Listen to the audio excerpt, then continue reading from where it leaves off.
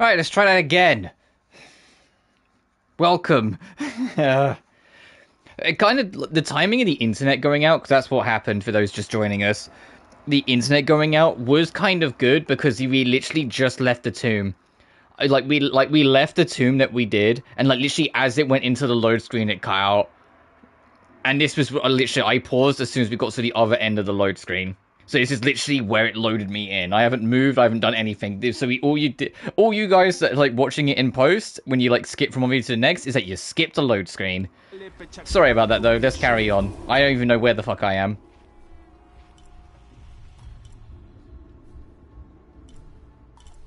Oh, I guess working our way back.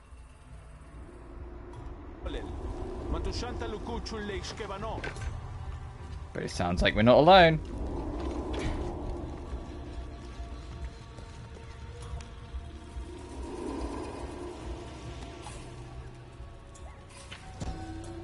There's an eclipse. And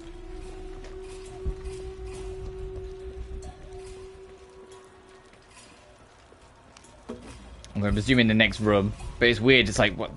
This is kind of like arena-esque, why not? I'm just seeing if there's anything else here before I proceed on.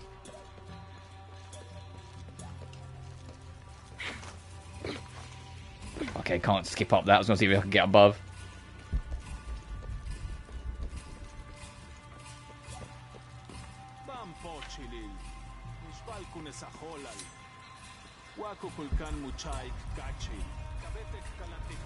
I mean, if you're going to make this that free. Impossible. I can't carry anymore.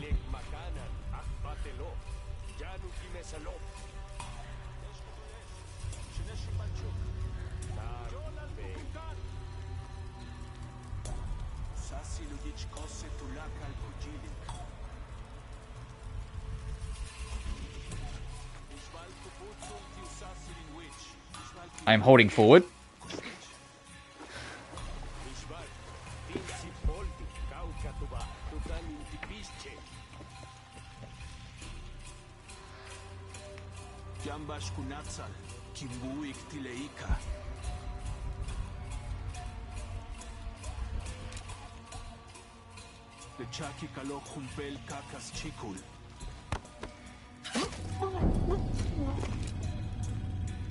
Okay, I'm kind of glad though if the internet message that I didn't stream Metaphor today, because that would have been a real wind-up.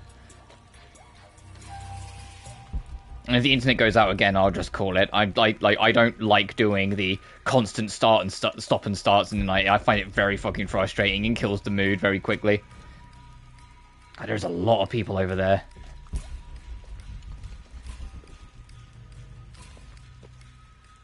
Oh, and that might be able to be turned into a gas thing.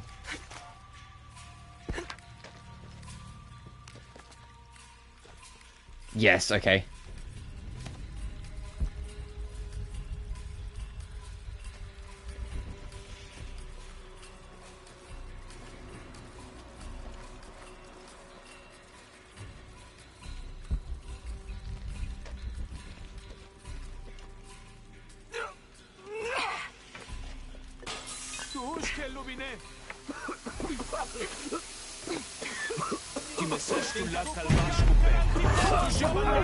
Fine, I can hide again.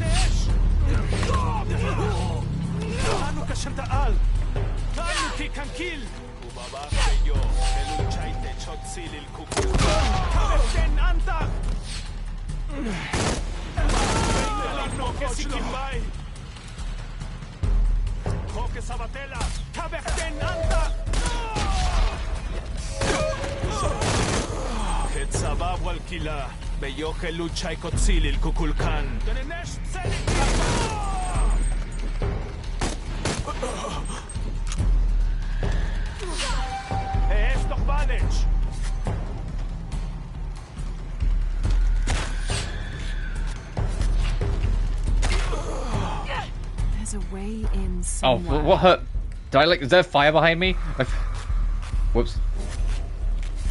I don't have enough space. Has to be a way in.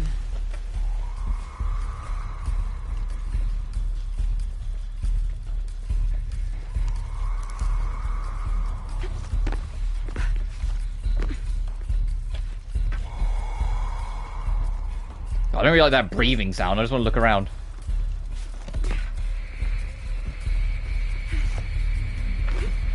There's a trophy that well, so there's 2 trophies I'm kind of keeping an eye on that are going to be a little more awkward. And so I'm constantly working opportunities for. One of them is another cumulative one, so it's not too bad. I just got to think to do it. Which is hanging people from trees. Which I did like a couple times when we first got the ability, but haven't really done since. Like, I need to like do that often. I don't have enough space for that. Alright.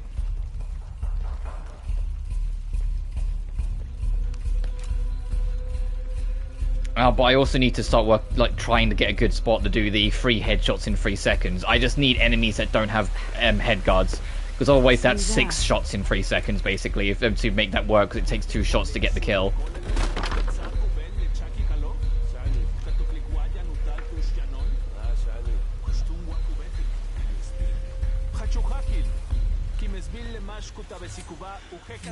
Got to be careful here.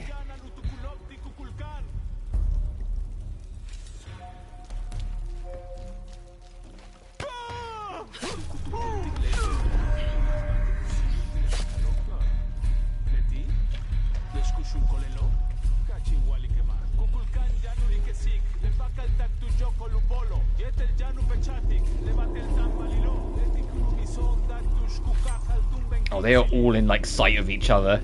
They want you to just kind of leave, but no, I'm here for the carnage.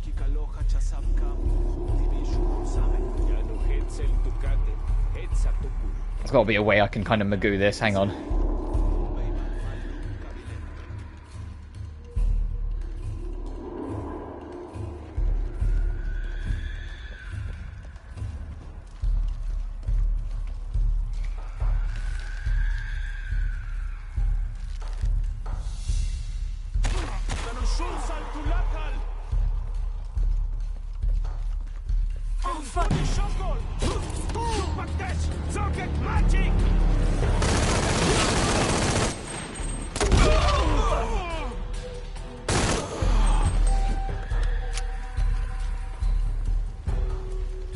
So I like the Lauren offer, like she's an offer, fuck's sake. And I need more traditional enemies to show up because I need them to drop fucking ammo.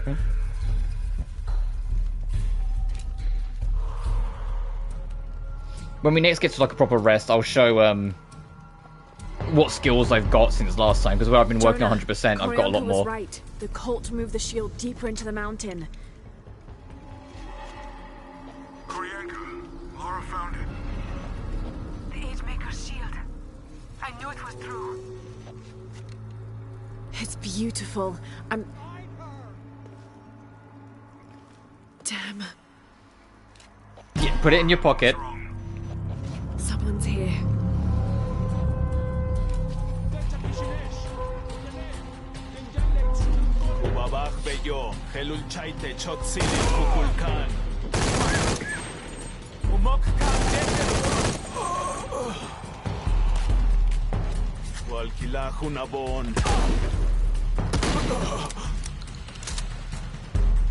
Imagine, like, your friend getting killed in front of you and your first response is, I guess we're alone now. Fucking, what you... What are you thinking is gonna work, how this is gonna work out?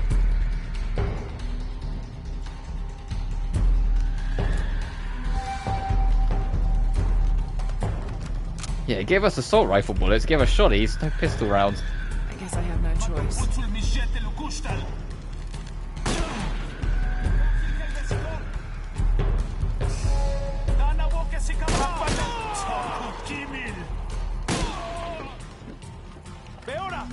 Hang on, let's see if I can get these guys together.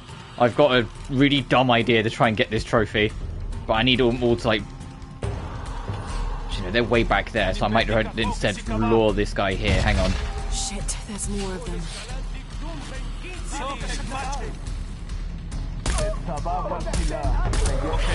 If I hadn't missed that shot, maybe.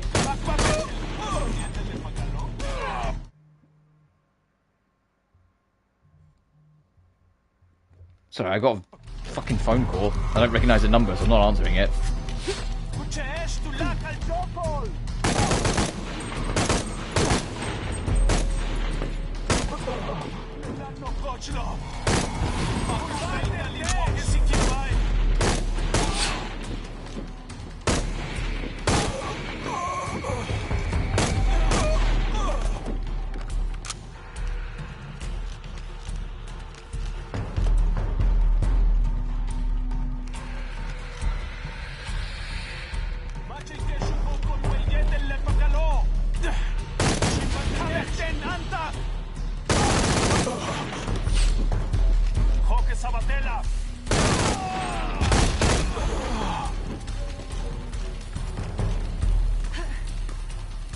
There's a guy up here I blew sky high. He might have landed below, though.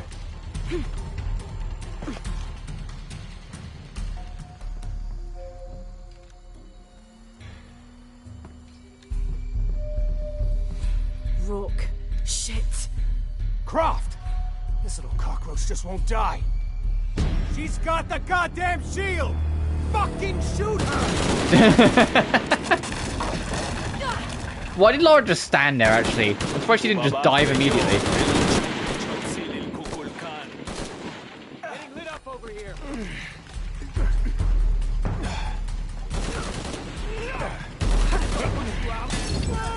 Great.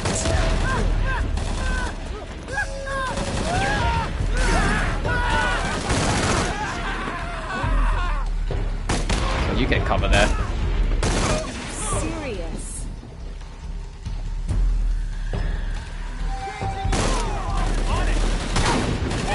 What the fuck? What? Hang on.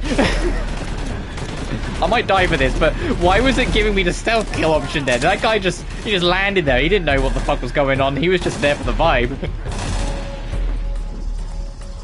Stop shooting! Let me check it out. She's gone. They won't get away with this. Gotta check that.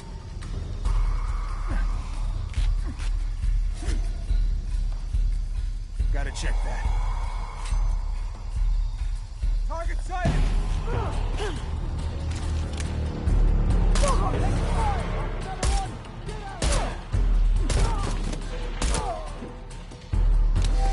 Ah, if there was a third person.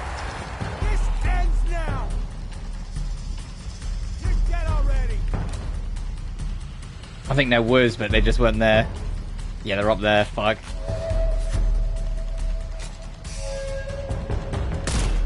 And they would have taken 2 shots anyway, so it wouldn't have mattered. I hope that's all of them.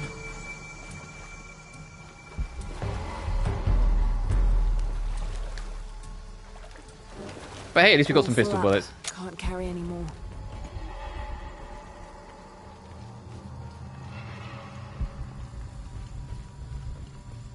I also like that wasn't like a strict action sequence. I had the opportunity to get away and turn it more into like a stealth operation. Yeah, I got found out, but that's because I was trying to weigh up my options to try and see if I could find a cheeky way through. Impossible. I can't carry any more. And spent too long, so they just came and found me.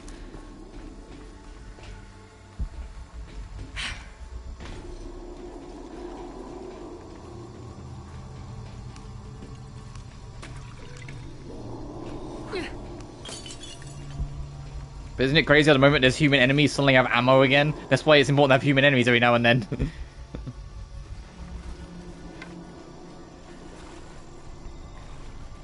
That's something that I kind of hope. Like, they kind of transferred it into, like, looting bodies to make it more, like, realistic, I suppose. But I kind of hope just picking up things on the map, as nonsensical as it was, comes back in Tomb Raider next. I should be able to just, like, find some ammo on the floor somewhere. Need to get back to the village. As much as I appreciate the effort they made to make it more realistic, I think there was a line that they didn't have to make with it that they could have eased on.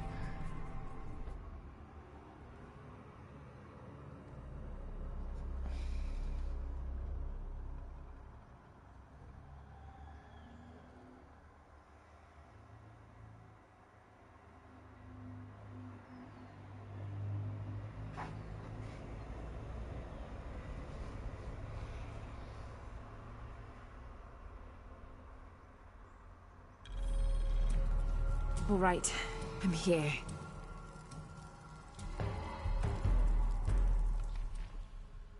Oh, we just ended up back here, huh? No?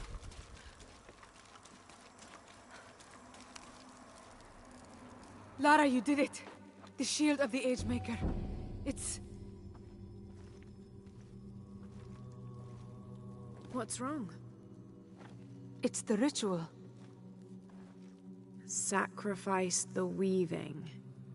No, not weaving. Destiny. And sacrifice. It can also mean creation.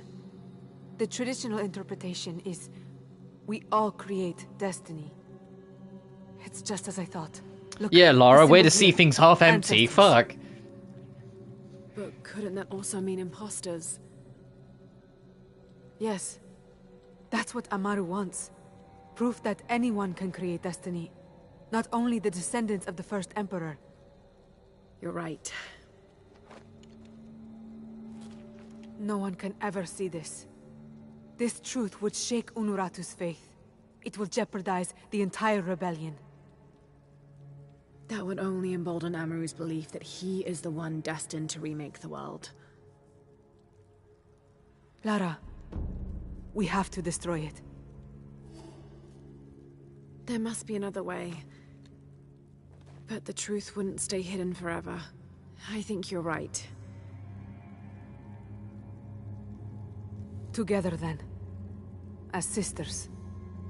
Together.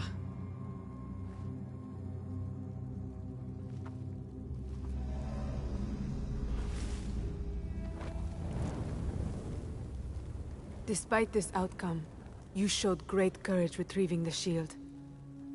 This bow was given to me when I joined the Shorn Ones. Never take a step backwards in battle. That is the single oath we take.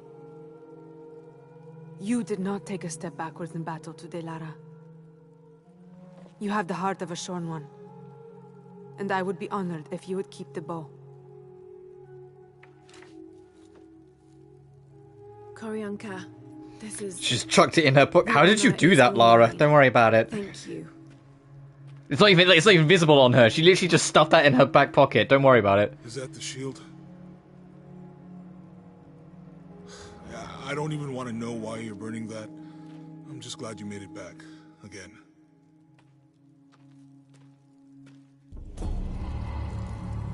Fucking poor Jonah sometimes, man. So Oath-Taker's Bow, Eternal Sentinel. Trophy unlocked, go with the flow. And the Honor Guard battle dress. Alright, and let's get my free extra trophy by equipping them both.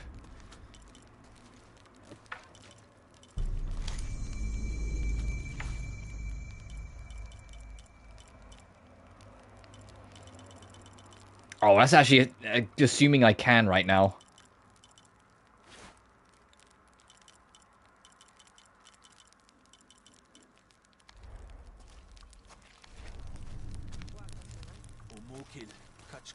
Is this... Oh, fuck.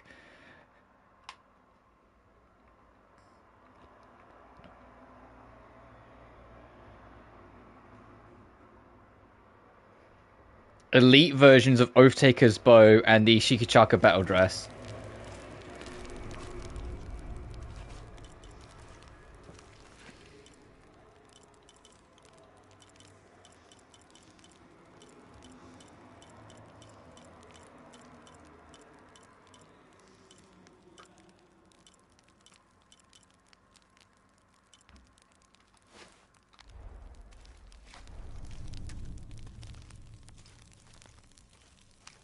God damn it.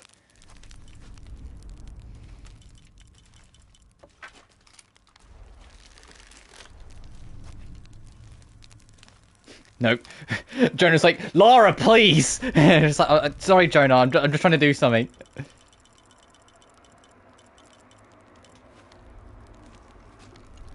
There we go, trophy unlocked, Eyes of the Storm. Anyway, here's my skill list and my skill tree and how I've got things. And because we've got it, I can show it there as well. So I cleaned up all of these from my exploring. So like that, we will get the trophy for maxing out one tree as we explore the game. Because there's a story and we'll do the tombs. We've got 4 skill points. You know, I'll get a flare round. That can be nice.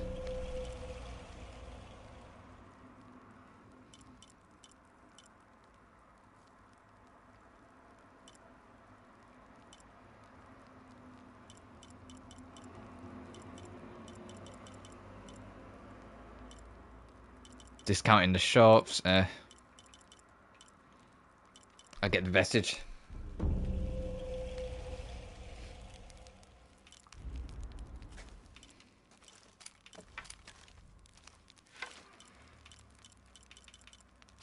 And I'm going to need to have this on anyway, so I might as well just chuck it on.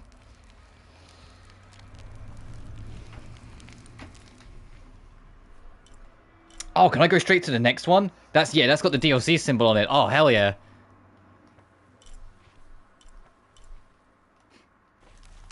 Hang on. Joe's like, Lara, you're doing this on purpose, Lara.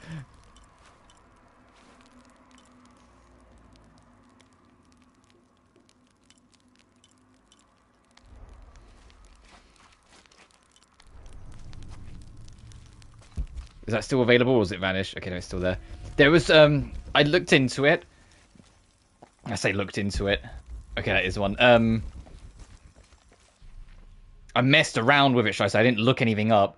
There was one quest, the quest that was here, that, like, requires you to be in the costume for, like, the entirety of it. All the rest, some of them you have to at least start it in it, but then you can do the rest without it. But this was, like, the only one that requires you to be in the whole, like, costume sort of thing. So all the rest I just did in, like, what you'll see now. Because I like the vibe of this costume. Hello. That was the most Disney child sounding like kid I've heard in a while. That was just, hello. What is it? That's my new trophy. It was Amaru's most treasured possession. He wore it on a string around his neck, close to his heart. But you found a way to steal it. I had to. Do you know what it is?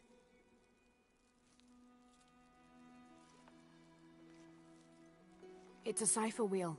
A coded message.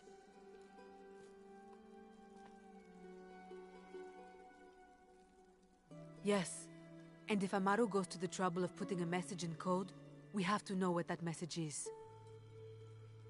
Let me try. Maybe the code leads to the place of the flooded underworld. Underworld? Cross, Also flooded, uh-oh. From the south, and south is associated with the color yellow. Road, mountain, sky, east. That seems promising. Lining up the symbols has given me a possible location. Do these mean anything to you? Mountain Road, Sky Road, East Mountain. Yes. Amaru and his family lived near the base of the Eastern Mountain while he was growing up. So he would know the area very well.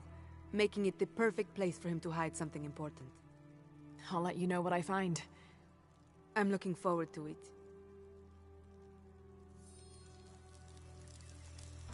Dragon and the Prince go to the Eastern Mountain. And you say... East? East? What do you mean, east? That's the southwest corner, you fucks.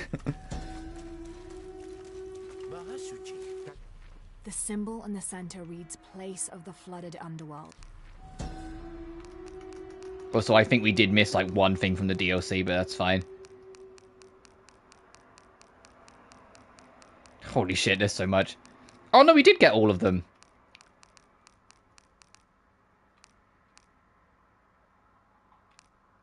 Nice, okay. I thought we missed one.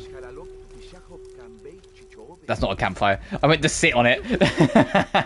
I went to sit on it like, yeah, Jonah. So we need to warp, like, down here.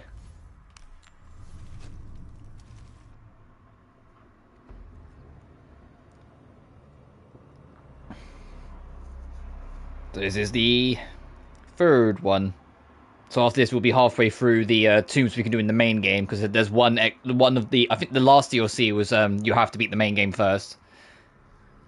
Because the premise of it is that Lara comes back after the adventure's concluded to find the last remaining secrets.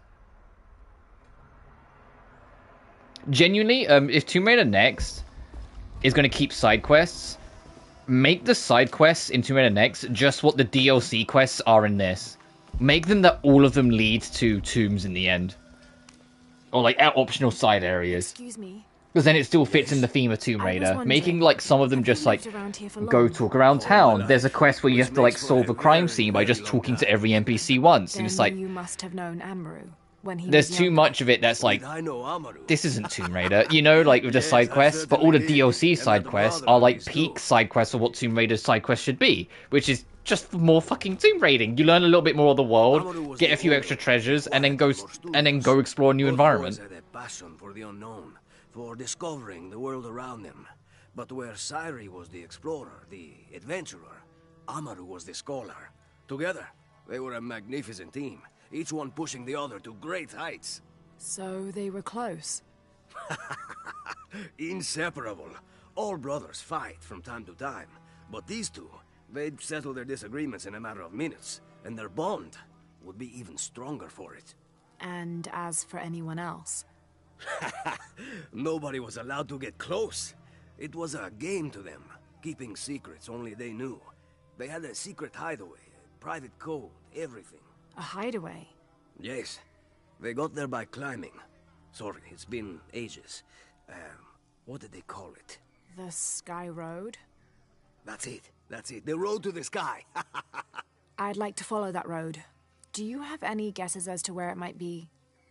Oh, I don't know if you've noticed, but you're at the base of a mountain. Better start climbing.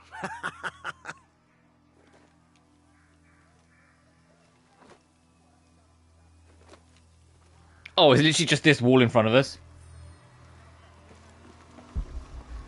It absolutely is.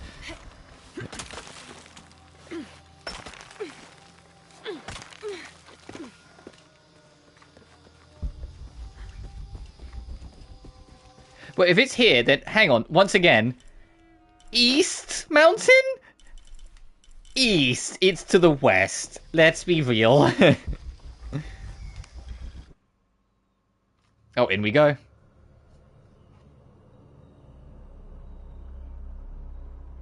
I mean, this could be like the micro challenge before the tomb. The first DLC had like a micro challenge area that you did before you unlocked the tomb that I did first before I realized that I was in the DLC. Yeah, because we're still technically in Hidden City, I think.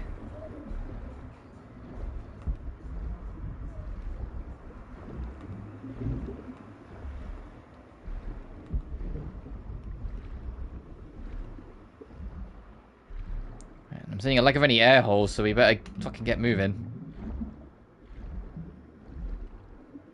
I say that, we've got like all the breath upgrades, so we can be underwater for like half an eternity, we're fine. We're like Knuckles in Adventure 2 with the necklace. It's like, no, we're not drowning anytime soon, let's be real. Oh. Oh, right, and this is we're technically out of town, so now she gets all her gear. Okay, now the animation, at least the animation makes more sense than when it was with the fucking revolver. That was still hilarious.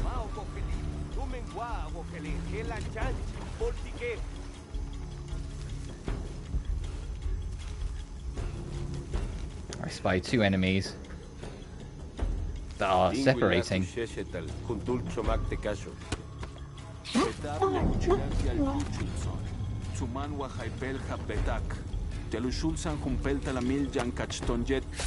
I know he would have heard the footsteps, but I was full sprinting at him, so I know I'd better catch him before he turned around anyway. Like, you saw his head like tilt just as I got to him, because I was full on sprinting. So of course he just heard the of like the footsteps coming up at him. And I'm not wearing the costume that silences my feet, so.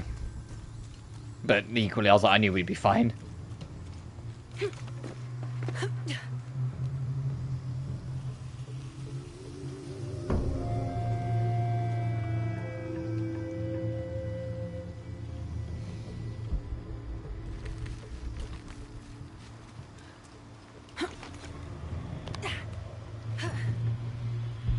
I like how the way this upgrade works, where you auto grab ledges.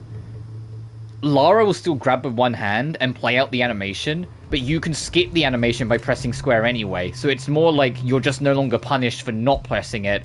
That's how it works. It's just a slower animation of getting up. Whilst you saw, like, she almost like immediately snapped into position because I instinctively pressed square as soon as she grabbed it. So there's still reward, but they just all the upgrade does is remove the punishment, but there's still reward for reacting in time and pressing the button. Oh, this is like we're going into another combat section.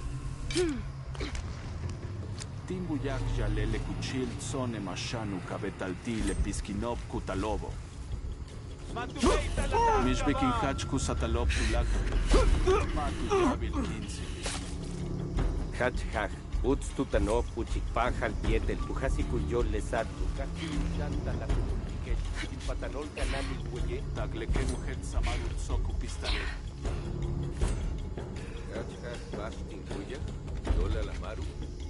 That's not glowing, so I don't think that's reachable.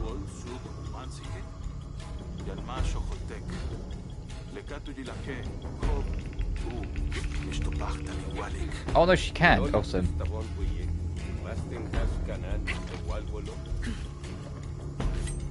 I'll wait for one of these to leave the other.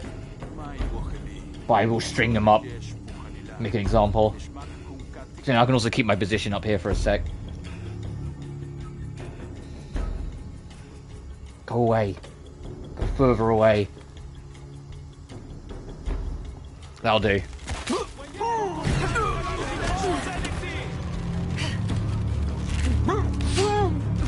I mean, I was spotted anyway, but it's fine. I need to do that for a trophy anyway.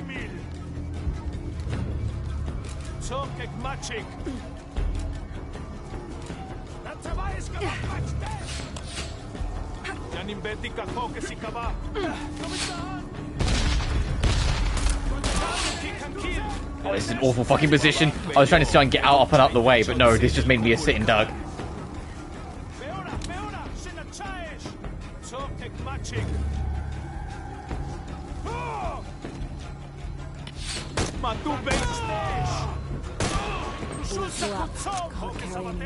I was reloading anyway, Lara, so shush.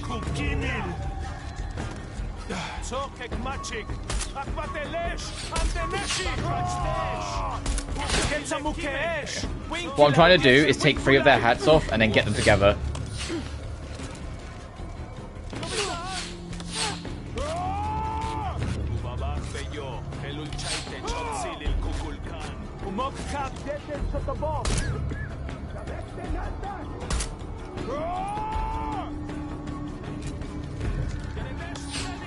I've got to wait for the bar to fill up, hang on.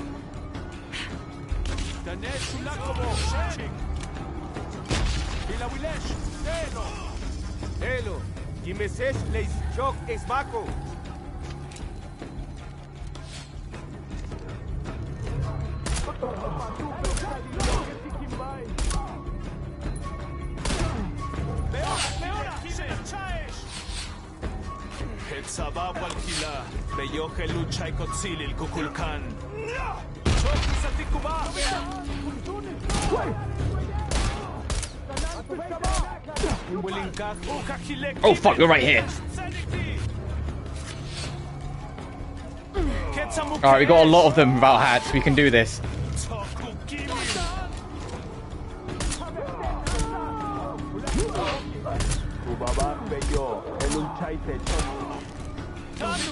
Damn it. I can't carry anymore. Yeah, I'm just healing, Lara. We'll cycle them around. I want to try and do this fucking trophy. 3 headshots with a pistol in 3 seconds.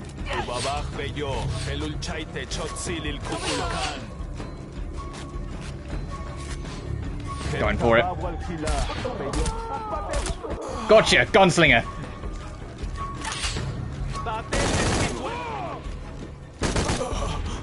All full up. Can't carry anymore.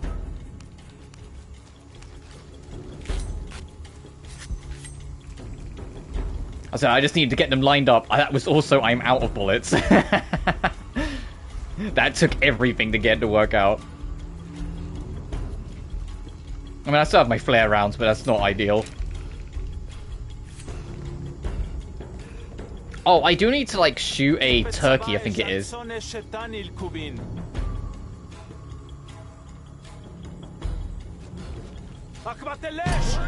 you saw me here? You serious?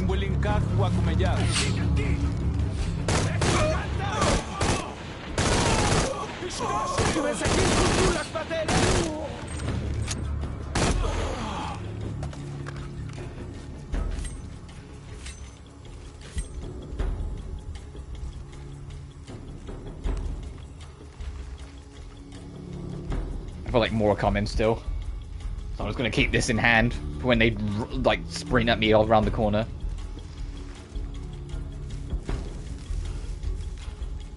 No?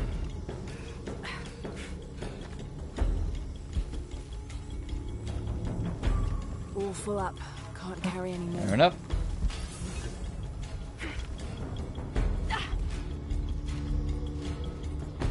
The way Lara's acting makes me think there's still another enemy around. Hang on, let me do one last poke.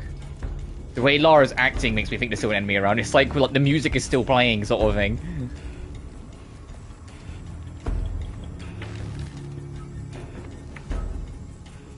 Let's get some attention. Impossible. I can't carry any more. Good thing I'm not trying to, Lara. Okay, I'm just going to assume she's just in stealth mode until you finish.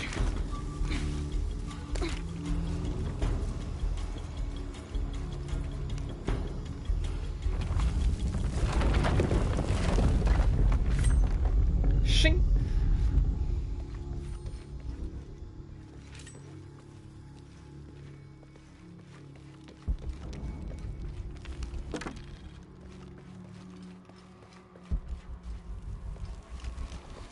There's also a trick for getting all the knife upgrades, which I'm curious about how that will work. Oh, hey. Because we found, I say we, there was one I brought from a shop.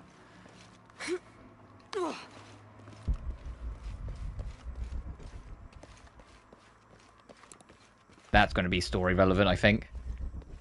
We're going to go into cutscene. I mean, I'm not in control anymore, so yep, there we go.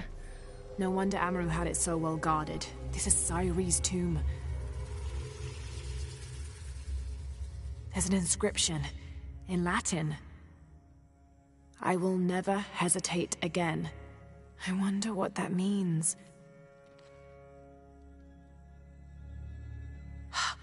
There's also a key. All right, let's try red in the north.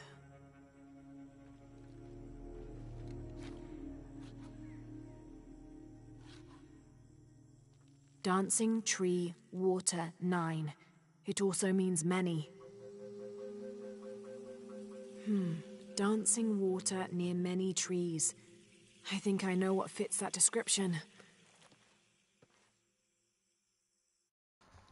Are we warping out? Yep. So yeah, that was a mini area. That wasn't the main tomb, hence why it didn't come up with the warning, you're leaving story stuff.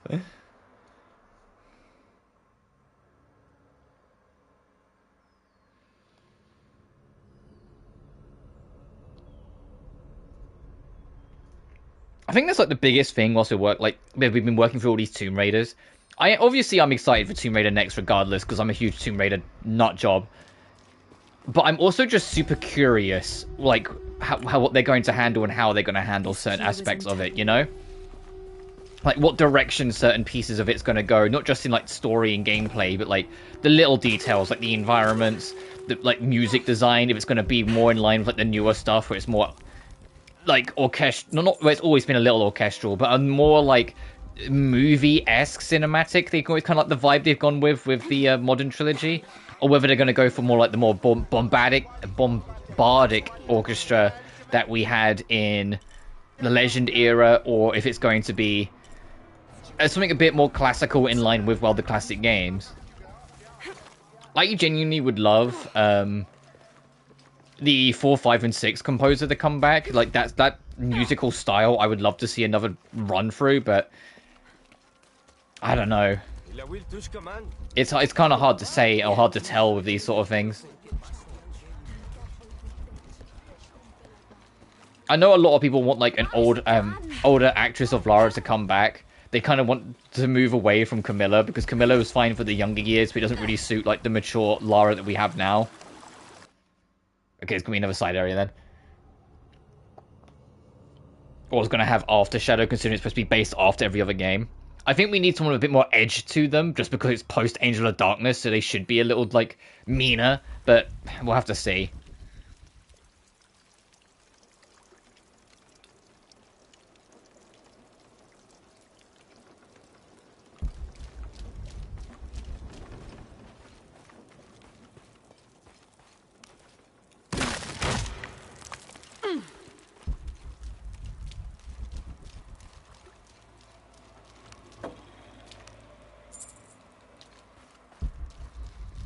Because I know a lot of people want the Tomb Raider 456 voice actress to come back, and I'd be a-okay with that because I think she is a phenomenal voice actress.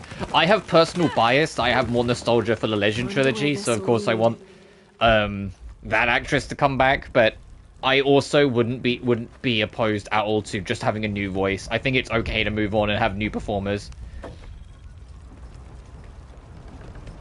I am in agreement. I have nothing against Camilla, the voice of Lara across the reboot trilogy, or the Survivor trilogy, like, at all. A lot of people dog on her, and, like, I get the aspect of she's an American actress doing a British role, and you can sort of tell at times, but I genuinely think she does a perfectly fine performance, and as I mentioned way back in 2013 when we played Tomb Raider 2013, sorry, I feel like her performance really grows as it goes on, and I still stand by that.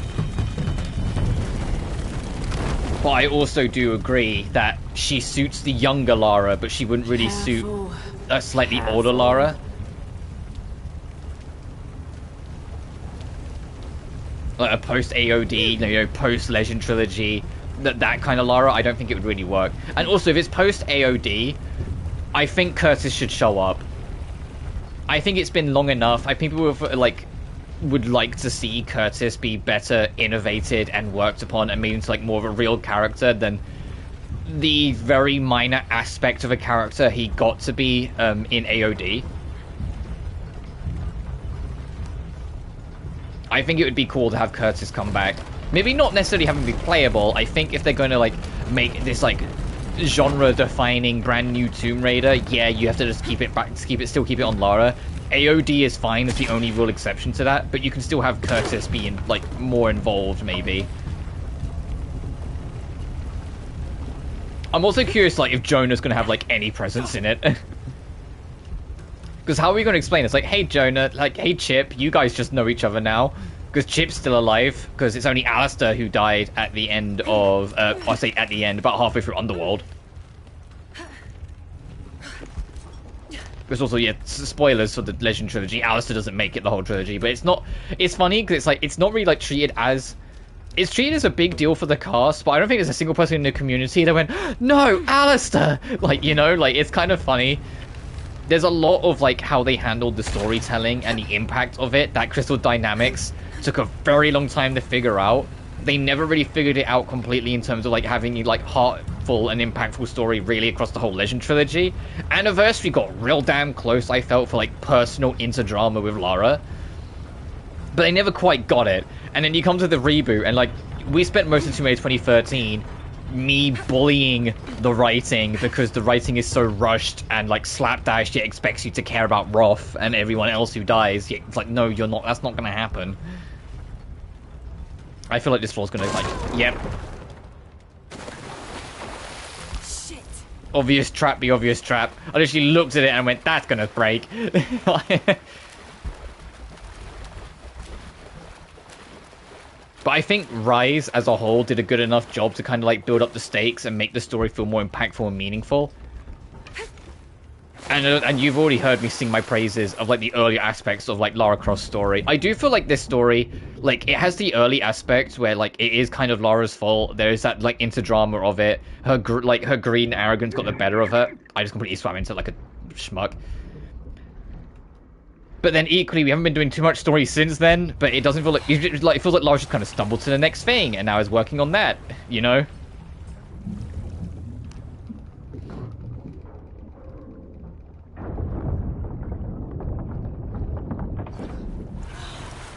Is that going to drain all the water? Looks like it.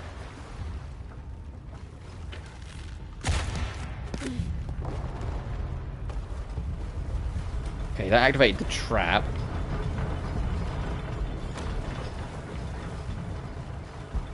And a passageway. That's a very Lara thing to do. Activate the traps to proceed.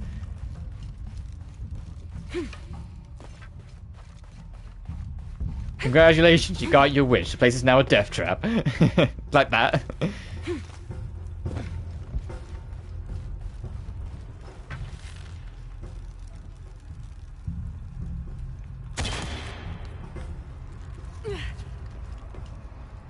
Oh, now this is open, do we need to like re-flood the place? Hang on.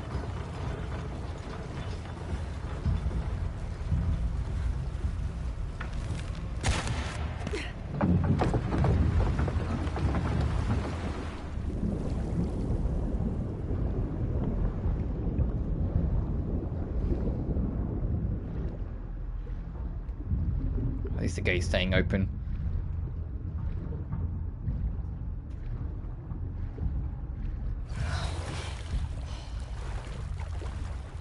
Oh, it's still above us. Oh, okay, so we need to, like, really try and flood this place out. Hang on. Well, I guess it makes sense. The water would get cut off. There. Progress.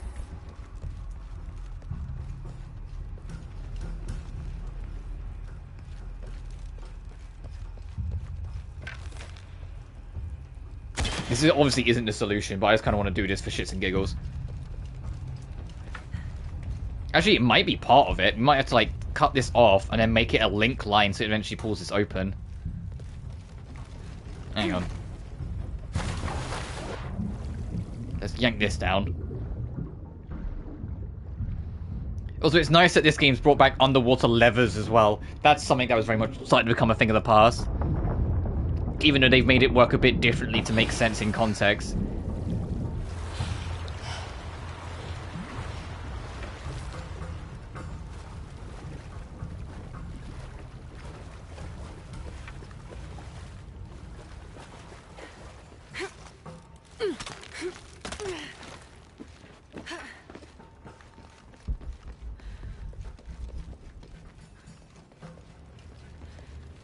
That's blocked off, so we can't use that as reference. Okay.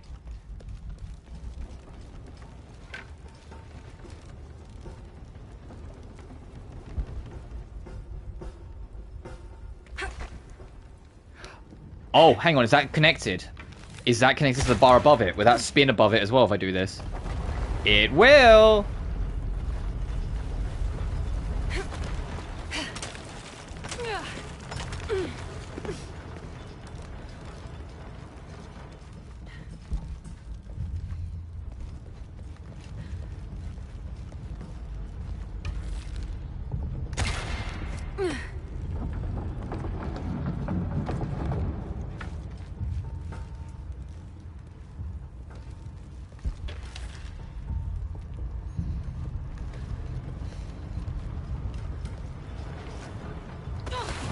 I kind of was rather foolishly hoping that she would just grab that.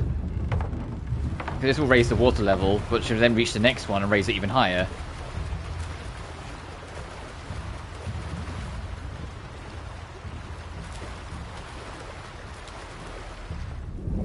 Just go under, Lara. There we go.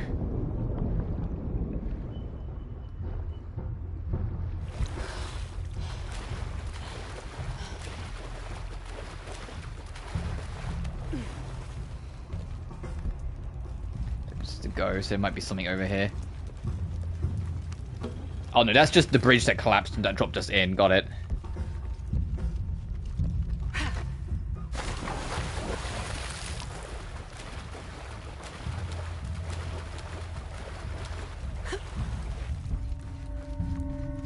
All full up. Can't carry any more. Cutscene? Rotten food. Oh. From Trinity. How did they find this cave?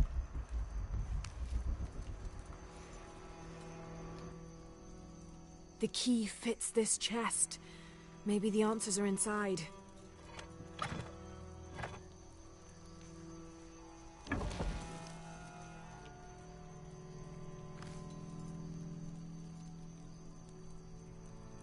Sairi, here is some food to begin distributing to our people. I wish I'd managed to obtain it sooner, before you went hunting, especially since, as your older brother, the responsibility was mine, not yours. But you have always been as stubborn as the rest of our family. It comes from Trinity, that secret group of outsiders I was telling you about. They have promised me more, but first there is something I have to do for them. You can find me at the old village, beyond the gate that was put up to protect people from the red fungus. Amaru. Whatever the secret of this cipher wheel is, I don't think it has to do with the current conflict. I think it's older and much more personal. With luck, I'll find the explanation in the old village. Yep, I was there. We warping out now? These are fun little mini challenges separate from the tomb.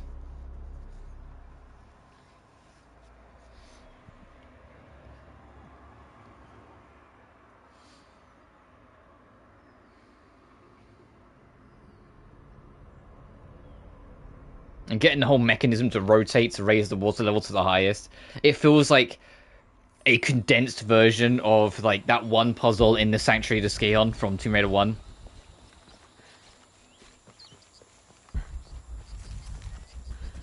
Well, to be more accurate, the condensed version of it from Anniversary would be more accurate, because that one is you'd like drop the water to the bottom and everything you do slowly raises the water back up until eventually you get it higher than where it was beforehand, and it allows you to go up through into the secret room from there. Alright, now time for the elongated load screen, because they make you walk through one mud to go through a thing to then go through another mud pile. This is all here just to make sure the next area loads.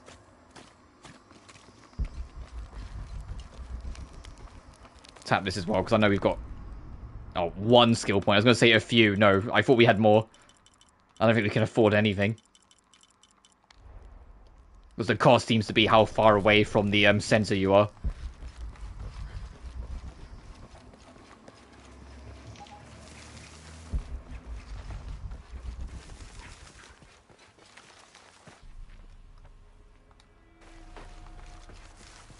Oh. No.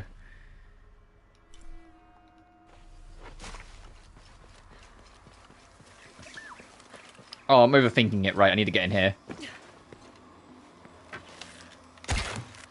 I was trying to go all the way around. I was like, what the fuck are we doing here?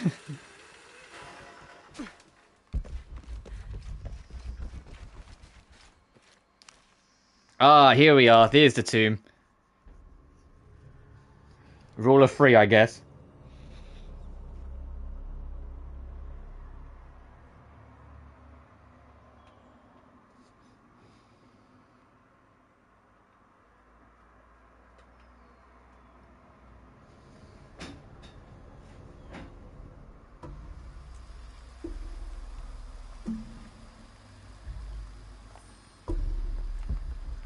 Let's do this.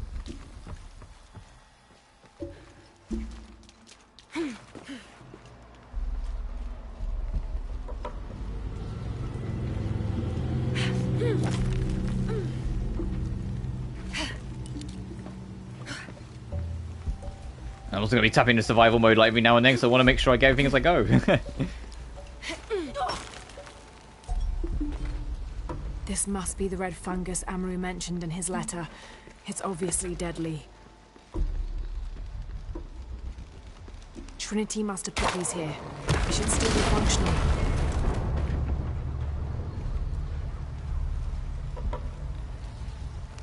Well, I guess only one way to find out. Jesus.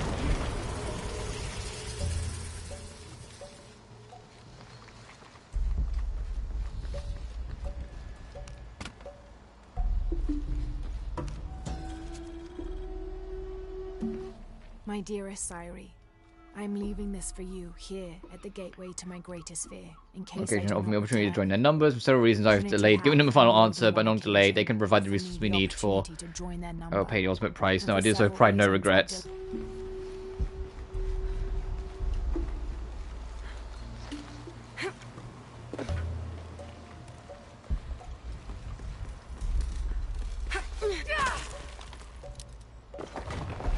Oh shit!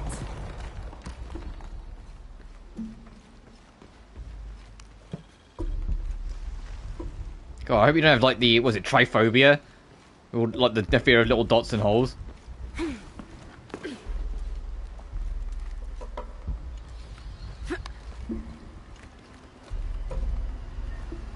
Load screen, maybe? Oh no, this is going to be for like the grand reveal, isn't it? Yep. The gate wasn't just for protection. It was to hide this tomb. And Amaru A knew it tomb was to here. raid.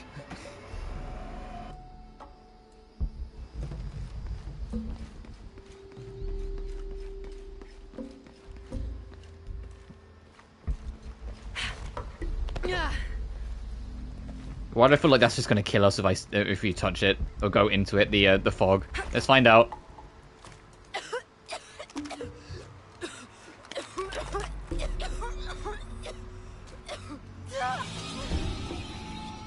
Jesus, that's a fast-acting poison. Holy shit.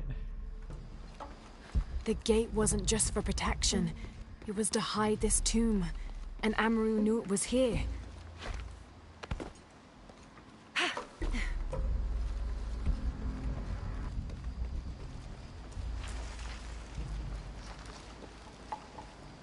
The spores are too deadly to cross, but I can't pry my way through that barrier.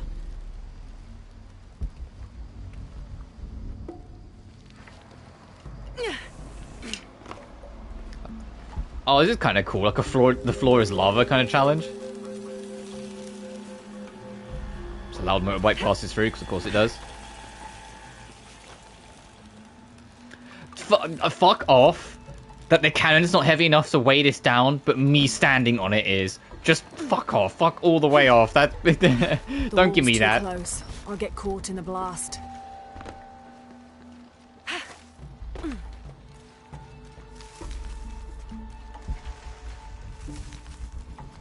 Because it's not quite the floor is lava, it's more like there's just delegated no-go zones.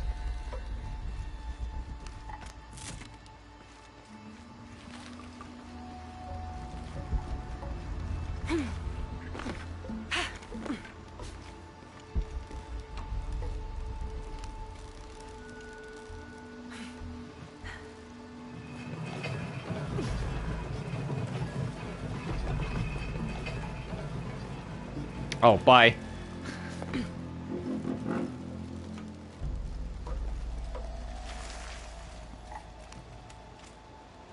I don't know if this needs to be here or below.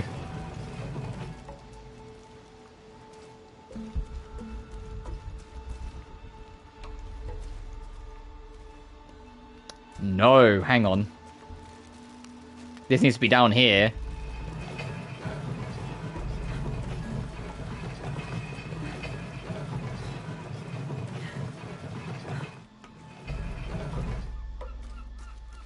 This needs to be yanked across.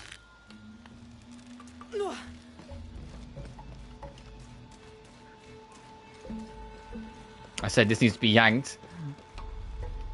Is it wedged? No, it was just being a dick. Okay.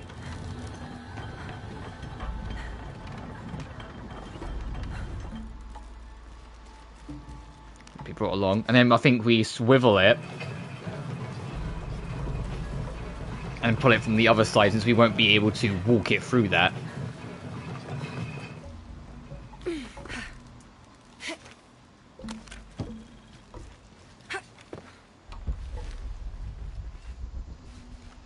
No, we don't swivel it. We attach it to this, rev it up, cut the rope, and it will fall under on its own.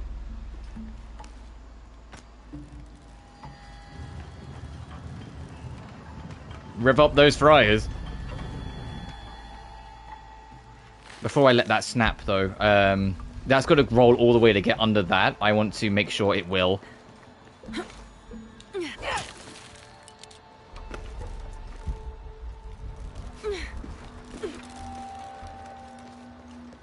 Yeah, I see it. There's two parts to this.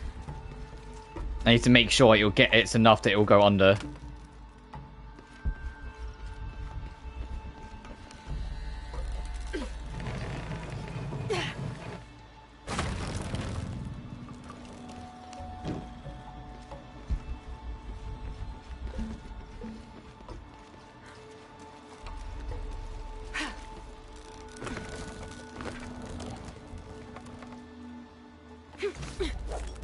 Okay, I think I have it.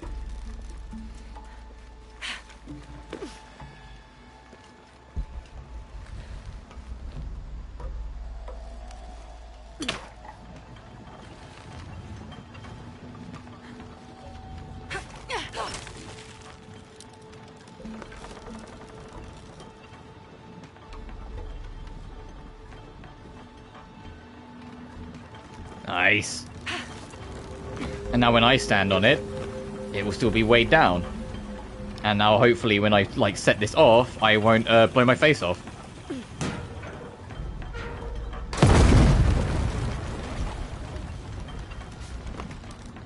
Just before we go, let me just double check if there's like anything to pick up. I don't think there is, but I want to just check. Oh, well, fucking... It's not quite what I was looking for, but I'll take it.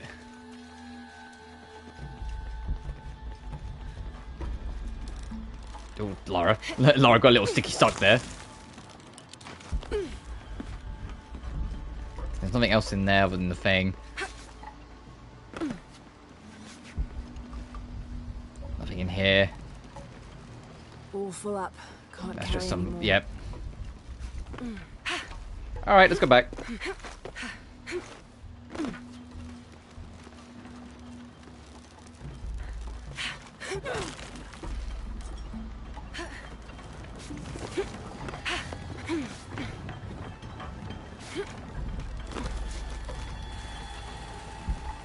You see how I stopped first before I did it? So I want to make sure I'm actually attached to this rope before I jump across it. I'm like paranoid of getting myself got.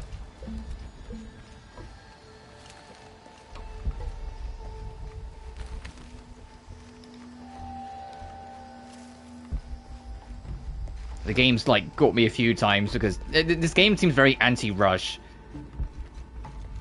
Just because it's like the mechanics start to stumble over themselves the quicker you try and like burst through it.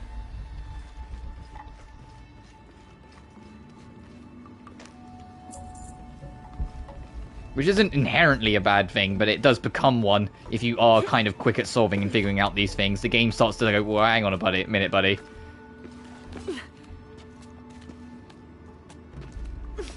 Most people on like their first playthrough taking it slow probably won't notice half of like the mechanical hiccups. It's just like once you kind of are more familiar with Tomb Raider and like the logic behind it, especially Crystal Dynamics' puzzle logic, you do start getting quicker and quicker and like snappier with it. Especially as I've gone through all this trilogy so close together, it's become very obvious. So many bodies. I have to avoid those spores. As anticipated, Amaru has completed the 6th seal in exemplary fashion. In fact, he has earned the highest recorded score in the history of this trial, a testament not only to his considerable skill, but to his formidable determination. I judge him to be a more than worthy successor to my position. Signed, Dr. Dominguez. It's not a name. It's the title given to Trinity's leader. P.S. We will at once provide Paititi with the food necessary to relieve the famine, as promised to Amaru in exchange for committing to our cause.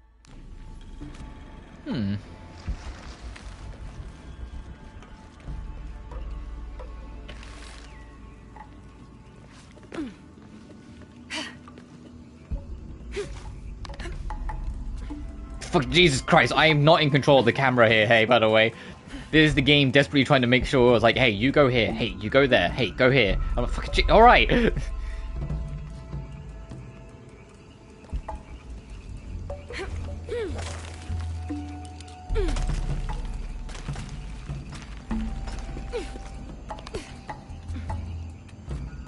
And then we hook onto this and just go down.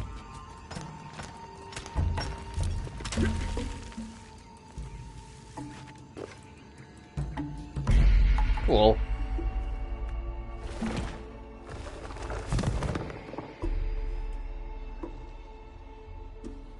Trophy unlocked. Mushroom with a view.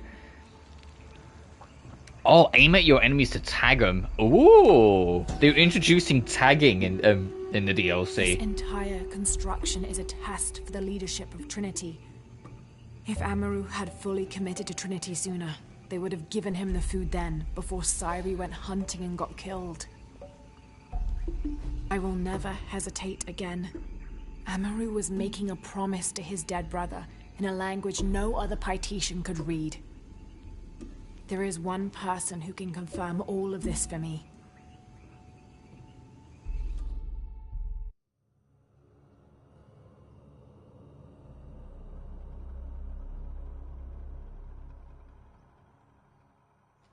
Alright, you know what this means? It means I'm gonna have to, like, equip a costume and gun and, like, spend a minute trying to figure out which one is the one for the fucking trophy again.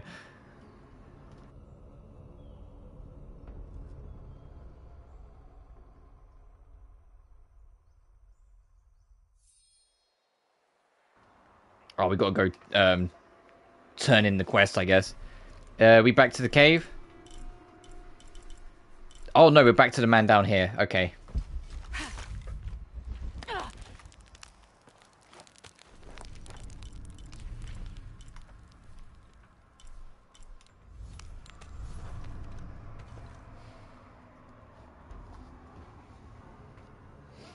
This has been a nice little detour. You got any more tombs for me? I'll do this all stream. Just go raid new tombs. I will say that second and third one aren't as long as like the first one was. And it's also interesting, if you do the challenge tombs off of like the DLC menu, a number of them you can do co-op, and I'm kind of curious how that plays out. Because they seem very individualized anyway, but I can also kind of see how, like, on the first DLC, for example, one runs the mechanism in the middle when you're in that tower, whilst the other one is, you know, pushing everything around.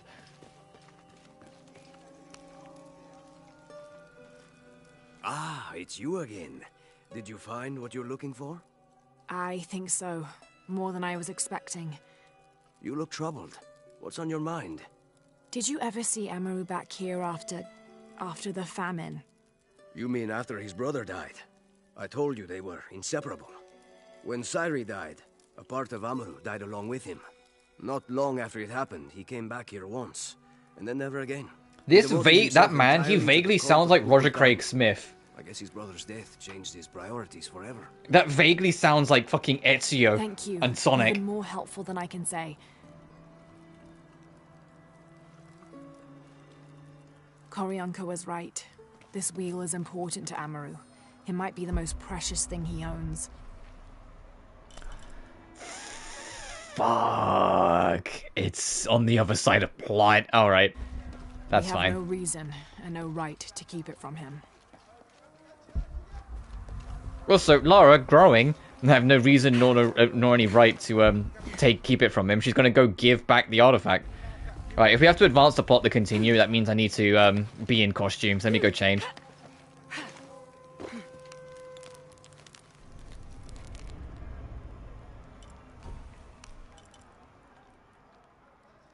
That was the fourth tomb? How did we miss one?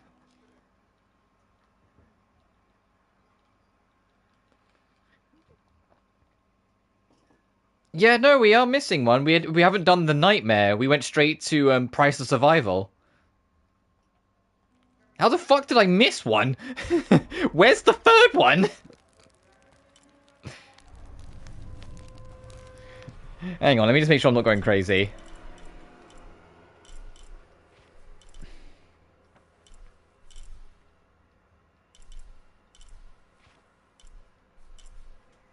Just seeing if like one's like slapped anywhere around. Yeah, forged the pin of the Price of Survival. Huh. Interesting.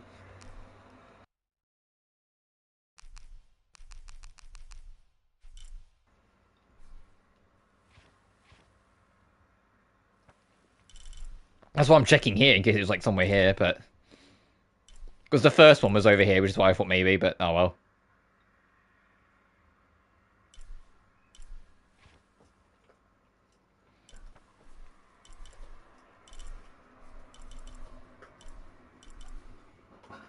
So I'm just looking to see if just in case it's like a side quest pops up anywhere, but no, I think it's just it arrives sooner in the plot than the nightmare.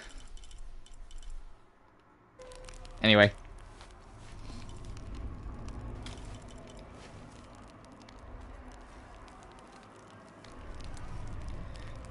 Alright, let's go say hi.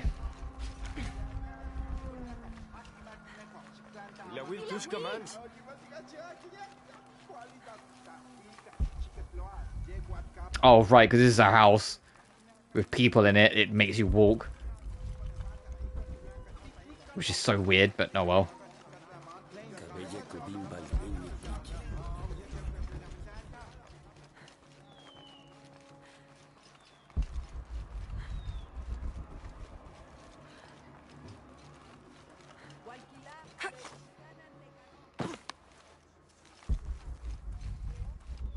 So many of our warriors have been captured. If they are not freed, they could be sacrificed, assassinated.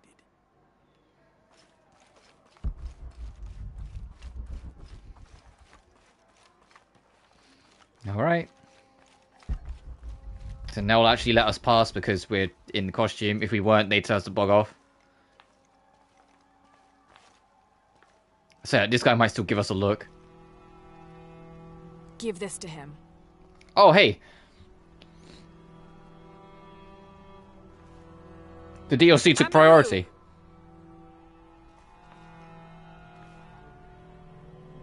did that insolent priest want? What? How? Give me that.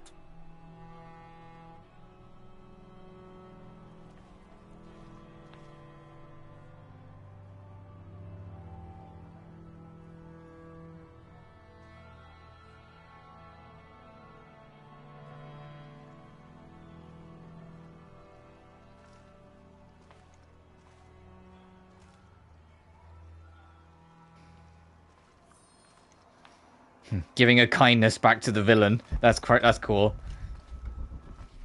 Alright, now we can go turn that in at the cave, and then we'll come back and advance plot, assuming we don't unlock another tomb.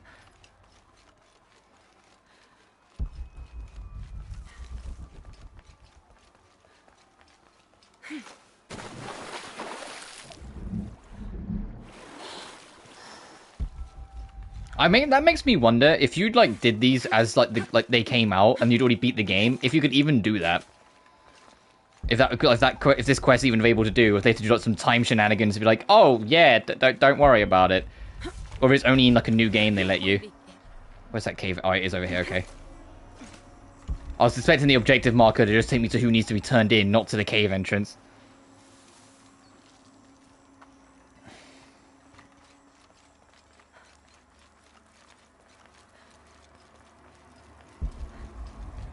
Huh?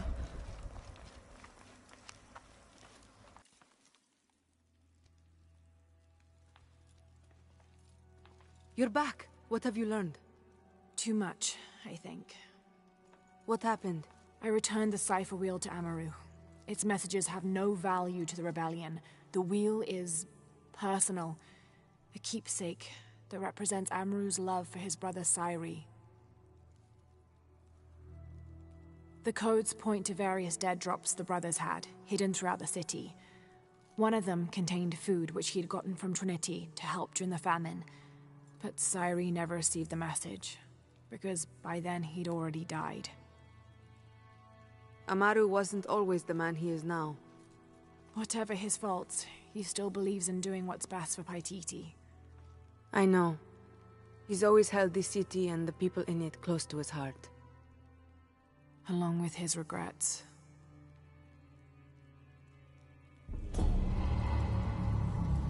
Trophy unlocked, he ain't heavy. The Silent Sting Scorpion. Trophy unlocked, Good Samaritan. Do 8 side missions, and Hunter's Array Apex. So pistol and Hunter's Array Apex.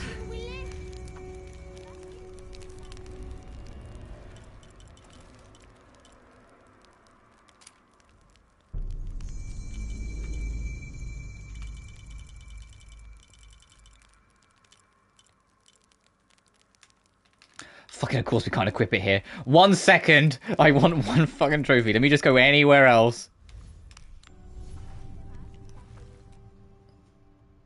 The shit I do for a bronze trophy. I'm glad the DLC quests count to do any 8 side quests. Because that genuinely, they've made that trophy then easier as time's gone on. You don't have to do everything.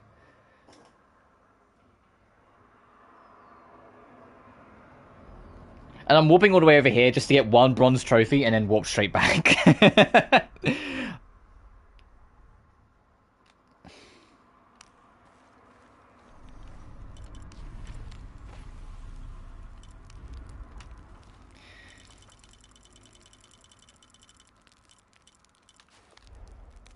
Is this it?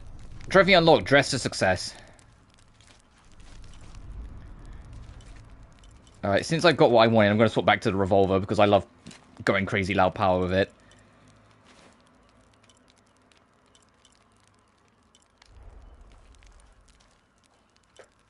At 2 points. Spot traps. Make traps on enemies. Luring arrows. Luring arrows, actually, I'll take that because that could be very handy. Craft lure arrows. Got cytocloth and venom. These arrows attract nearby enemies and detonate on proximity, releasing a nerve cloud. Yeah, that could be very handy. I do kind of want to save up for Crow's Charm at some point, but I'm in no immediate rush.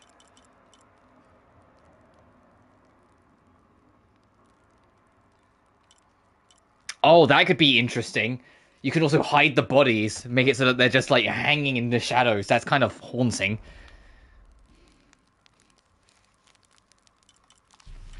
No, let's... Is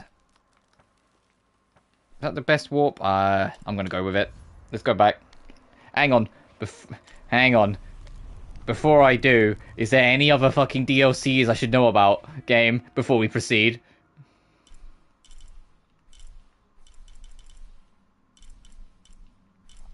I'm gonna walk back to the cave just to be safe, because I'm not sure I fucking trust this game anymore. Yeah, let's go back to Skull Cave.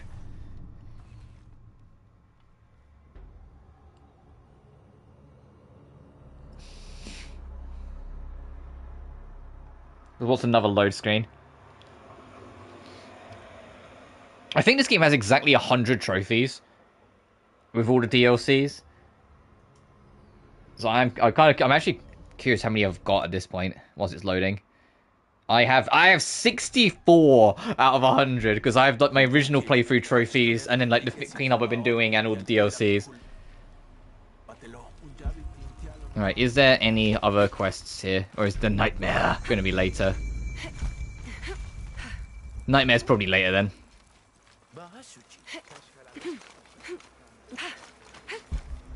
Interesting that, like, going through them now, you do them slightly out of order, though. That the nightmare isn't available to us. Assuming that isn't, like, a post-game thing. That could be a post-game thing akin to, the last one. So I know the 7th one is post-game only. Alright, let's go do our bit.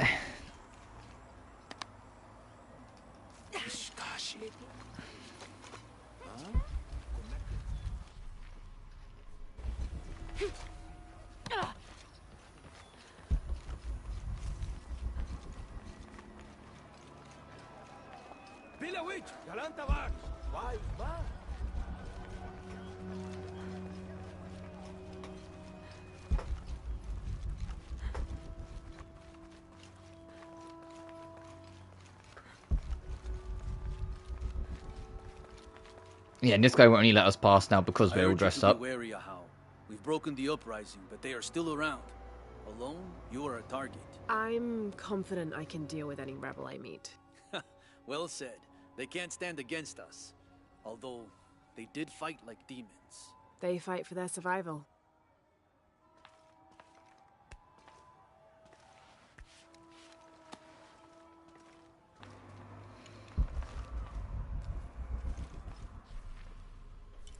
There's an artifact there. I know there's a whole bunch of shit in here. But it's literally like the other half of the area, basically. Far more rebels than cultists.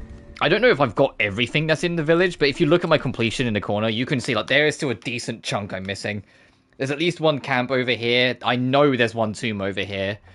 There's still 2 quests, 2 challenges. Well, a challenge and a half, because we've started one of them. It's find the other shrines. There's 2 shrines here. I'm assuming the last storage box is here as well. 8 artifacts. What was that? 13 documents. 4 murals. 8 of the things, and then 2 monoliths. I know one of them's literally here. When I was looking for 100% to like, try and clean up this map, I saw that there was one like there. But we'll deal with that in a bit. Oh, it's good thing I've got my reinforced knife. And I can get to see that pop in and pop out again. It's weird. There was one instance where that didn't happen. I can only assume it's something to do with the frame rate. The collection of reeds bundled together with rope and stone.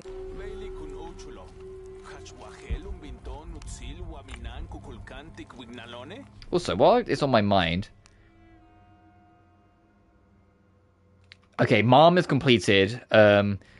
Quechua, I'm pretty butchering that, 68%. And Yucatec is fluent at 53%. So they're getting there. It seems like they build up a bit slower than they did in Rise, but it's also more consistent because they only have 3 levels. Unlike fucking Rise, where like one was level 2, one was level 3, and the other was level 8. And it's like, what the... Greek. I think Greek was actually capped at 7, but you get my point. I was like, Greek, what the fuck are we doing here? Oh, Jesus.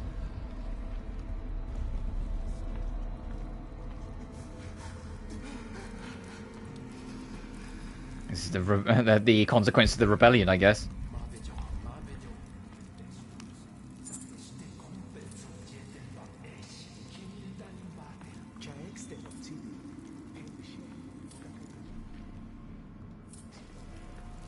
anything down here before I go up? No, I think this is just more for you to, like, kind of see the situation.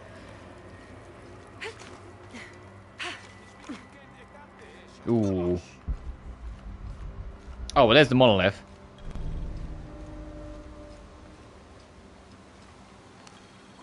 This describes something nearby. They stand back to back. Two brothers in arms. Lay at the feet of one, watch the shaded serpent.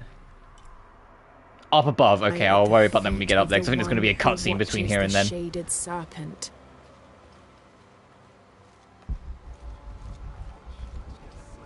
No, or is it just leading us through?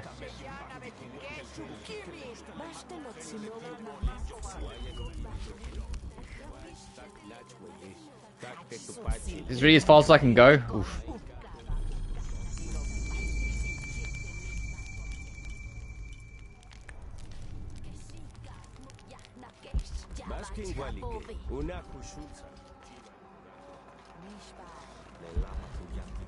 Oh, right, we're going slow again because it's people. Oh, I see the relic box. Bulging eyes, fangs. This is On a pot, interesting. the Aztec god of rain and storms. In his... Do you think there will be any more of these uprisings? Market day has been completely disrupted. I'm sure there'll be a solution to this conflict soon. Well, I hope so. What a neutral answer Lara just gave. Holy shit.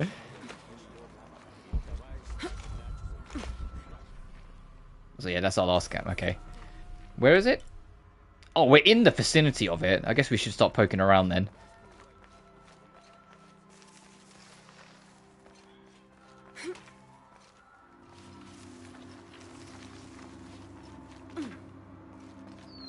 Gotcha. Oh, gotcha. Oh, hey, jinx, Lara. Oh, right, yeah, the two... yeah, okay. I didn't even really spot them, to be honest. I was just kind of clicking around, checking, like, patches.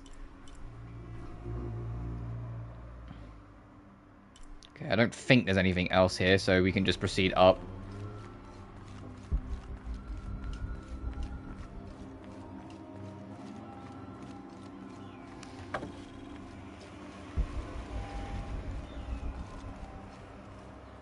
What's this kid doing? Lara, your serpent guard disguise is good.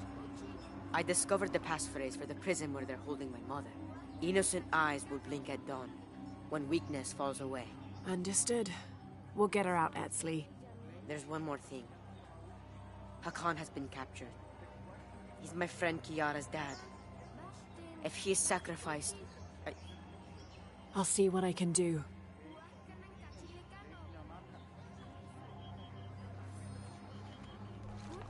Mission give. Oh, that's just a standard side quest. That's not even like a DLC quest. It's just another thing to do here, huh?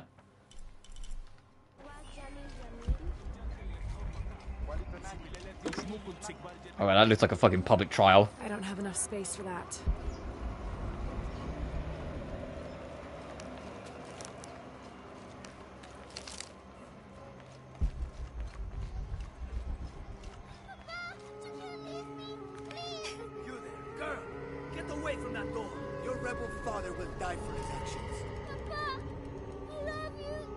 That must be Kiara, the girl Etzli mentioned, which means Hakan is in that cell. I've got to find a way to get him out. Maybe these rebels will give up after they see what happens when they get caught. I'm sorry, Ahau. Please don't hurt me. I only wanted to say goodbye to my father. I'm not gonna hurt you, Kiara. I'm with the rebellion. How do you know my name? Your friend Etzli told me I should help you. He did? Yes. So, why don't you tell me what's happened? My father blames Kukulkan for Mother's death. I told him that nothing would bring her back, but he didn't listen. He tried to kill Kukulkan and now he's going to die and I will be left all alone. Hey, it'll be okay, little one. Maybe I can help. Really? There are other rebels here in the square. They want to help as well, but they're too scared. Maybe you can convince them. I'll do whatever I can, Kiara. I promise you. I won't let them take your father from you. Thank you, Ahau. Call me Lara.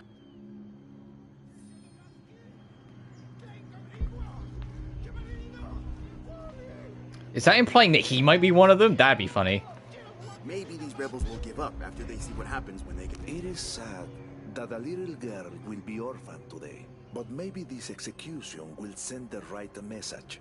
These rebels threaten the harmony of Paititi. Some believe that harmony only applies to those of us here in the upper city. With respect, Ahau, but I did not choose this life. It was a gift from the gods. All life is a gift. Don't be alarmed. I'm a friend of Unuratu's. I'm trying to free the prisoner and I need your help. Of course, but those guards will kill us if we get too close. Deal with them first, then I will do what you need.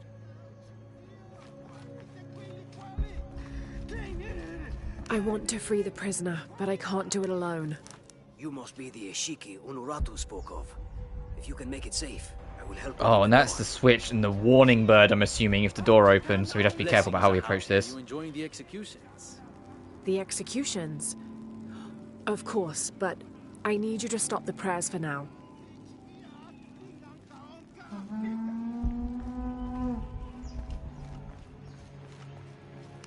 Would you play your instruments for an envoy of the gods? I'm sure there's a reason. We would be honored. Remain alert all the same.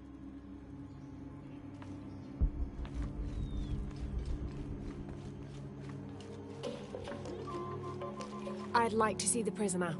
With respect now, music, will this execution ever happen? Come on. Better make sure everyone stays in line.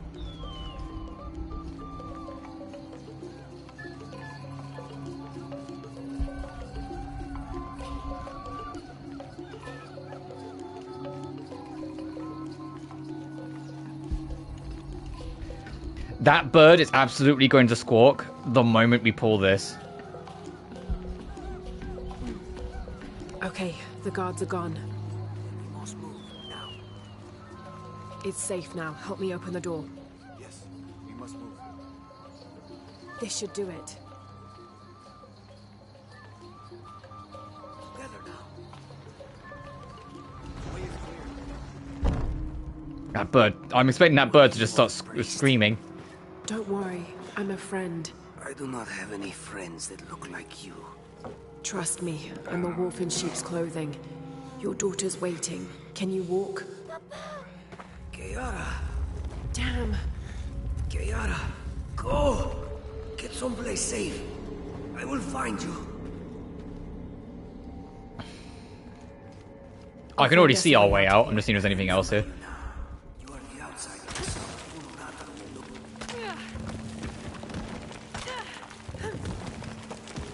Through here. Stay close. These are the old barracks. This way. Kiara, I am coming.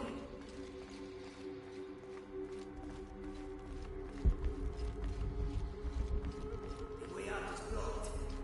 Right, well, let me get to it first and I'll look around. If we work together, we can move this stone.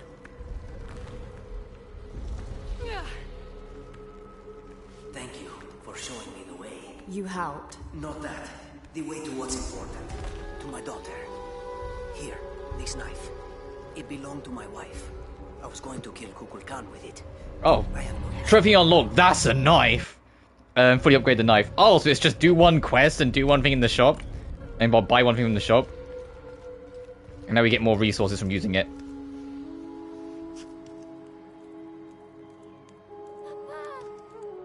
Oh, Kiara! I thought I was never going to see you again, Papa. I am so sorry, my sweet child. Let me look at you. I promise I will never leave you again. Come on. Let's go home.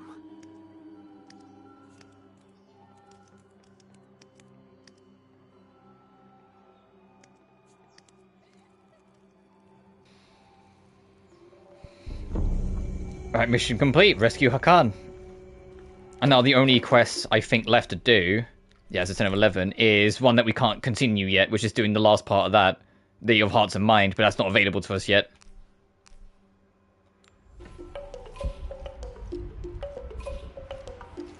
I was really expecting that bird to see what's going on. I mean, it go ah, but it didn't. Because it feels like that was what it was set up to do. Only the exalted and knowing may enter this sacred ground.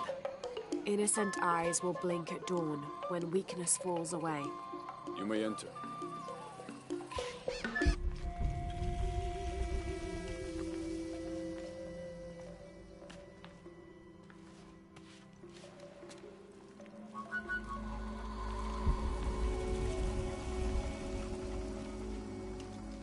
How long are you going to maintain this charade of rebellion? Uh-oh. Amaru, remember who you are. I am one of you. Yeah. Is that why you had me arrested?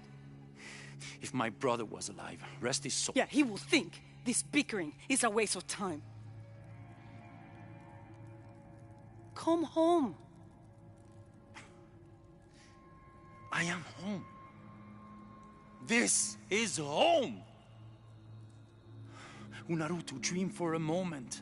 How will Paititi prosper when Dawn comes in a world without threats coming from the outside? Aren't you such a threat? Remake the world? We all create destiny, together as we are. Everything I've ever done has been for Paititi. Everything! When it was divided, I unified it! I am the only one who sees the real threat here. You come and go as if your life here is optional. Yes. I have lived the outside world, and I have seen what's to come. Every day, it encroaches. Paititi will not survive its invasion. Everything we are will be taken or destroyed. Well, then we must fight for it together, according to the will of its people. By restoring the sun. That will only ensure Paititi's safety for a moment. But then, it doesn't protect us from discovery, invasion. Our destiny is to be doomed. No! No, we must be bold, decisive.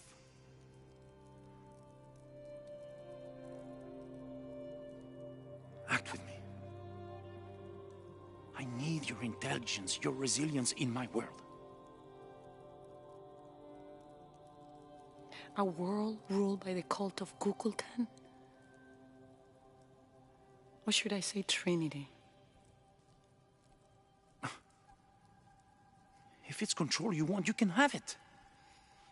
Just help me now ensure Paititi's safety, and then, by all means, you can govern it as you wish. I will give you the throne. I will do it. No. I will find the box and restore the sun. May its light be your judge.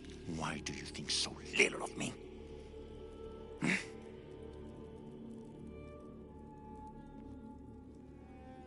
Take her back to her cell.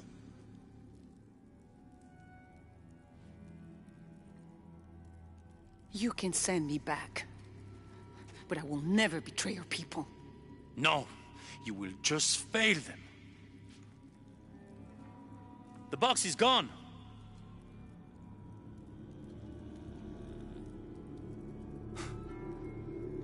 A missionary, Andres Lopez. He stole it 400 years ago. What? You just wasted your life searching in the wrong place. Leave me now.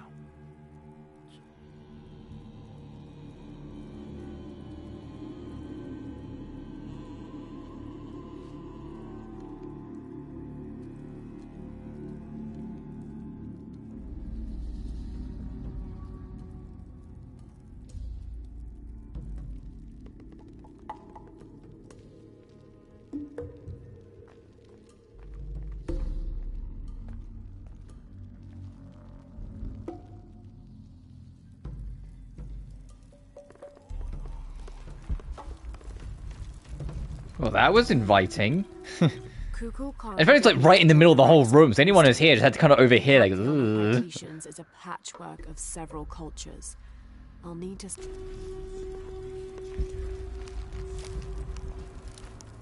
Yeah, and so big guy went that way.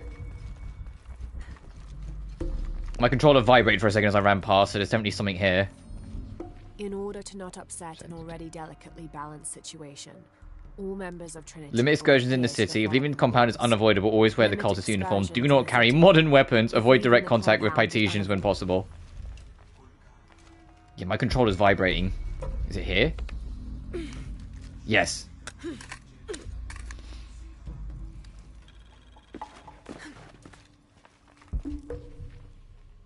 Oh, there's a lot of shit in here. Okay.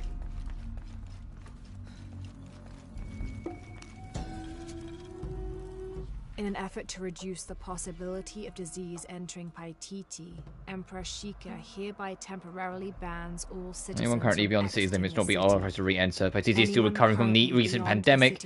Oh, epidemic, sorry. If outbreaks could tip the balance. What is it called? Okay. Too early. Whoops. That black and yellow stripe across his face. Oh, wow. This looks amazing. Patlipoca, a very important god to the Aztecs. Let's see if I can remember everything he was associated with. Hurricanes, night winds, night sky, earth, north, sorcery, beauty, temptation, leadership, war, strife, and special conflict in general. And of course, obsidian and divination. Wow. This is cool.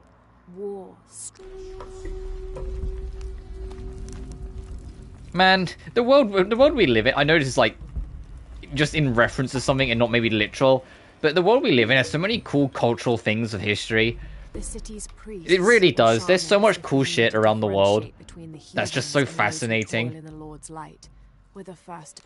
I think that's part of the reason why, like, I think even as a kid I was always like interested with like Tomb Raider and things like that, because it's like, yeah, no, the world is filled with these fascinating things.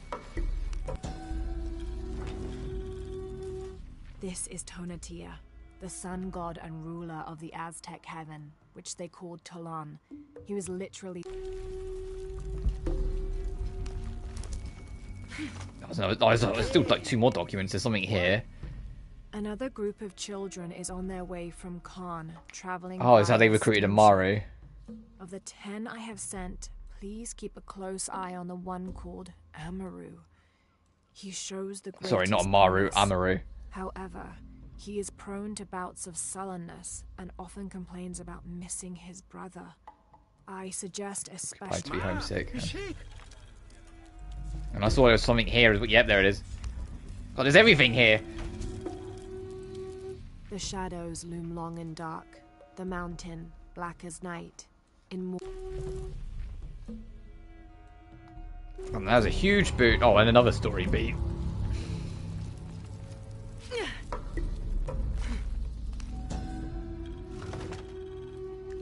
Wife of Enti, daughter of wow, this looks sick as well. Mother of the founders of the Incan Empire. Likely another artifact extorted from the people of Paititi by the cult. Mama Quilla mask.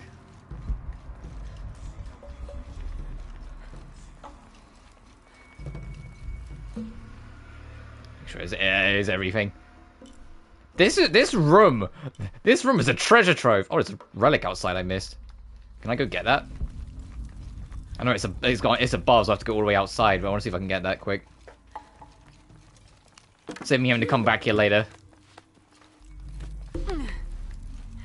Ooh, okay, later it is then. Alright, that's not the end of the world. At least I know it's there.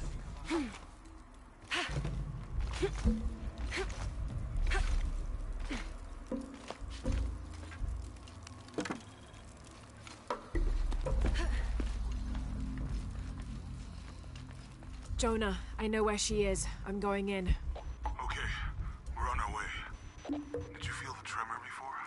Yeah, when I was in the cenote. It was a foreshock. The earthquake is coming soon. We have to hurry. Yeah. When we get Unuratu out, we'll all go find the box together.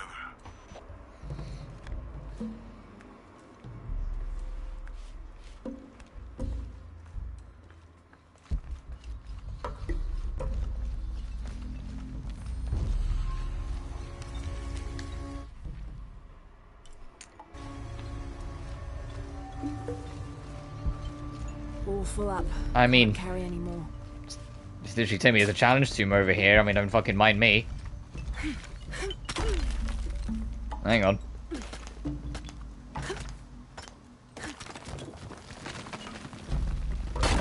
Damn it!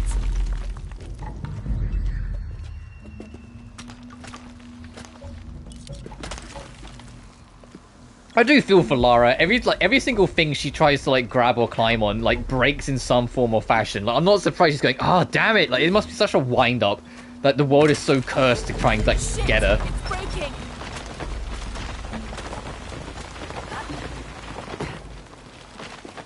That was close.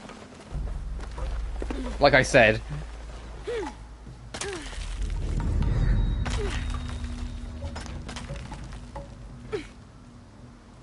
Oh, we're going down, not up. Okay.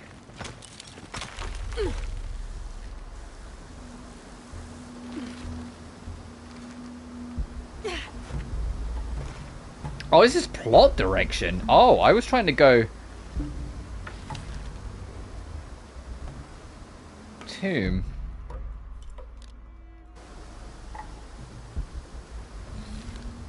Okay. So it's lower, not above.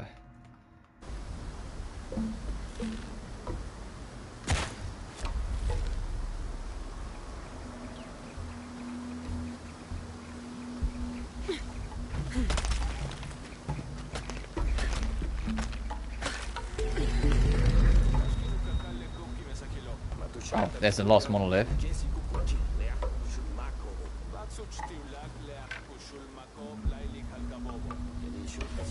I can see there's like a skeleton glowing there, so that's probably tied to some kind of challenge. But I think it's too far away. Oh well.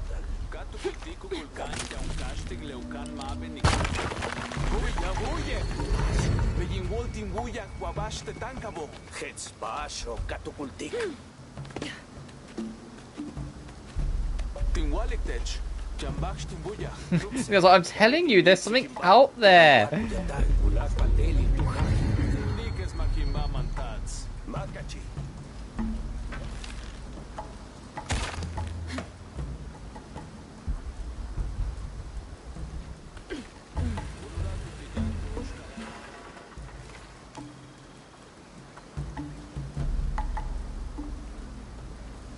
That guy's gonna be like paranoid for the rest of the night. He's gonna be like, there was something outside and you wouldn't let me look.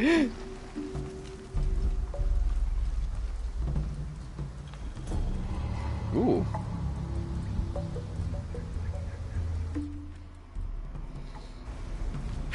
I think I can grab this, yeah. I was say, what's over here then?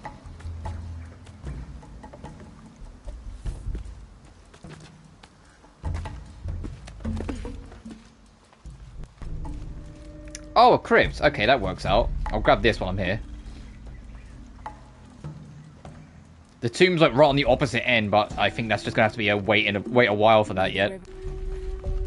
Because I need to find a way down and around to it.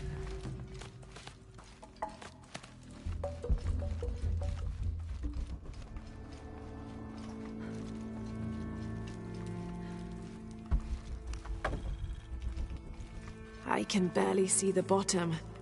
Hope there is a bottom.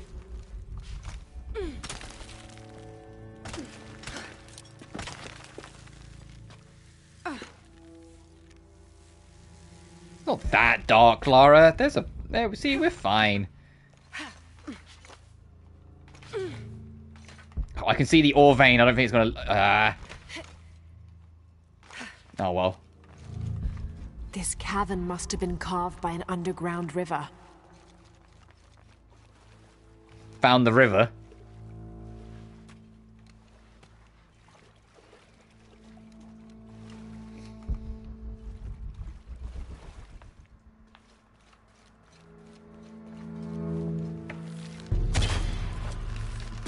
Good shot, Rob.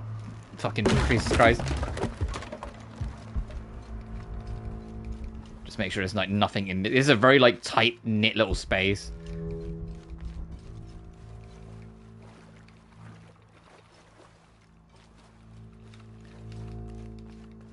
I mentioned it before, but when I'm running through these areas, it has very much been built into me now to just like kind of like love tap square every now and then.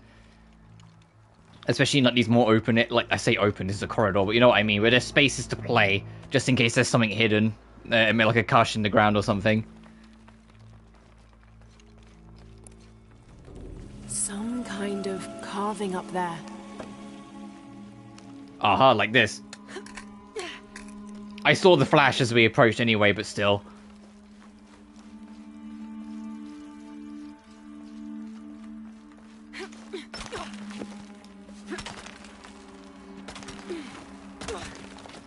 I kind of miss pinning arrows in the wall, because that was so much quicker than this. Oh, sorry, was I not high enough?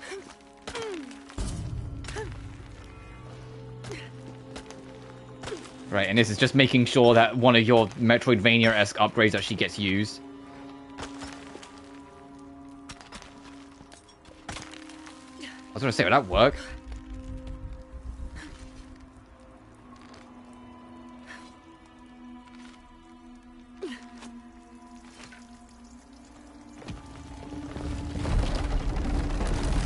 There must be something behind this.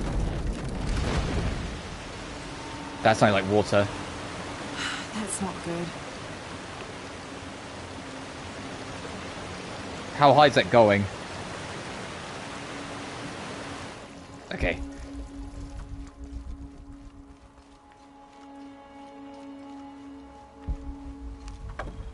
I thought it was going to like flood me through. But no, I think it's just it's going to be more awkward to get out is what it's more going for.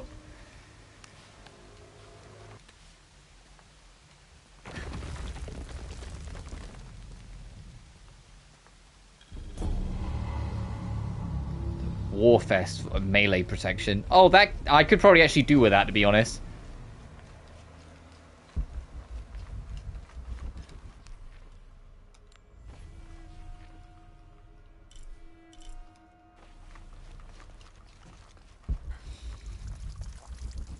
Alright, let's go. I think we'll be able to get through just fine anyway.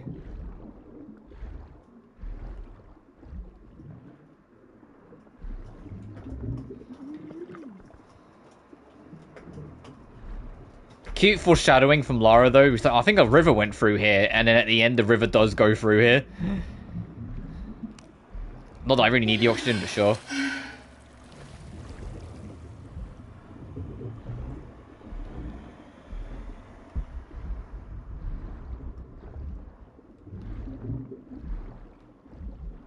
Okay, no, there it is.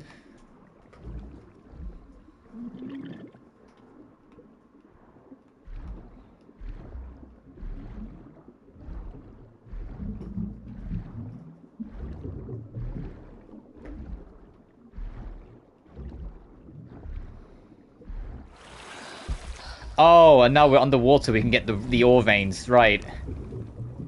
I thought I just needed to swing through, but no. This makes a lot more sense. Yeah, I'll get them because they're easy sell.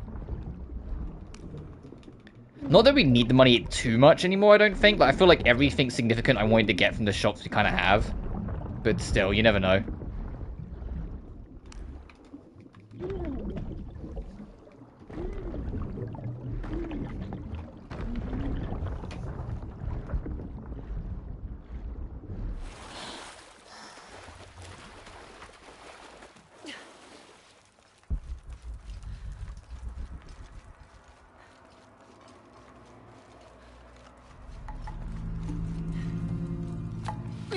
Alright, cool little shrine. I like that.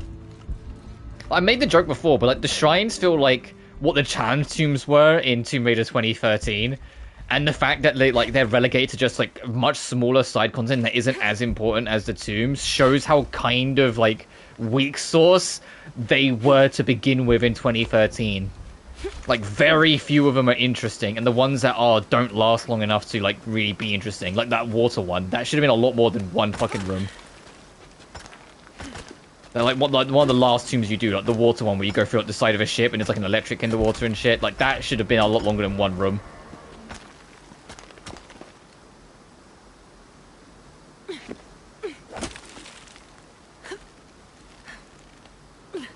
I wasn't sure if the game was going to let me do that at the angle.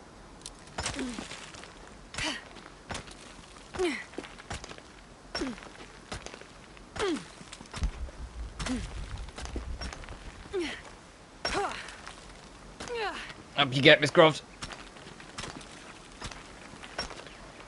Laura, how's it going? Just crossed the river, almost at the prison. There are guards everywhere. We're heading towards the river. Get back to you when we're there. Okay.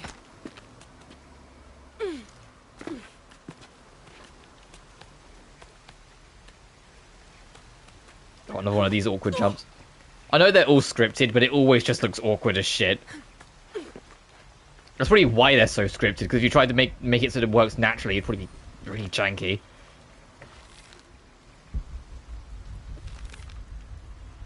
Oh, they're just gone, huh?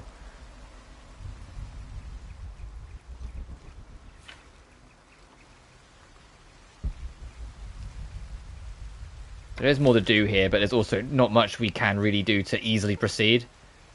Like, there's clearly stuff down the rocks. We know there's a tomb in the corner. We saw it as a monolith. Like, there's clearly things to do down there, but we just can't really get to it right now, so we'll have to come back later.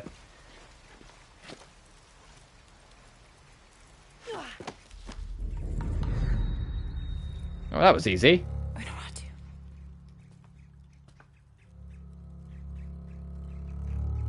The box is not in Paititi. I know. I will be forced to join Amaru. Everything I fought for since Heidi's death will be lost. I won't let that happen. Come on, let's go. We're out of time. Someone needs to find that box. If the sun is not recharged, or the world we made, all of us will be destroyed. I found another clue. Maybe. The tattoos on your arm, the heron and the eclipse, the same symbols were found engraved on the altar where the box was taken. What? What do the symbols mean?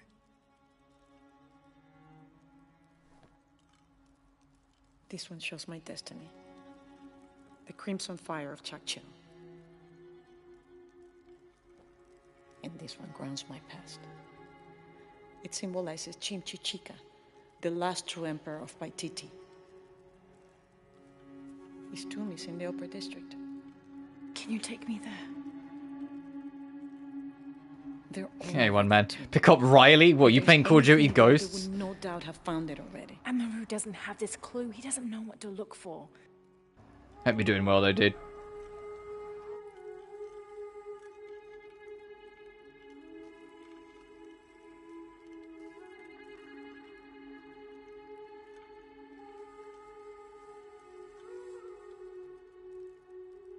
It's going to I'm be going to do crawling like with that. guards. Meme Asia. Oh, great. Find a way around them.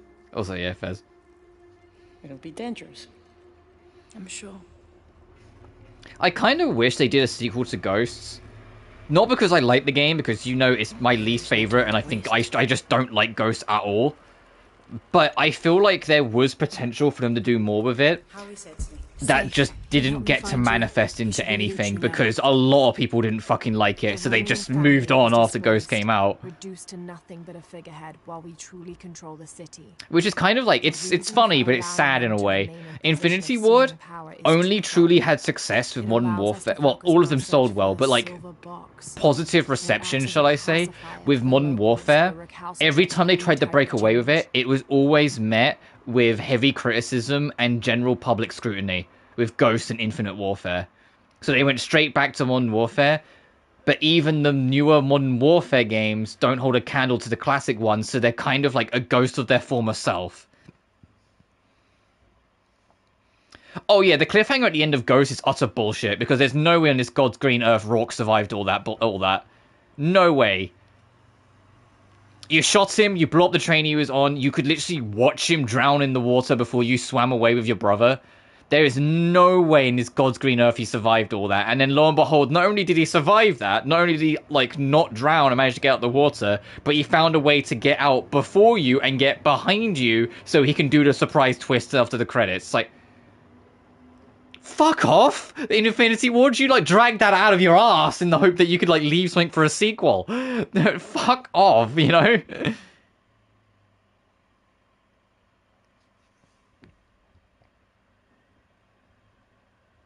If you think remake. Well, the thing is, if they ever like remade, remastered, or did anything with Ghost, like a Ghost original, I can't help but feel like they would do what the Devil May Cry reboot did, which is slightly tweak the ending to make it a bit more definitive. I wouldn't be surprised if they like changed the ending of Ghosts just to kind of be like, hey, look, we're never doing Ghost 2, so let's just make it so it actually wraps up. Yeah, I mean, Persona 3 doesn't really need a remake, but it did need a definitive edition. And the fact that the remake didn't provide a definitive edition is why I was always kind of like, with it. Because the biggest problem with Persona 3, trust me, this does relate to Persona 4. The biggest problem with Persona 3 is that each version has something another version of the game doesn't. And Reload now is in the exact same position as Persona 3 Fez. Still lacking the portable content. So, like, when they first announced they were remaking, my optimism was that they were finally going to unify the versions and, like, you know, have FemC, have all the festival content, have all that together. And that didn't happen, which is why I'm a bit more like, then what was the point? You just made Festival again, but HD with a new voice cast. But Persona 4 getting a remake makes a painful amount of sense, because Persona 4 Original came out very shortly after the original P3, because it just reused all the assets. So, the Persona 4 remake coming so soon after P3 remake kind of makes sense, because it's probably going to be the exact same deal. It's just going to reuse all the fucking assets. Good games, new story, just... Yeah, I think it's crazy how much money Activision, or by proxy now Microsoft, are sitting on by not doing anything with the older CODs that they know people prefer over the newer games. That's like a quintessential fact. Yes, every Call of Duty still sells millions, but they don't have that notoriety that people loved of them that the 360 and PS3 era Call of Duties had. Like, it was insane when Modern Warfare 2 got remastered and didn't come with multiplayer. I was like, what are you fucking on about, Activision? I get it. They want everyone to go to the newer moneymaker, you know, that has all their microtransactions and loot boxes and fucking whatever bullshit it has now to, like, try and, like, get money out of you. Battle passes or whatever. They wanted you to be engaged with that, but I was like, that is leaving money on the table to not have the multiplayer just be of Modern Warfare 2. Genuinely. The Modern Warfare 2 remaster abso-fucking-lutely should have came with the online as well. And the fact that, like, MW3 remaster was apparently finished literally years ago and there just hasn't been released, it's like, what are we fucking doing here?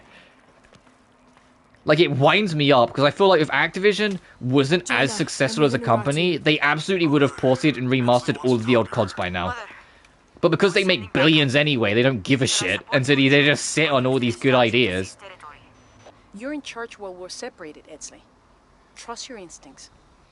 Like, we're about to have Black Ops 7, and there's some people that straight up can't access Black Ops 1 and 2 because the PS3 and 360 are becoming legacy consoles. The PS3 and 360, well, the PS3 is, like, a month off of being 20 years old. They are legacy consoles, and not everyone has the old consoles to go back and pick these things up, you know? Not everyone has a PC to, like, dig up these games. Black Ops 1 and 2 are important if you care about, like, that sort of timeline and lore stuff and whatnot. And it's just irrelevant now. Heck, World at War is basically Black Ops 0. With how much of that ends up tying towards Black Ops later on.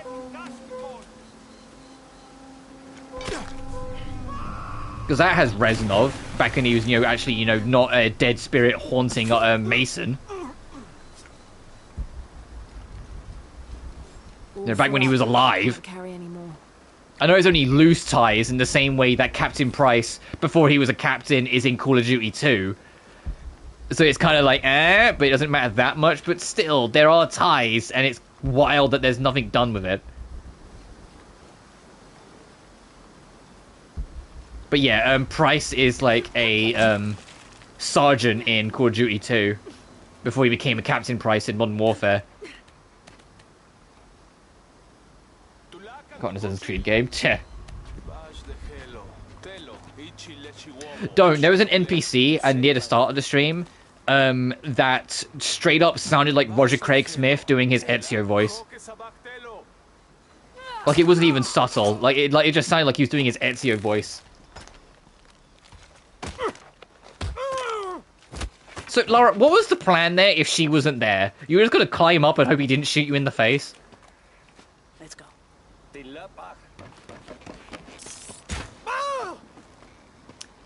The sound did... Hang on a minute.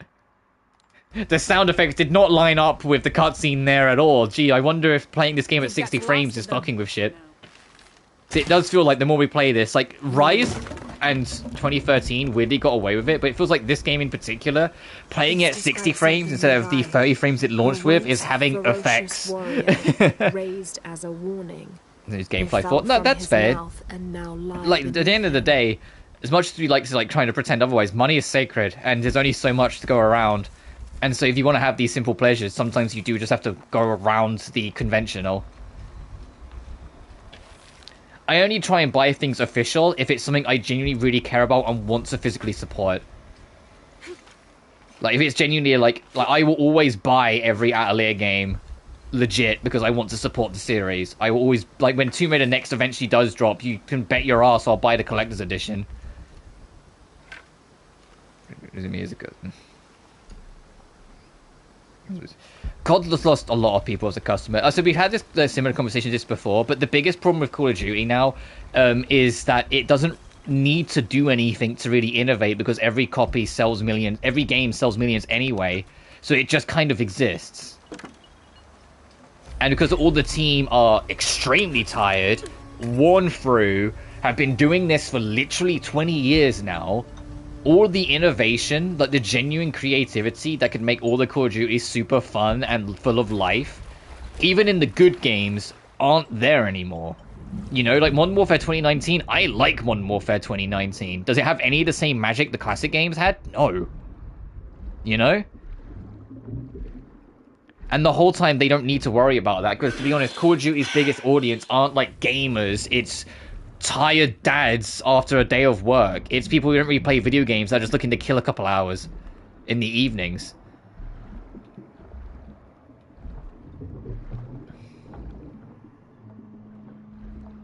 It's why I, like, on a personal level, I really hope Battlefield 6 is good, because I want another, like, AAA first-person shooter to just be really fun. I do kind of, like, it's one of the things I actually kind of miss from, like, the PS3 360 era was, like, you know, the COD lobbies, the Halo lobbies. Halo especially, Jesus Christ, I miss Halo so fucking bad.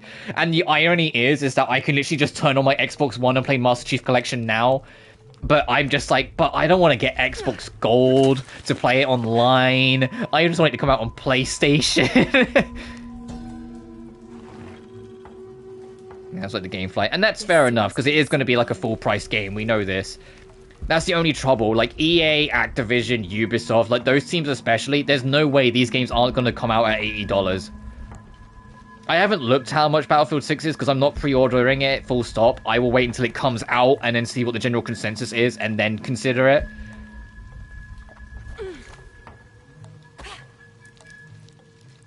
Because Battlefield 2042 didn't look too bad either, and then we know how that came out.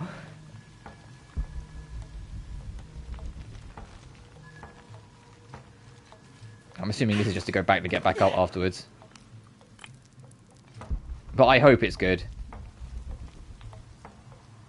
It's full $70. Oh, okay. So not the Nintendo 80 or the Microsoft 80.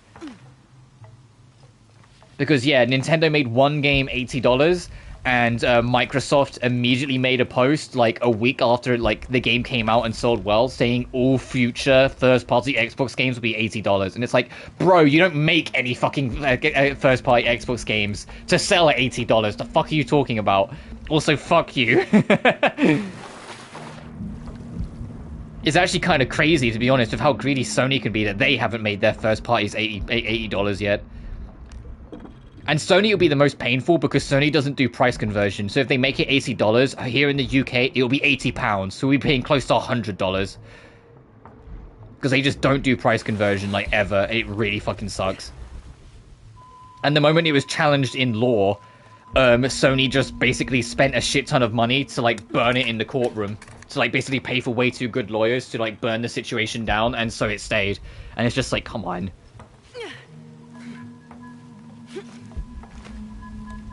There's no effort to convert price at all in a lot. UK does not have it the worst. A lot of third world countries that have PSN support absolutely have it worse. You look at the not conversion there, and it's evil. They pay like sometimes upwards of like 4, if not 5 times as much. It's genuinely evil, like how Sony handles it. They use the US as the base price, and then just don't convert it, and then just make that number the number everywhere else. Except yen, because obviously they'd be selling themselves short has a lot less value than the dollar bill. Oh, I guess we're in combat mode now then.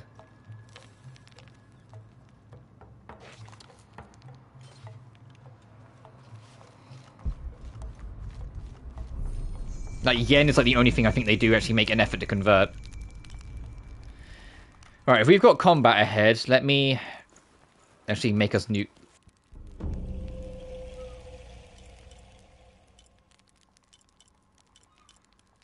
Oh, I can't even wear any of these because we're still in Serpent Guard territory. And if we left this cave not dressed like this, we'd be shot on sight. That's kind of humorous.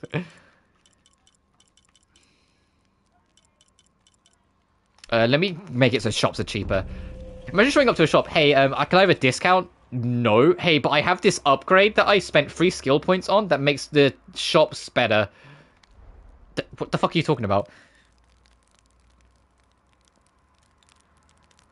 Where was that? The serve? Because they made that money back later on, because people still buy them. Keep in mind, it says it's not just a UK problem, it's anywhere in the world that the PlayStation has access to PSN. When you think about paying off like a small price excursion to have lawyers burn a case against you, you're gonna get that money back probably in hours, at most. You know? But that's why it surprises me because of how greedy Sony are that they haven't made their first parties $80 yet. I feel like it's coming. I feel like it's an inevitability. It's a matter of when, not if. But for now, might be able to climb up there. Especially considering Sony have a lot of fucking first parties that come out regularly enough. Like, we know we've got Wolverine coming. We know we've got Saurus coming, which I can't wait for Saurus. Because I love Returnal, so a sequel to Returnal is like this. We're a sequel to Returnal, but in a new setting. It's like, absolutely sign me up. Red City Oblivion, there's a Beechcraft wheel. You're reciting the lines to level yourself up and haggle when you're able. That's hilarious. So I imagine this will drain the water back out. So let's see what we can do. Because this is what that lever did in the other environment. There was another area we did earlier in the stream, and breaking these drained water out. Yeah, this drains the water.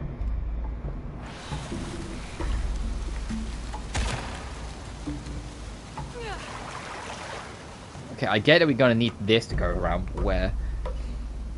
But in my opinion, they're quite negative. Giving the green better finances. Like I said, I think the ultimate, I'm not going to claim I know like all of their expertise financially, but I think it is just an ultimate thing with Sony is that they genuinely believe they're kind of untouchable now. They're like early PS3 level of like arrogance and greed. Because as much as I love the PS3's collection of games, let's be real at how Sony was, especially in the early years of the PS3. They really thought their shit didn't stink. They thought they were untouchable.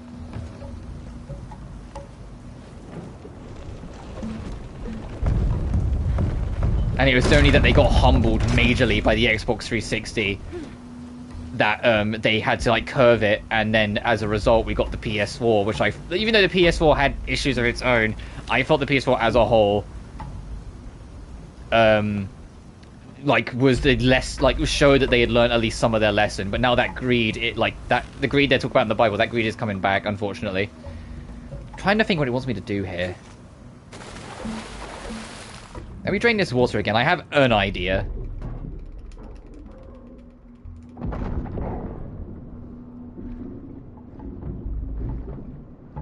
Or maybe it's a me issue. Well, it's one of those things.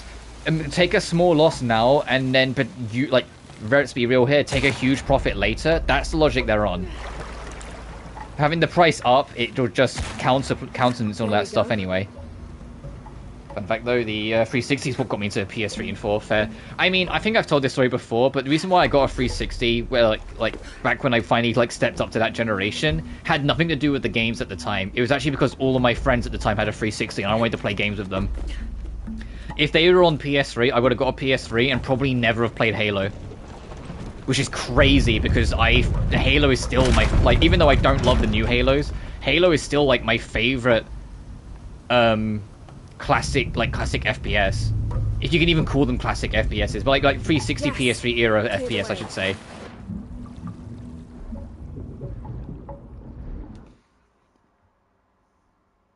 Get the same result regardless, though. If we're still talking about the PS3 price situation, no, like they get more profit out of it now because they get to charge more and get away with it. And most people, especially a casual audience that don't really give a shit, will just pay up anyway. Like I said, tired dads will always buy the next Call of Duty, regardless of how much it is. Aggregate 0, and Aggregate 2, that's weird. I mean, the 360 had exactly 2 really good Xbox 360 exclusive RPGs, but because they were on the 360, you know, a very Western-focused console, no motherfucker brought them, unfortunately, and that was Blue Dragon and Lost Odyssey. Lost Odyssey especially is a phenomenal fucking game, which is another game that begs the question, why didn't I like Legend of Dragoon? Because it's another game that was inspired by Legend of Dragoon in its gameplay.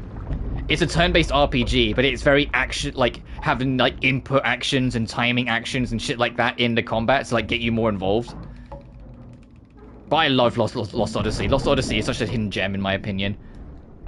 And it's a real fucking shame the director of it straight up has no interest in trying to do anything with it. He was asked point blank, hey, will you at least like maybe put it on PC one day or put it to other consoles? And he went, no, I don't like going backwards. And I was like, fucking, it's trapped to the it's a 4-disc Xbox 360 title. Port it onto something, you bastard.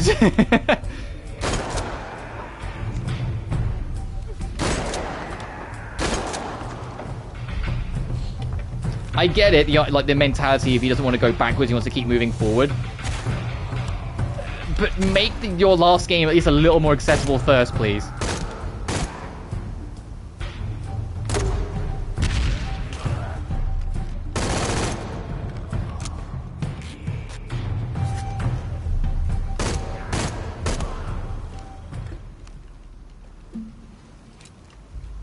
I need to be more careful with using pistol ammo because there are no enemies with guns, so I don't have anyone to scrounge bullets off. So any ammo we burn, we just without.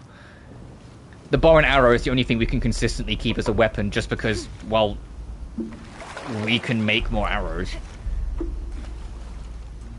Anyway, what does it want me to do here? Other than presumably bring the raft through. Hang on.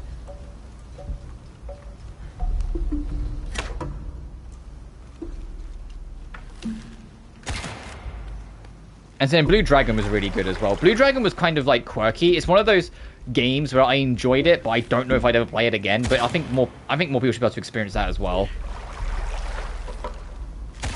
And Blue Dragon has a fucking god tier final boss theme. The Seal is Broken is such a like holy shit Umatsu ass Umatsu final boss theme, and I love it. And I love the fact that it baits you out.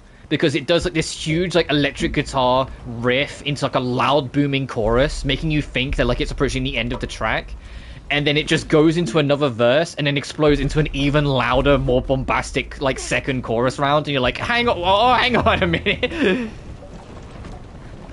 I did comprehend if you ramp up fan service, but also one of them was considered underage and triggered Microsoft's ire.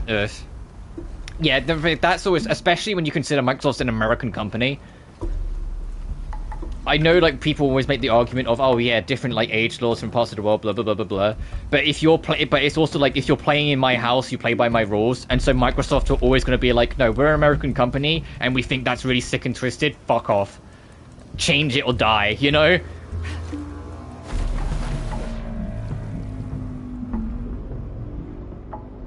And I know, like my view on censorship is a lot more like middle. Because my view on it is I don't like compromising the art but I can be understanding only in select situations, while some people are a lot more extreme in one way or the other of, no, company says do this, or alternatively, no, absolutely nothing should be censored no matter what, sort of thing. Chose die option, yeah. I mean, yeah, Compile Heart and Idea Factory have a habit of doing that. Reminder, like, Mary Skeletor 2 is just not on PlayStation.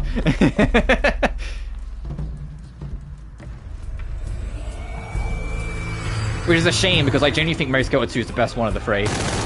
And also, it straight up has a lesbian marriage in it, so come on. Full up. Can't carry anymore. So you know, that's how you know it's, like, based.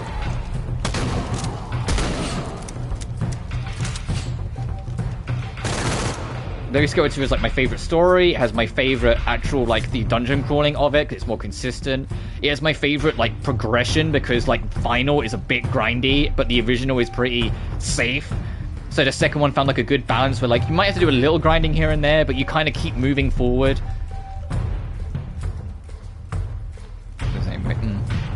Like, for me, where it's like, when it's like Dragonstar Varnir zooming in the camera more because seeing Manessa's thighs is apparently sacrilegious, I'm just like, what the fuck are we doing here? Come on, Sony, get a grip. But when it's like, hey, this character is going to be tied to like a romance storyline, and in the Japanese version they're 14, and then you get to the Western version and they're up to like at least 16 or 17 to make it a little less creepy, I'm like, I get that. There are some people that get upset by that and say, no, they should still be 14, blah, blah, blah, blah. But that's when I sit there and go, actually, no, I understand exactly why they do that. Because it becomes a lot less unsettling for us Westerners. I'm more of a Charlotte. Everyone's a Charlotte guy. I fucking love Charlotte. She's phenomenal. But then I have a natural bias towards, like, cheeky, femme fatale kind of characters. I mean, keep in mind, like, my favorite female character, full stop, is Kurumi from Date A Live. Well, I can't use that anymore. My favorite Blue Reflection character was Uta. Can't carry anymore. Maybe that water wheel can pull. You know, I have a trend. I had like I have a habit. If you're that kind of person, I'm in. And stand. I can damn. Yeah. But that's what I mean. It's like I'm very much like in the middle line where it's like I understand it, like at certain situations, and I'm critical in certain situations. It's very situational for me. All full up. Can't carry anymore. Because there is a lot of shit. Unfortunately, that's like when it gets censored, I do look at it and go, yeah, that's actually kind of creepy. And there's certain things, I'm not going to name examples because I'm not going to feed controversy, but there are some examples, and you can probably think of at least one instance where something like this has happened, where people are crying censorship, and it's something where it's like, it's actually really fucking creepy that someone wants it uncensored. Like, it's kind of like, why do you care about this in particular so much? You know? And like, shit like that, I'm just like, I am not here for that. Like, that Okay, I think we need to anchor something onto this, because I imagine if that gets pulled down, this will get lifted up, and that will get us our passage.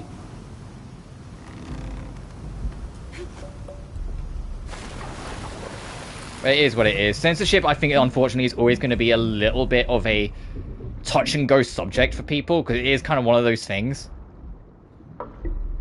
So I'm going to play on PS3. Oh yeah, no, I get the point of your story was that Aggregus 2 wasn't on 360, so you jumped ship to carry on playing it. But I'm just, it's something to make an interesting story, I find, so I wanted to talk about it.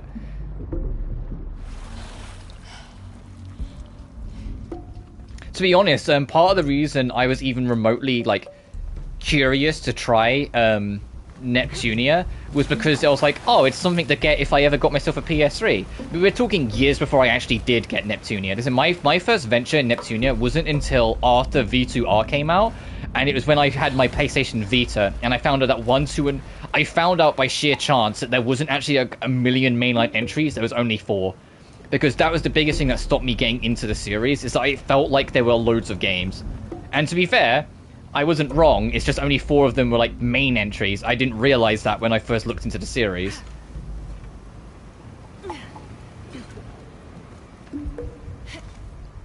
Then it's Axis though. Was that what it was? Or was it that Axis, and Compile Heart as publishers just went different directions? Because sometimes that does just happen in the industry, unfortunately. I'm not going to claim I know anything about it, but because obviously that's before I was even remotely like interested in the company. Yeah, so this goes around, which allows you to get up there.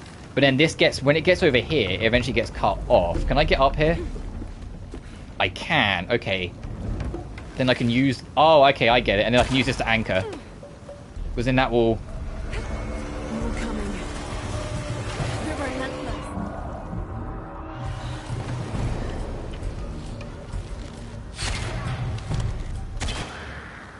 You got a helmet on. No, I don't. I went straight through it. Damn. Get from getting lazy. Access of our heart. We're collaborating. Agorist. Oh, Fez.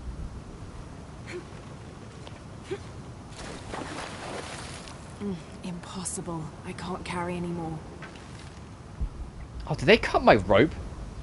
The bastards. Agorist Fez. I will try Agorist eventually. It's on the list. To be honest, I need to get back to my PS3 binging, because there are a few PS3 games that like I just haven't played in a while. And I was like, no, I should really get back to it.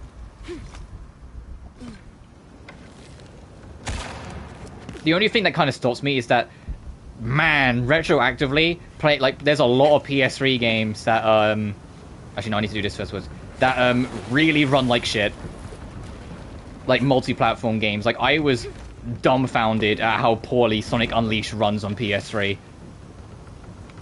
Like, I get it, on base 360, the game barely averaged like 25 frames per second, sure. But damn, it's like 10 fucking frames on PS3 sometimes. I'm just like, I don't mind frame rates too much, but when it's like a fucking screen show, like a screenshot show, like a PowerPoint presentation, it's a lot.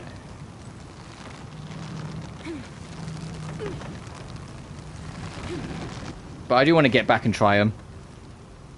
Mechanics, Austero OST. The art alone is phenomenal on both CG and... Fair enough.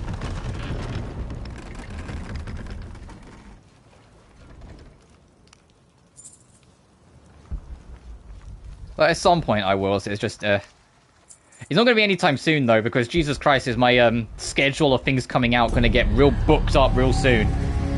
Like, September is, like, ominously watching me from the distance with fucking Silent Hill, Sonic, and actually a Res Lorena all coming out 2 days apart between each other.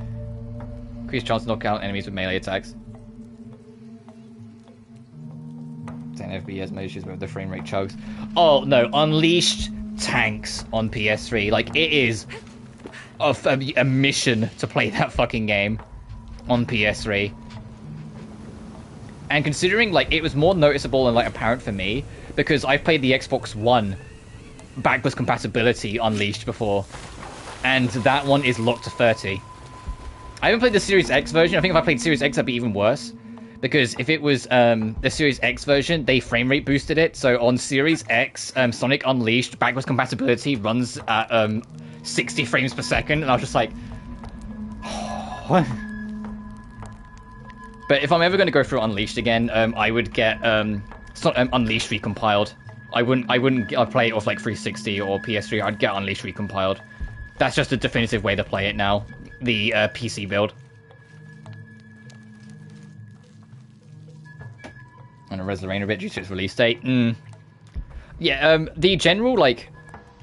Oh, yeah, right, we've got to change back. The general idea for that week in September, I'm on the program, and I've secured Silent Hill F, so that's not a problem. Silent Hill F, I'll be playing it early, so that I can play that and dodge the choke point of all of their releases, because I'll be playing it 2 days before it comes out. Sonic Racing Crossworlds, the pre-order bonus, is 3 days early access, so I can play that the day before Silent Hill F, so I actually have a room to breathe. Then after Silent Hill F, I have 2 days to play with before Res Lorena comes out to be the dominant game for that day. Let me flat out, bro. The only trouble is, you know what's also that fucking week? a Honkai Star Rail patch.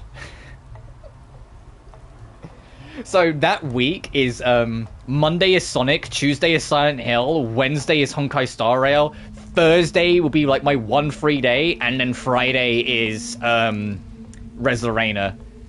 And then after that I have to figure out how the fuck I'm handling like what games I play more of until we start finishing. I'll probably prioritize Silent Hill F because I doubt that'll take too long. That being, you know, a survival horror game, I imagine that'll be like 2, 3, maybe 4 at most streams. Sonic Crossworlds, that only needs to really be one because it's more of an online thing, but I might hop back into it every now and then and do like some online multiplayer sessions with people. We'll see. We haven't seen anything on the story mode, but apparently it does have a story mode, so it kind of depends on how long that is as well. And then also then Res Lorena will like dominate the rest. I'm not gonna play Ryza DX when they drop, just because I'll be busy. Like, I'll play them eventually, but that'll be when I'm in the mood to like go back through them. Like when I revisit them. So like after I revisit the Mysterious games, when I'm in the mood to revisit Ryza, a good excuse as any, I'll just play DX. You know? But I'm in no rush.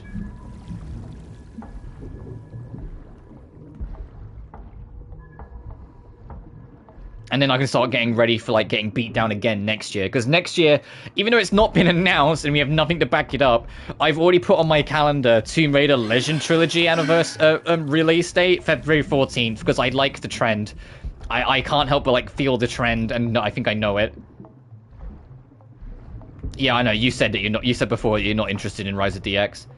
I'm interested enough, but like I said, I'm not going to get it at launch. The extra characters, the extra side story, and some, I think they said there's like some additional gameplay mechanics being added, I think will add some extra brevity to it that will make it interesting enough for a revisit, just not yet, for me. I think having Kilo be playable is like the biggest why the fuck was that not a thing beforehand. I feel like Kilo should have been playable in Ryza 3. The fact that she's only now playable in the DX version is kind of weird, but it is what it is. She's also going to be playable in Ryza 1, which is kind of like... Really? Uh-oh.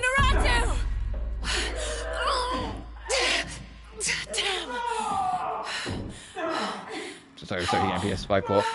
To be honest, there is a small part of me... We'll have to see, but there is a small part of me that thinks it will happen eventually. The Sophie 2 PS5 port. Take this key. Why though? Cheh. I get it's because they want to add at least one extra playable character in each Ryza game. I get it, so it makes them more like appealing. But they're already making Romy playable in Ryza 1. I don't think they need Kilo to be playable either.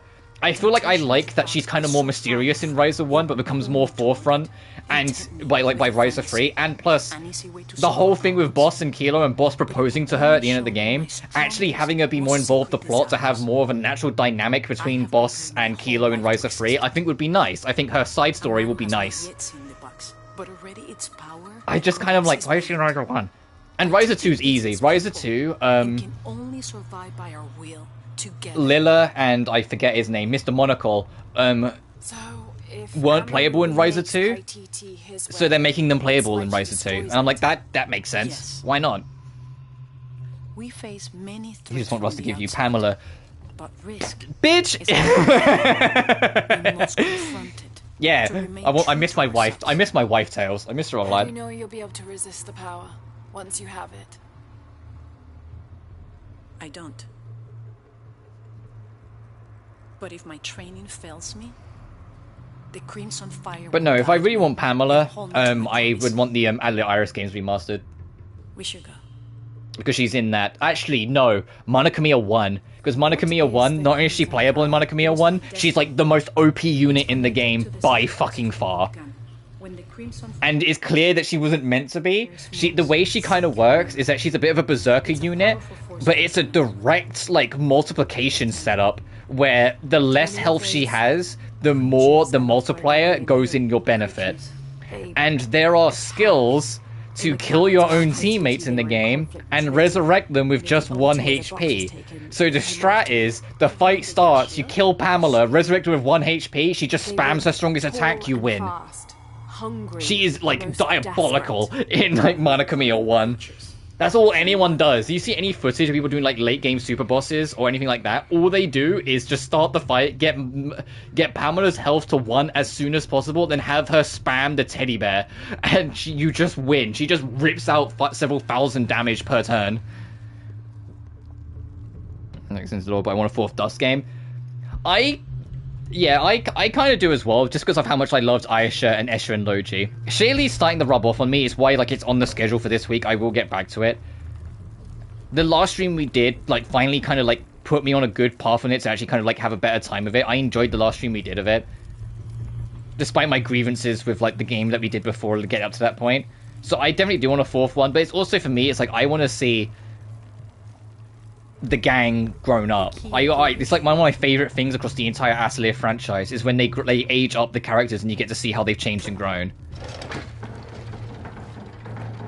Jimmy is a top 5er. I appreciate that. For me, at least right now, my favorite of the Dusk trilogy is Escher and Logi.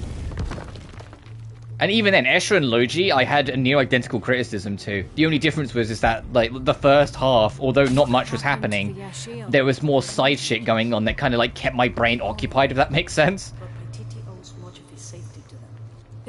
But the second half of Escher and Logi is so fucking good that I forgave it. In the same vein that I forgive the first 5 hours of Toturi being boring as shit. Because the rest of Toturi is phenomenal. Of a rebel. We have to stop it. No, not on Pripyat. Alright, before we leave... Okay, no, it's there. I was gonna say, there's a relic nearby that we need to get. Oh yeah, Escher and Logi, the first half of the game is very repetitive, because it's you're given a new task. The task is piss easy, so you do the task well before the time limit. You then have like 2 or 3 in-game months to waste to then do the thing. You then get the next objective, but because you've just spent the last couple months time burning, you've got most of the resources to like insta-finish all of the objective. So then now you've immediately got all the time in the world to like start preparing for the next one. And then it dominoes over so much, or snowballs, sorry, that you just clear most of the objectives. But when you get to the second half and the main story starts to creep in properly, it gets really interesting and really fun. Like Escher and Logi, it's kind of like people say that Furious has an easier time limit than Escher and Logi, but I would actually argue Escher and Logi is easier for the time limit than Furious.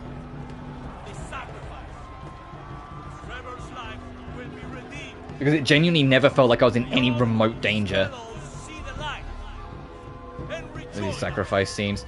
Sure. Where it's trying to show the difference between the cult and the rebels. And also show our big bad is really big and bad. He said he wanted an end to violence. He sees it as a means to an end. Yeah, because Amaru, or Dr. Dominique, as we know him as, is our main antagonist of this game. The leader of Trinity, and also the leader of the cult that basically runs this entire village. He believes the world is fucked and about to be destroyed and needs to be rebuilt. But he's kind of right, because we're causing the apocalypse to happen because of us stealing the lock, basically. And because the silver box isn't here, it's hidden somewhere else.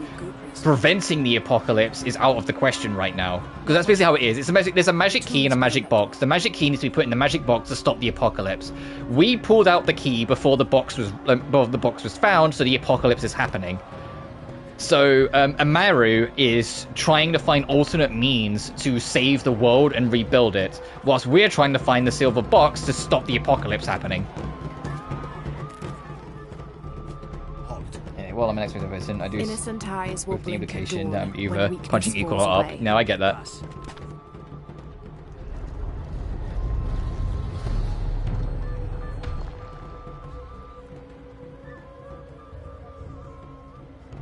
But Amaru was driven to do what he did because when he was young, his brother died trying to provide food and water for his village, and so that famine that ended up like plaguing the village, he never wants to have to happen ever again for anyone else to suffer. So he's driven by a much more like understandable personal motive. Also, I don't think we can. Yeah, we're over here now. We can't get that relic yet. All right. I'll have to come back later.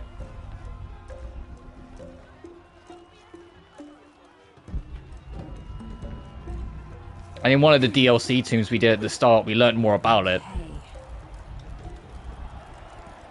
About what his brother sacrificed and ended up dying losing, and how Amaru went adventuring as well and did actually manage to find food and resources and left a trail of letters for his brothers to find to get home, not realizing his brother was already dead, and so the food got wasted.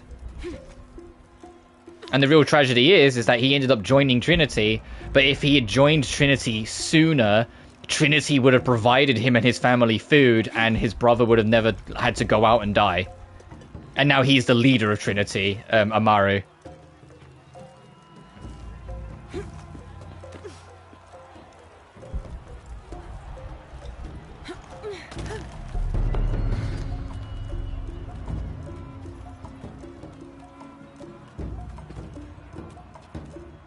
Because a lot of this story is trying to show us, like, yeah, Trinity are, like, monsters, but it's a lot more complicated than that. They're not just the bad guys of the week.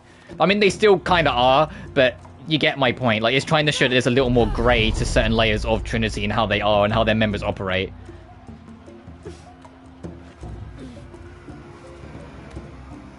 Good. Now to get in. Careful, Miss Croft.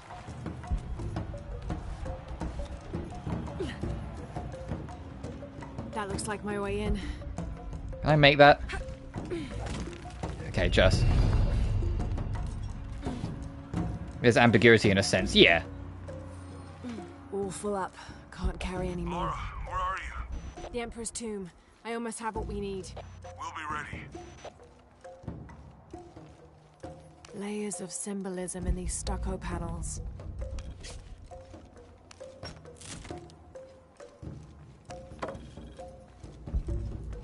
I don't trust that wooden floor, which is why I'm going around it. I feel like it's going to snap the moment I step on it. This altar is elaborate. Oh man, I sure hope the floor doesn't fall out from under me. Oh, it didn't. Oh shit.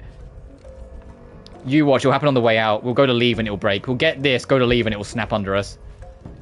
Impossible. I can't carry any more. Okay. The Inca influence is unmistakable. Oh, cutscene.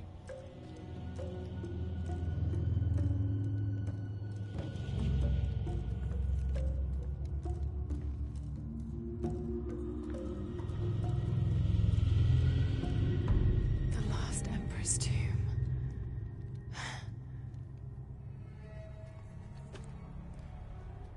The cult must have taken root after his death. Okay, the eclipse and the heron. What am I missing?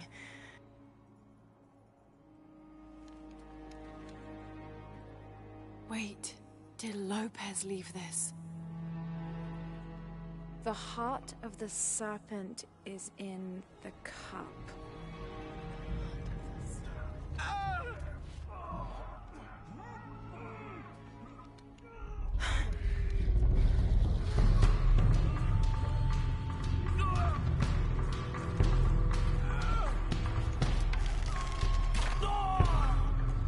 In here!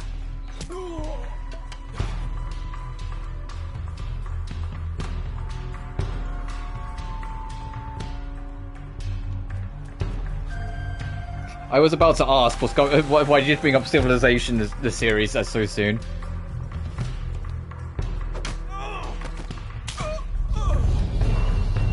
Oh.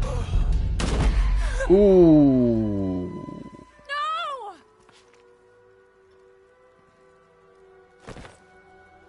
Rourke! This is Commander Rourke. We've got a lead on the box. Send a team for Croft. He just shot one bullet and went, ah, fuck it. I'm not going to shoot Croft. I'm just going to leave. That son of a bitch. Rourke is a subordinate of our main bad, of Dr. Dominique. Or Dominiquez.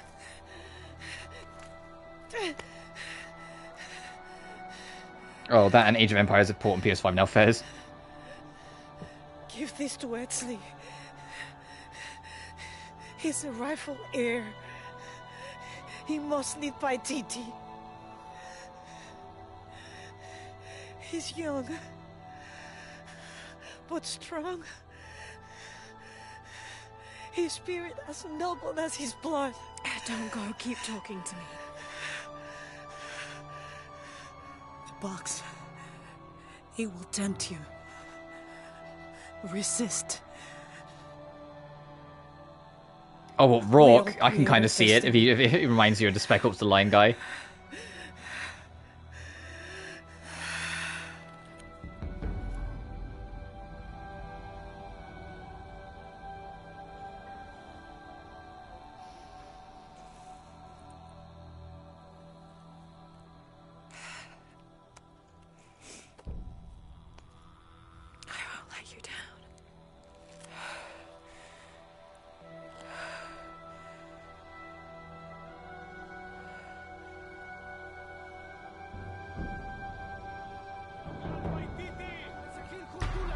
I also like, throughout this whole scene, in the background was a slowed down, soft version of Lara Croft's theme. The whole way through it, no, this was Lara's thing. Lara's moment sort of thing as things went wrong. Also, do any of these guys actually have guns, or am I having to work with the ammo I've got?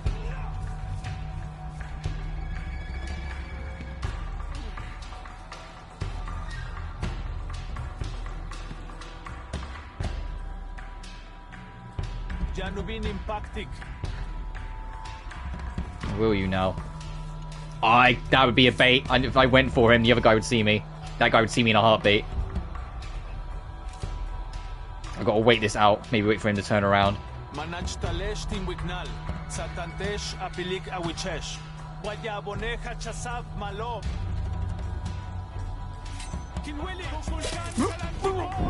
He found me. I had to do it.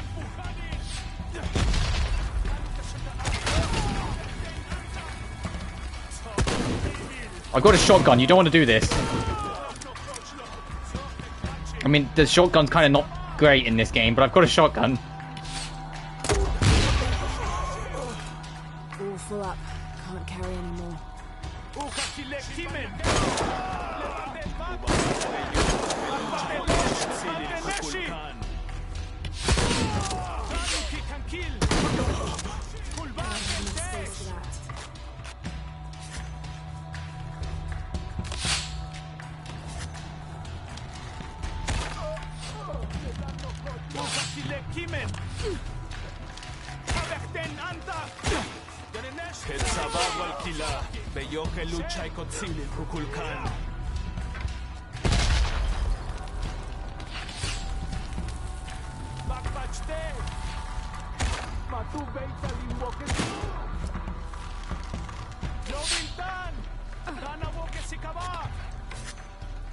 I didn't realize I had so many fucking friends today.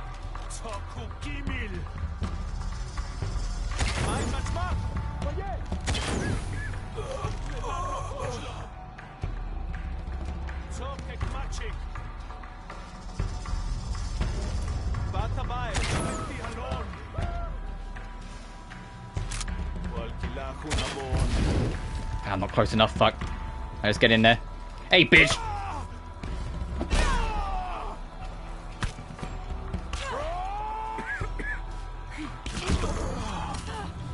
All full up. Can't carry anymore.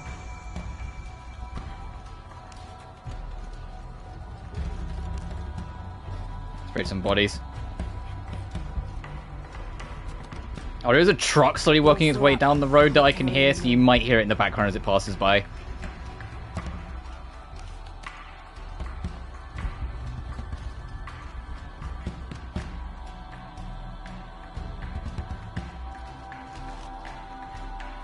Impossible. I can't carry anymore. Shut up, Lara, I'm trying to reload. No, everything's about trying to pick things up in the scenery.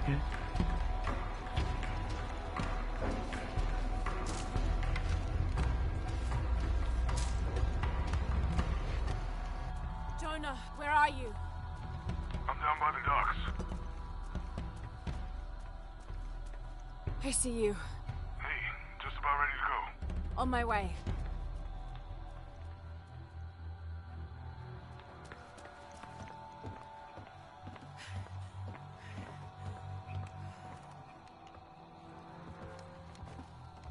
Where's Unuratu? We were attacked. She died fighting Trinity. Oh no.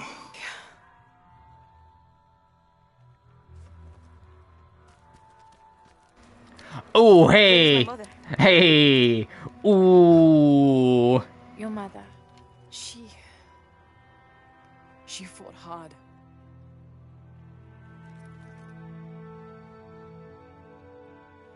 But that's the leader's amulet. It belongs to you now.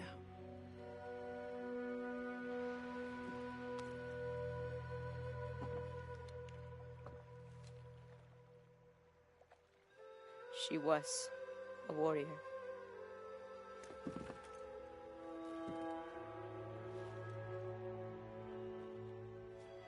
The eclipse draws near. If we cannot restore the sun... I'll find the box. I won't let the cult of Kukulkan Khan get to it first. Begin the preparations for the burial. This kid took it better than Lara did. That she died. Within us.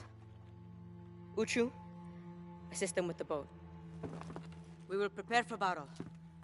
The rebellion must succeed. We'll be back with the box.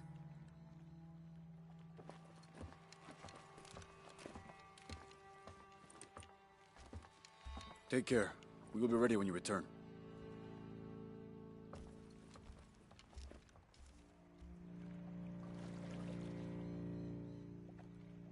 So what's next? We'll head back to Kwakyaku, regroup and take it from there. Okay, go back to the town.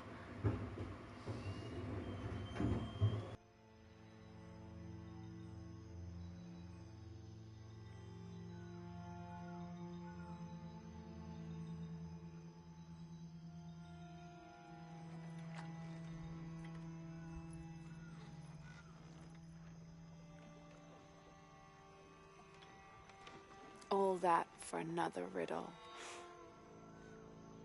What did it say? The heart of the serpent is in the cup, near the many stone faces. Well, it's better than nothing. I suppose. We need to find the box and end this. God, I love that there's like an exhaustion. You can feel it. There's an exhaustion creeping over Lara as this goes on. Everything, like she's trying to prevent the apocalypse that she kind of put into motion, and everything she tries to do just leads to another fucking step of the puzzle instead of actually any solutions or answers. It's weighing on her and exhausting her. But of course, we can't rest for 5 seconds in this era.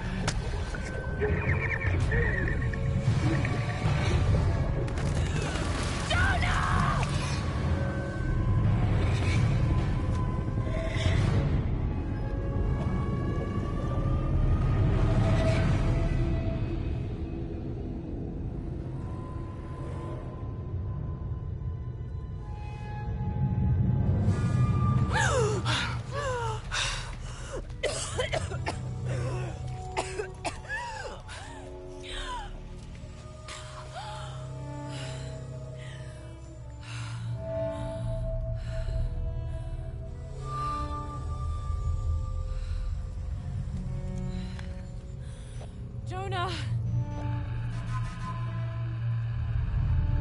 Jonah! Jonah! Anything happens whatsoever. Jonah! Uh-oh. Don't move. Don't try me.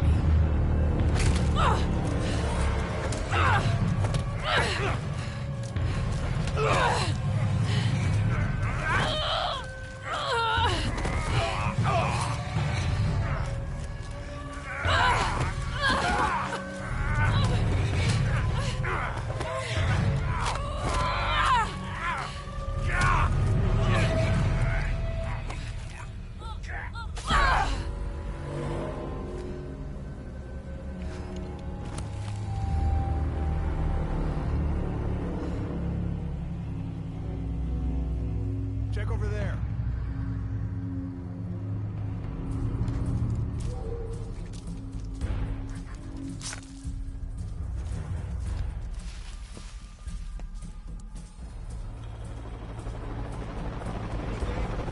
Commander Rourke is a highly trained, multi-decorated veteran of the US Special Forces. His extensive experience with highly classified and sensitive operations, executed with deadly efficiency, brought him to the attention of the High Council. They recruited him based on his record alone. He is the leader of Trinity's military forces, and personally leads the Deacon teams, which have access to custom APCs, called Paladins, and Special Ops helicopters called Cardinals. He is Trinity's second in command, answering only to the High Council. While Dominguez is the heart of Trinity, Rourke is the fist. Rourke and Dominguez don't always see eye to eye, but each has a grudging respect for the other. I'm still not 100% convinced Foxy exists. Downpour, find Jonah. Stop. Wait. Go fast. The life of a soldier. Oh, we have... Oh, firstly, her hairband snapped, I just realised, so she's looking a lot worse for wear. We've lost all of our accessories and skills, and we have no weapons. So we've got to survive this the old-fashioned way. We've just got to get through it, slit some throats.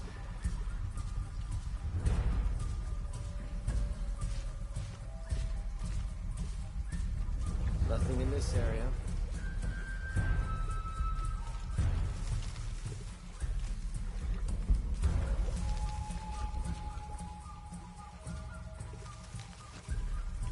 Got anything? All clear.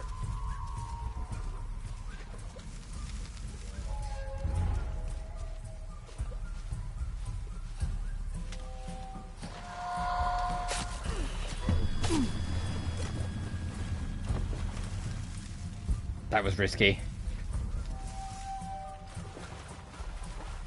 So he did see us like just before he died, so he could have screamed. Should I be expecting some kind of glow or mystical humming?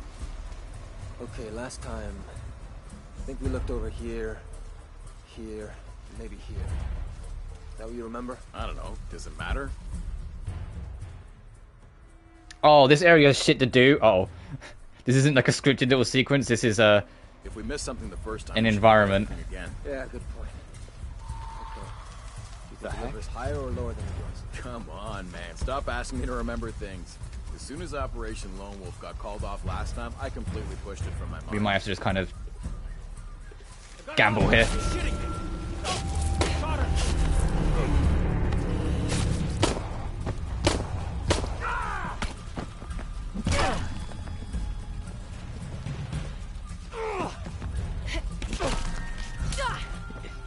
Dirty, but it will do. Oh, yeah, look at Lara! Holy shit, dude! She's a fucking monster in the woods now.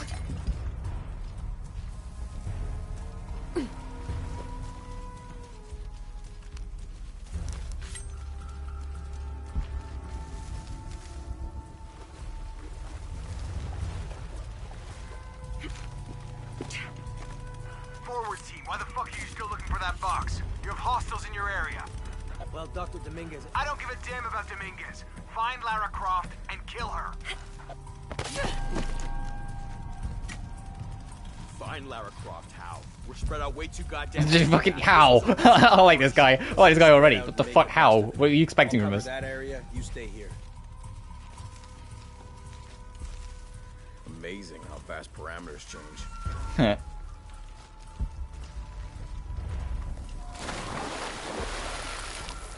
Oh, I've been washed off, so I can't use mud anymore.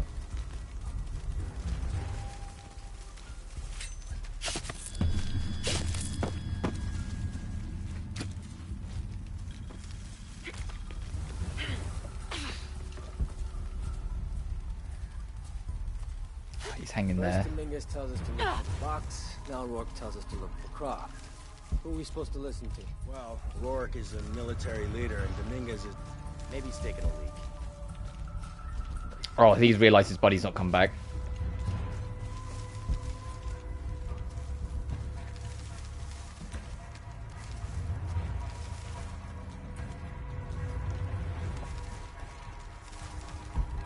Getting a strange feeling.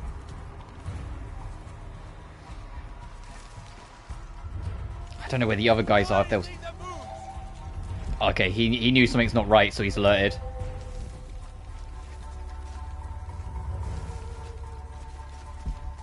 He's coming too. I just got spotted. Fuck.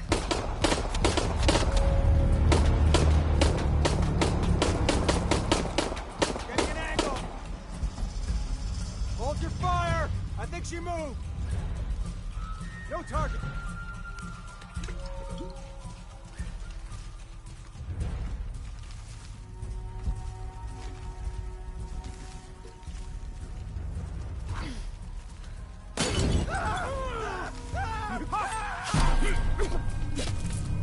Got you slacking.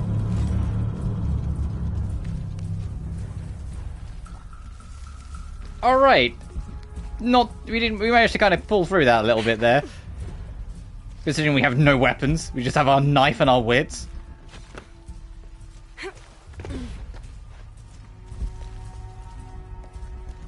This is a cool section though. Stripping you of your resources, figure out how to survive. Actually puts it to the test how well you've learned the lay of the land.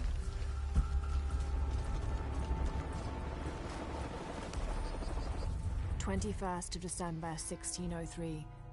Oh, so just yesterday. Fucking 1603. I led the way, and when I turned toward the city, at last he spoke, calling for us to stop. Then, after swearing me to silence, he shared with me a secret he had been carrying. That night, by the river, I met with the Emperor. I confessed to him who I was, who we are, and the true purpose of our visit. Trinity's fattened leaders, too busy with politics for even the morning's prayers, are not worthy of the box. The Emperor and I agreed that the only way to keep it safe from them was for me to claim it, take it far from here and hide it until one of the Paititi royal line, a chosen one, can follow his antecedents' clues and rediscover it. Having thus unburdened himself, Lopez turned on his heels and set a course deeper into the jungle.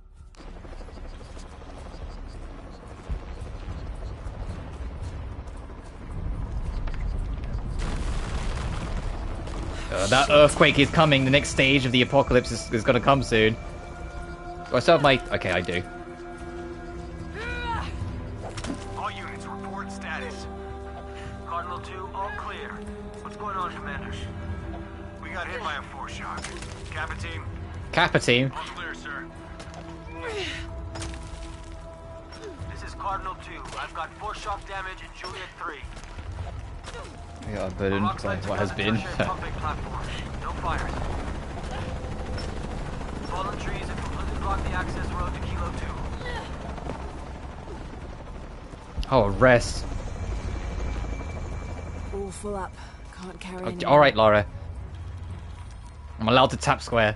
This is a record of a mercenary's It's like we're working for Trinity, Mexico, Kenya, Siberia. And my cross says on the younger one too, but Rourke had orders to leave her alone. Here's the bastard who shot Anna! Oh, from the post-credit scene of, The younger one too, but Rourke had orders for us to leave her alone. This is the bastard who shot Anna. Yeah. From the post-credits. What the Yeah, hell? the post-credits What the mystery hell of am I Rise just got supposed to solved then and there. Hunaratu's dead, shot in the back by Rourke. I don't have the box. In the back, it was right through her belly. Whatever. If anything happens to him... God damn it. Calm down, Laura.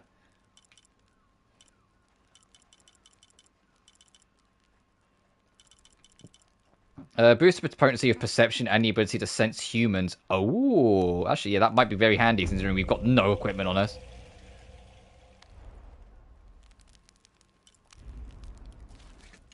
Oh, can I at least put on this? Where's my stealth attire? Attack. Takes longer for enemies to identify me.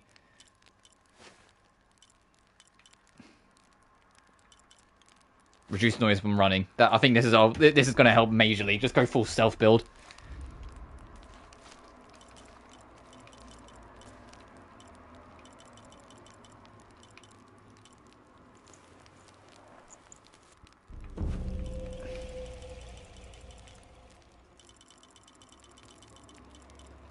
Okay, I was just checking if there's anything else here I need. What do you mean there's still new? What the fuck are we talking about? What is new?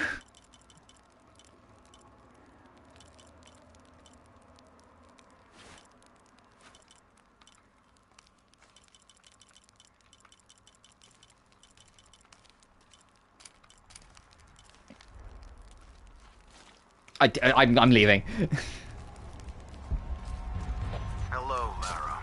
Who is this? I've suspected you've been monitoring my communications since Mexico. Rourke. Commander Rourke.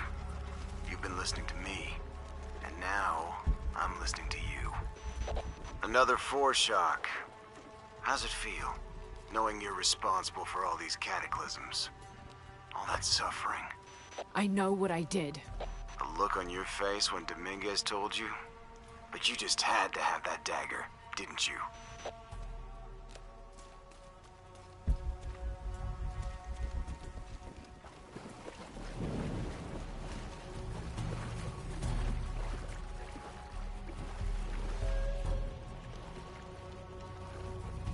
Forward outpost. Croft is moving into your area. Find her. Cross slipped right through the guys at the beach. It can't happen again. We'd better do a sweep. Anything interesting in that new shipment? Thermal goggles, gentlemen. I'll take point. Thermals?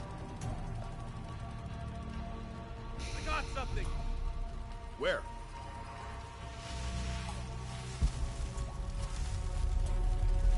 Are you fucking serious? I have no guns and you have thermals? False positive. Some animal. Hey, are we getting those lights up or what? I'm never gonna get them working if you keep pestering me. What's the damn hurry all of a sudden? Rourke, that clock's coming through here. God damn it. All right, I'm hurrying.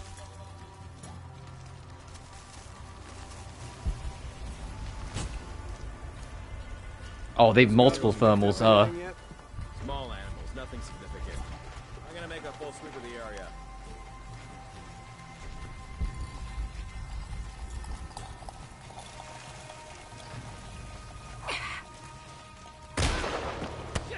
Look out! Need more eyes on this.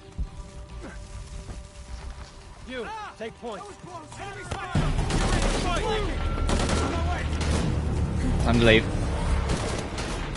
That was a gamble. That was a vicious gamble I took, and I don't know how much it paid off. Shame in giving up. Well, hold up. Make sure she's still there. Relocated a hospital. Oh, did they say relocated? Oh, I should fucking move just in case. Oh fuck, you're like right there, huh? Here, have a smoke bomb.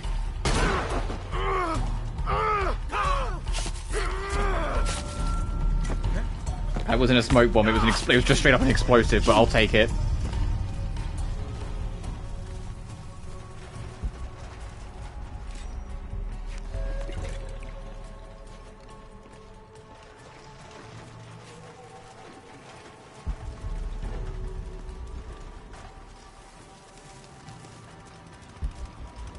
Oh, the Molotov would have been nicer beforehand. Oh well.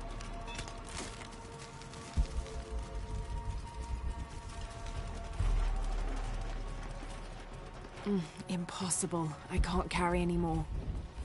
God damn it, people, use the goggles. Find her. Evening, Ralph. Evening, Sam. Would covering our whole body in mud help out all against thermals? I'd be shooting. If it was like thick enough? Gun ready?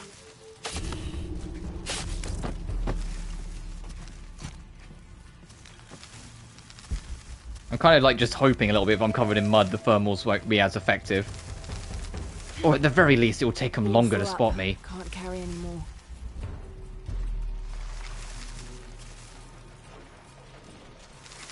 I suppose we're about to find out.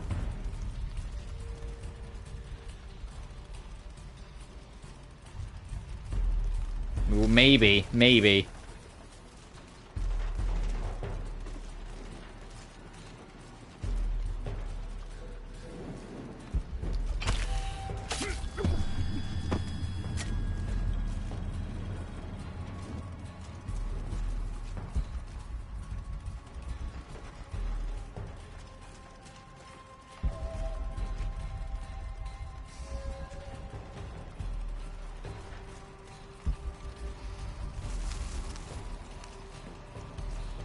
Okay, this is another nail box, then not a smoke bomb.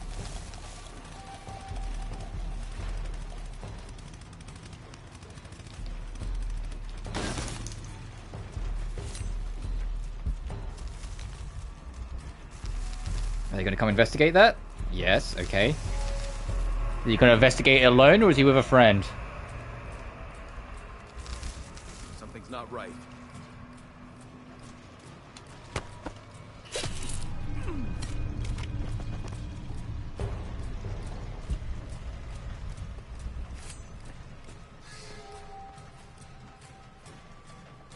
Going for it.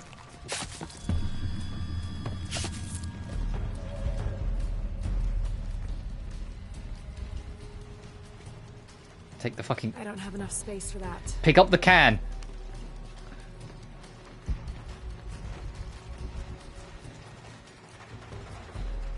Oh.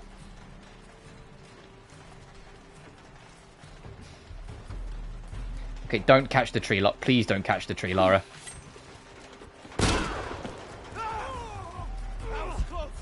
I was hoping that'd set off the barrels, but I don't think it was close enough, damn it. Gotta be something to find.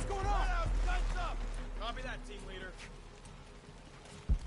Move wide, but stay visible. Right with you.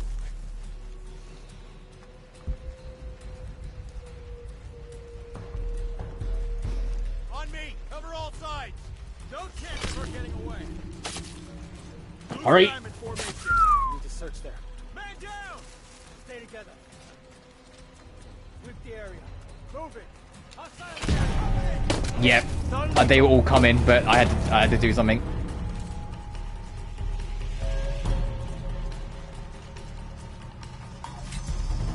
Stop shooting!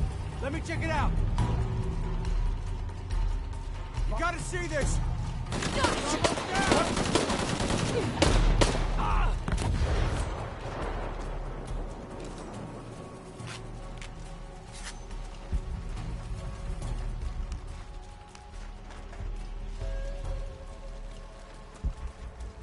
Yeah, I was hoping to hit this, but I don't think it was close enough to, like, spark that off. I mean, if I got this would have been the easy bet, because I could have just gone straight from here. And that would have dealt with all of them. But alas.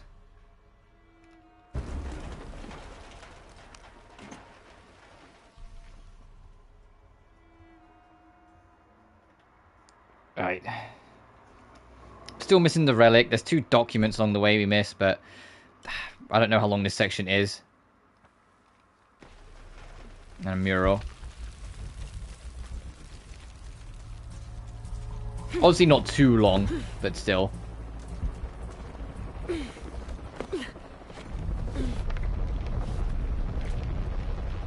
Laura, are you okay?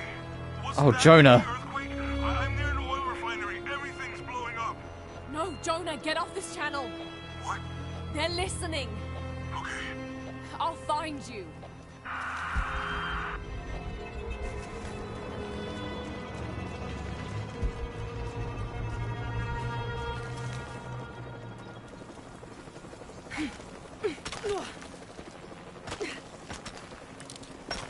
Yeah, now they know we're coming to the oil refinery, which doesn't help.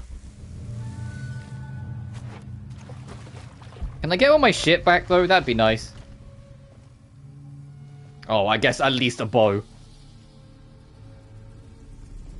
It's a recipe for a hallucinogen, sometimes used in war.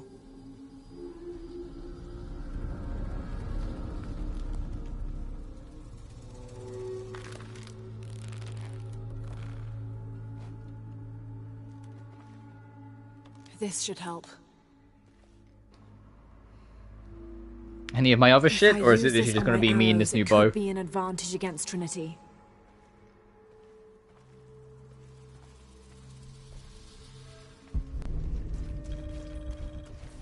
Oh, the Chaos Arrows.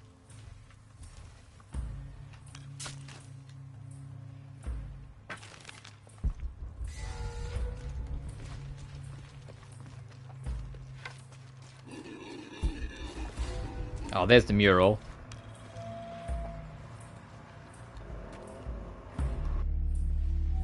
This must be Mama Zara. I always thought her forms of worship were a fun tradition. She was the Incan goddess of grain, and her name means maize mother. So if ever a farmer found a strange maize plant, they would dress it up like a doll in honor of her. Cute.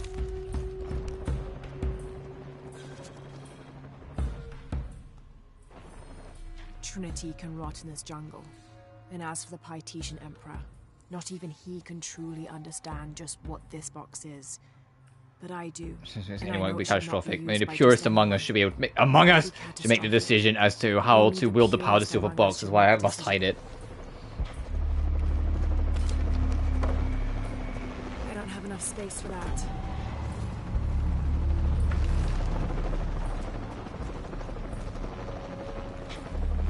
Tau team, Croft is on a vector toward your position. I say again, Croft is coming to you. Jesus Christ. We'll get her, sir.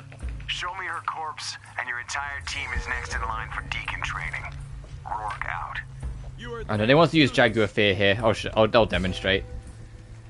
We're too many. Hey, you gonna survive? You're one of them!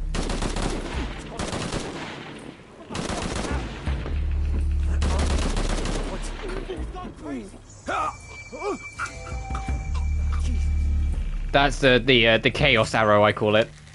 Let's string this guy up, make an example of him. I'm a monster, really. Poison one guy to kill his friend, fucking hang the other guy.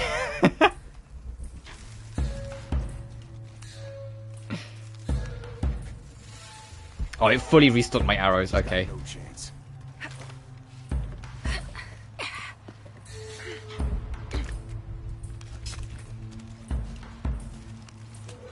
Base camp's having trouble receiving you. As soon as this is up, we'll use it to boost your signal. You're not going anywhere, get back here. Oh, trophy unlocked. Surprise! Perform 5 Eagle Talon takedowns. Oh, okay, hang 5 people, cool. I'm the good guy. Impossible. I can't carry anymore.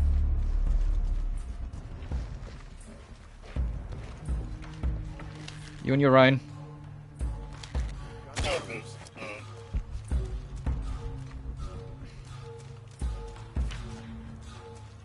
Should have been a bit more careful than that. If there was someone, I would have just exposed myself, but oh well. This is not the time to fucking wander off.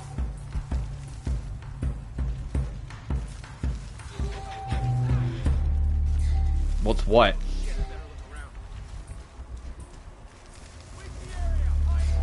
Someone got alerted to something. I heard someone shout, "What the fuck is that?" and then panic.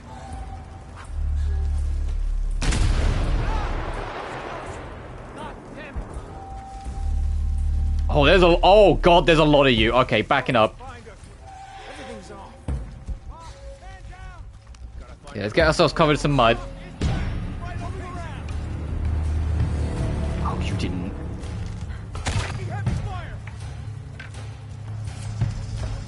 Hold up! Make sure she's still there! Oh, shit! He's gone insane! You don't look so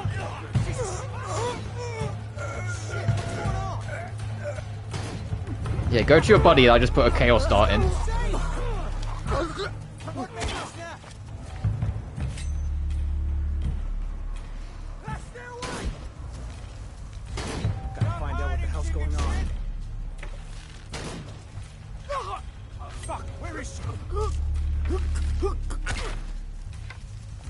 I'm a menace. I'm just putting like fucking hallucinogenics into everyone.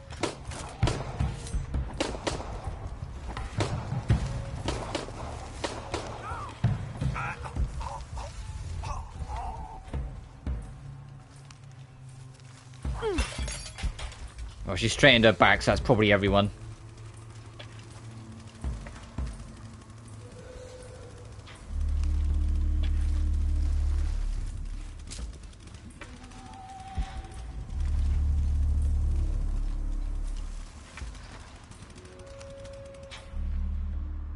There's still one file and a relic somewhere here.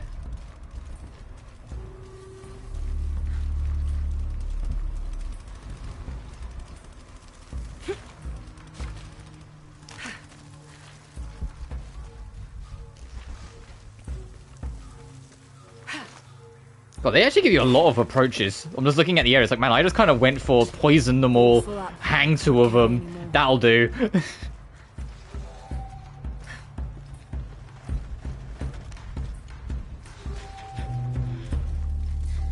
So I'm just trying to see if there's anything of value to nab before we leave.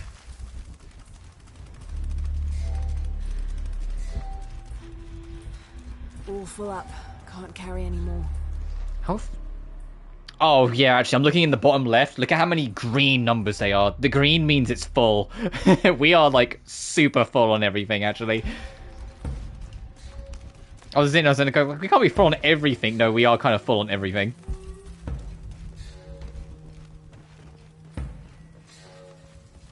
Oh, this is our relic.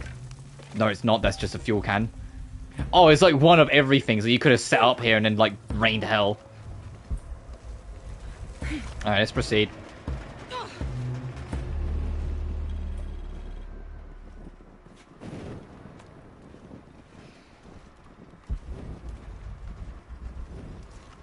Jonah? Jonah, come in, please. He's not gonna answer, Lara. What? He's dead. Now you can add your friend Jonah to the list of people you've gotten killed. Fuck you, Rourke. If you want to pick up his body, it's at the refinery. I'm coming for you. Dominguez forbade us from mingling with the locals. Didn't want us... Rourke has definitely made himself the antagonist right now. One of the priests developed a taste for bourbon. And as long as I bought a pint big of stretch. him, he'd lend me his costume, mask and all. Walking through the lower city was like traveling 500 years into the past.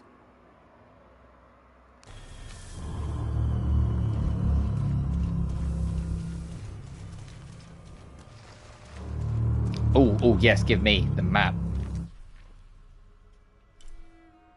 Okay, the only thing we missed is right in front of us, so we did actually get everything as we went. Hell yeah.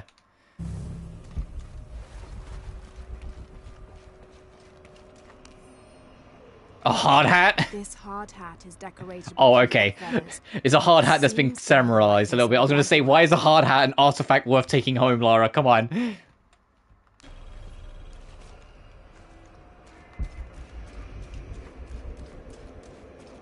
Gee, I sure hope nothing bad happens. Cardinal 2, I've got a lock on the target. Well... Shit! Paladin 4 in position, opening fire.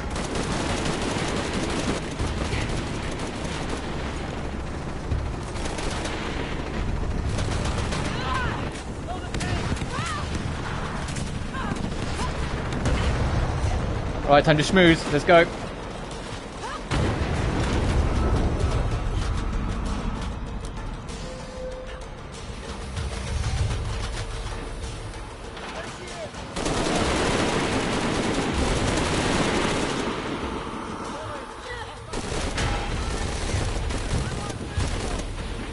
Please! Oh, that fucking tank's backing up. I see it. Uh-oh. Thankfully, they've all got Stormtrooper aim, so none of them are gonna fucking hit me.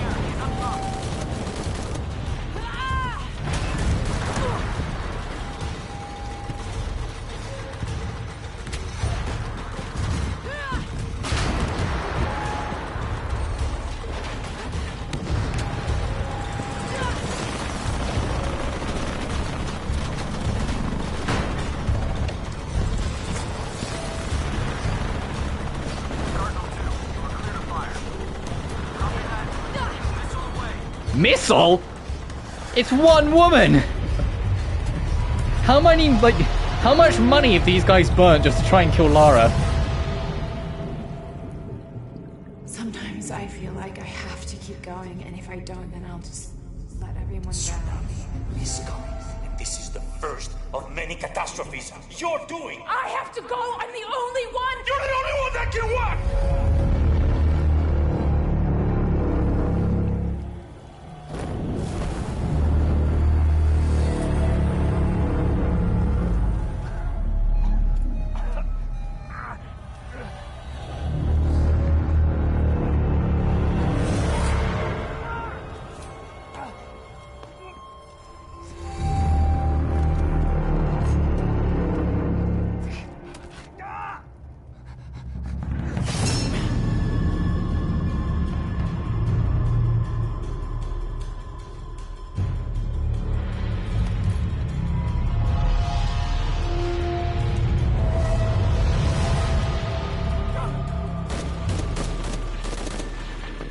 They're scared of her.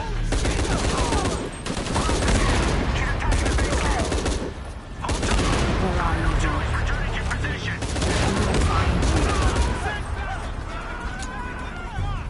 Yeah, the objective has changed. Right this second. You can't hide from me, Rourke.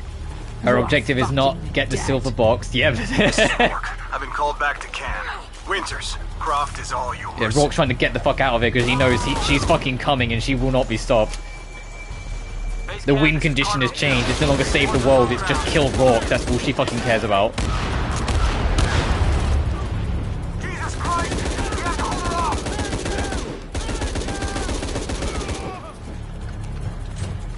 I love this fucking section.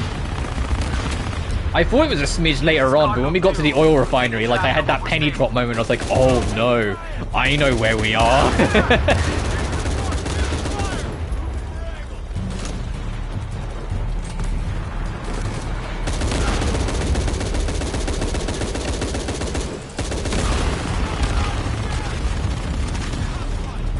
Shit!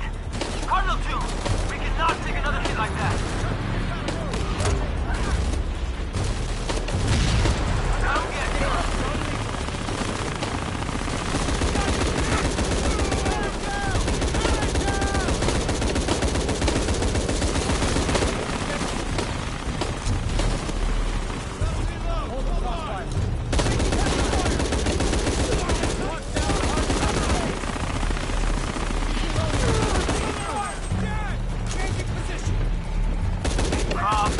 I know you're listening.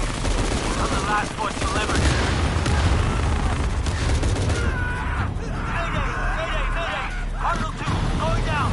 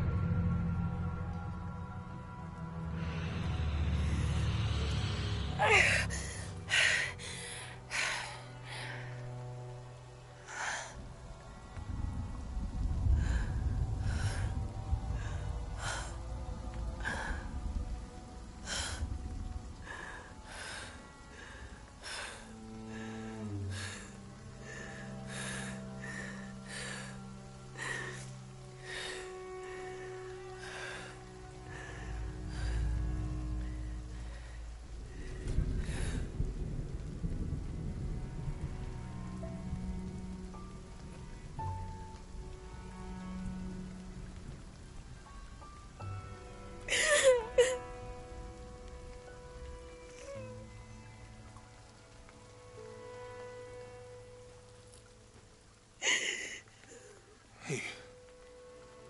Are you okay? Dude, she just went...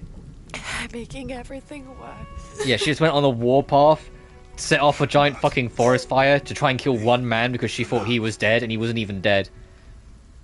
And that's what's overwhelming her. We can do this.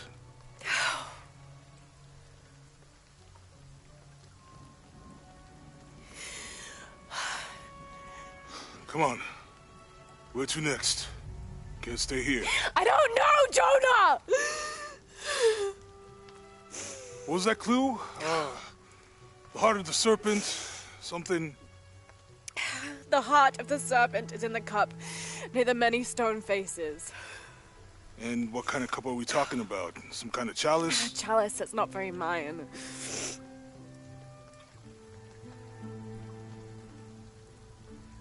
Wait.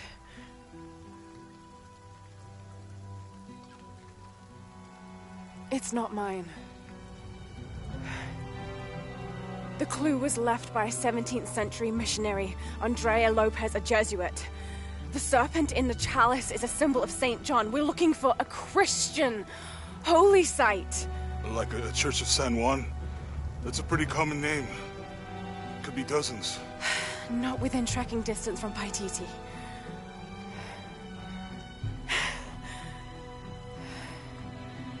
Come on, the road is this way.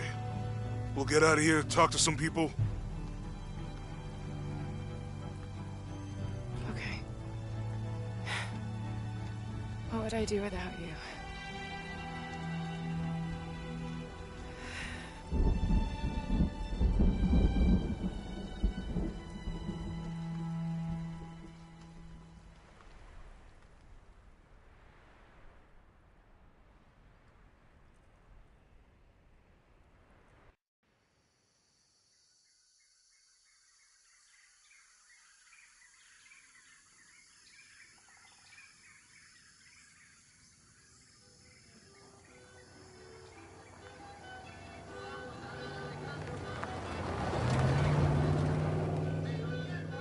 The Mission of San Juan, Peru.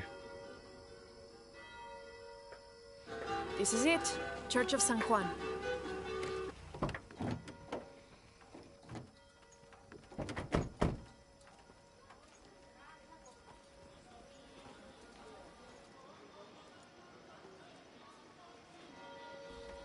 Let's split up.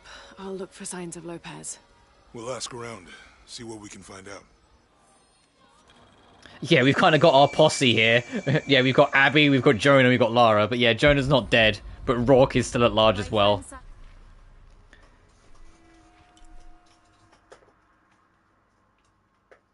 Oh, there are two! Oh, hang on. There are two, count them, two DLC quests we can go do now. As an archaeologist, she works near here.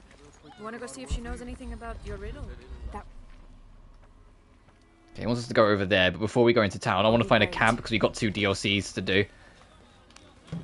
And how big is this area, sorry? 4 camps, 2 tombs, 1 side quest, 1 mission, 1 strong box, 1 shrine, 9 artifacts, 27 documents. Yeah, that sounds about fucking right. 4 murals, 8 caches, and only 1 monolith. Alright.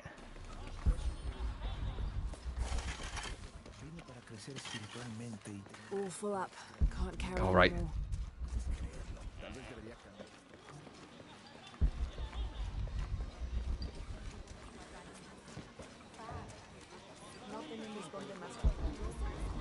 Ya, a la mierda con esto. Oh, I love how jank this fucking game is. I did not realize this game was so fucking janky when I first played it. I said there were consequences that this game got rushed because it had to reach deadlines because, you know, any team that works on Tomb Raider is doomed to have impossible deadlines by their publishers. Create lifelong memories as you. But I still think this game is phenomenal. It's still, to be honest, my favorite one of the 3, at least so far. Even if it does have noticeable moments where things don't quite work the way they're supposed to. Oh, is the challenge going to be to do with these flags? Yes, 5 flags, okay. Impossible. I can't carry anymore. Like, it adds to the charm how fucking janky parts of this game is. This is an official document issued recently by the Holy See. In The Holy See? Is that supposed to be, like, SEE, or is it supposed to be SEA? 'Cause that's... Oh.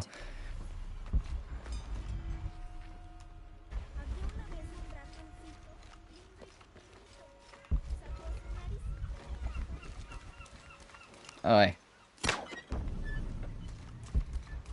Oh, I remember this town, because I think this is one of the missions I actually tried to do. The raising all the flags. I feel like I remember being here for a while, because there was like one particular flag that's like kind of well hidden.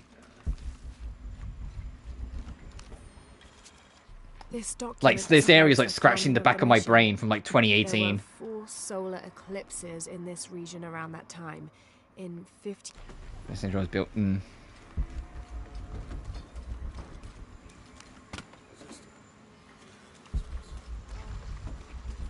So as soon as we find a campsite, and assuming it will let me, I will walk back because we've got some tombs to do. All full up. And I think what I'll do the 2 DLC tombs. How long have I been streaming? 3.5, plus the 20 minutes we did before the internet fucking cut out. Yeah, if we do those 2 DLC tombs, I think we'll be in a good position. A good time to wrap then. So we won't do more story today. I'm just trying to find 1 camp to warp out. And I've stumbled into a graveyard instead. Oops.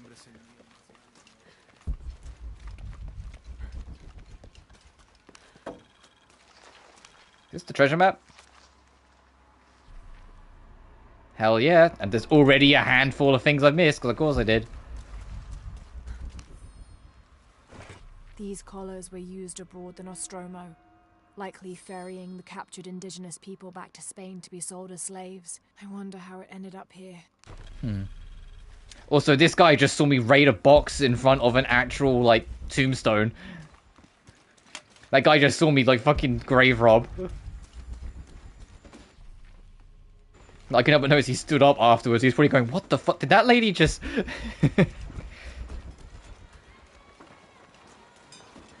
Oh, I can see Jonah's there walling around. Hey, brother.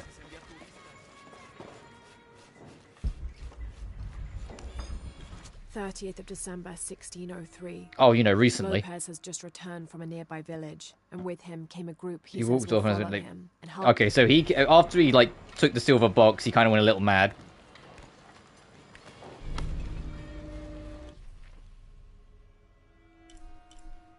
Oh, the treasure box is like way over there. Okay.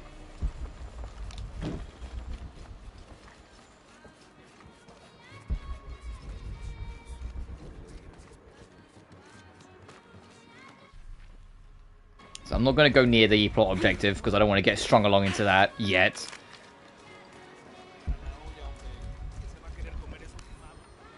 This Spanish document is fascinating. So several natural disasters struck the area. Flood, fire, lightning, thunderstorm. Buildings and slightly damaged. Requiring rebuilding.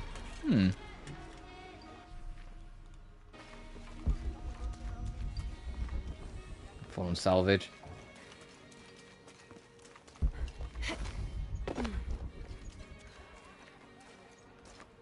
Aha! Oh, and there's the campfire I was fucking looking for a minute ago. I'm happy Jonah's alive. He makes friends so easily. I probably would have walked here to the mission, but Jonah, he just asked Abby for a ride, and she said yes. That's funny. Yeah, Abby, someone who has no ability, like no involvement with us. Jonah's just such a sweet talker. He went, "Hey, God, can you give us a ride?" She went, "Yeah, sure." The oil facility, and now there's a volcano. Is this where the next Fear lasts cataclysm will longer. hit? We have to Sure, end I'll get this it. before this town ends up like Cozumel.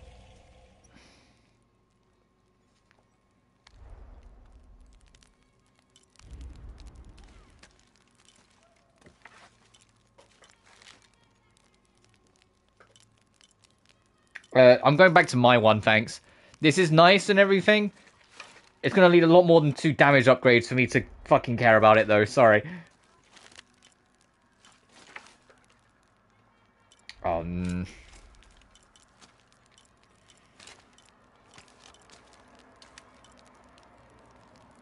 Oh, this is the gun we picked up from the thing. Okay. I was about to say, why is this gun so shit? I'll keep the demon we have, if that's all the same with everyone.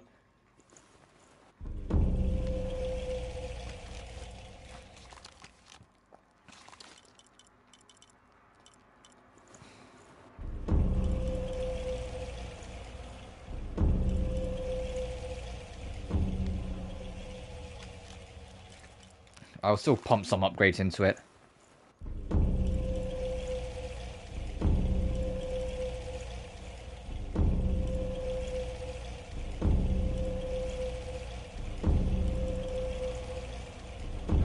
Actually, I might be able to like clean house because I've got like 1,000,001 resources. Hang on.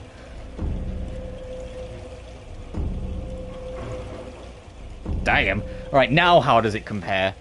Okay, the damage and reload speed is still fucking awful, but it's got better ammo. Okay. No, I'll keep what we've got.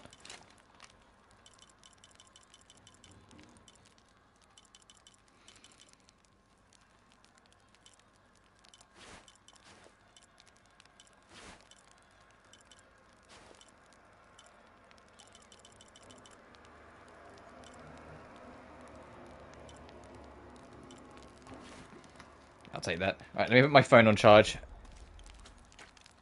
And then we'll warp over and get to work.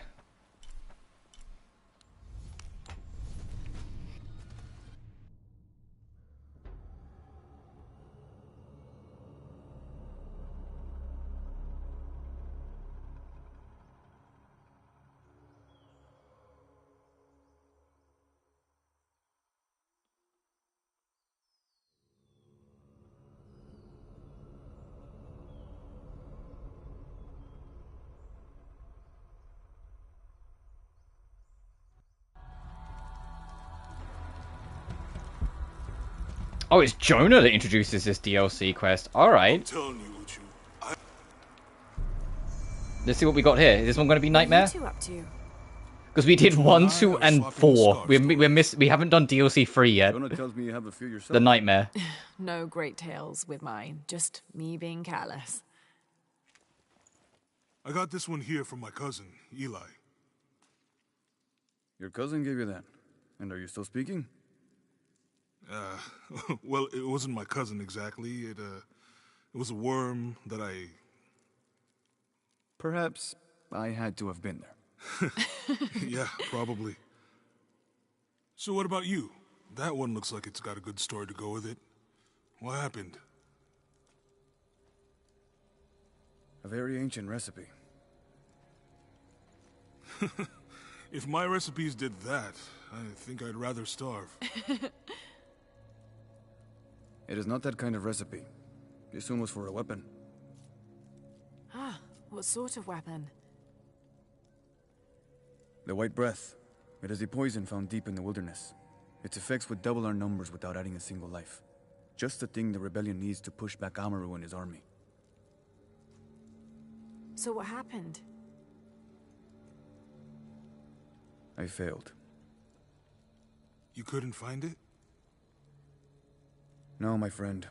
I was not worthy. To master the recipe of the White Breath, you must traverse the path of fear. It is a treacherous place, filled with terrible demons. You believe the White Breath could save rebel lives? Many. But that hope is lost now. I cannot go back. It is too dangerous.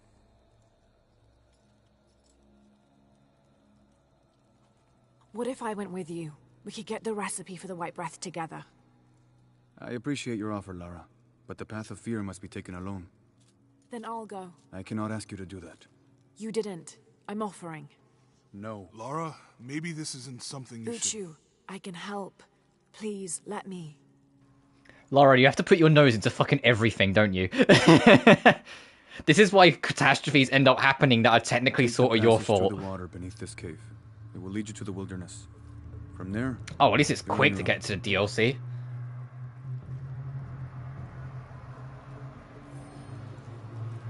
The Path of Fear. Is this the Nightmare? Okay, so yeah, we did the Forge, which is DLC 1, the Pillar DLC 2, and then Price of Survival DLC 4. So we did do these out of order, but it's fine. Most of them are unrelated, it seems. So yeah, then I'm going to take a quick bathroom break, and then we're going to do the Nightmare, and then there was another icon for DLC 5. Yeah, way down here, there's DLC either 5 or 6. It won't be DLC 7, because DLC 7 is post-game. You can't access it until after you beat the main adventure. But yes, there are 7 DLCs to this game, and we're about to go do DLC 3, even though it's the 4th one. But I'm going to take a quick bathroom break, so BRB, chat.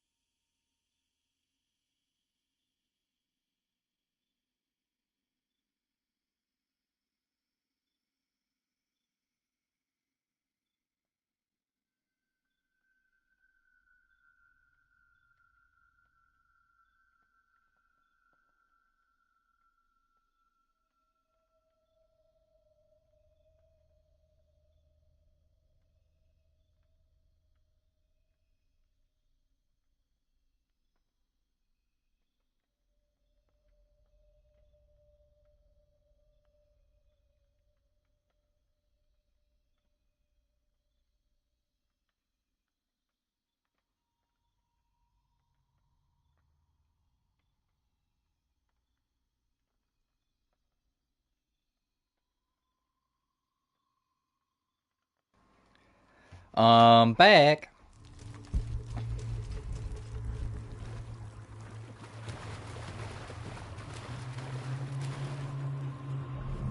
Oh yeah, gee, this hole wasn't here before.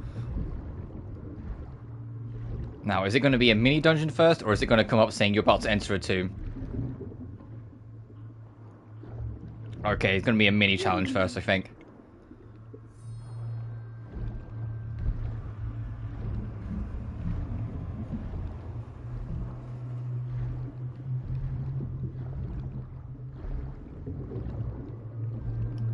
It's a good thing Lara can almost hold her breath for like forever.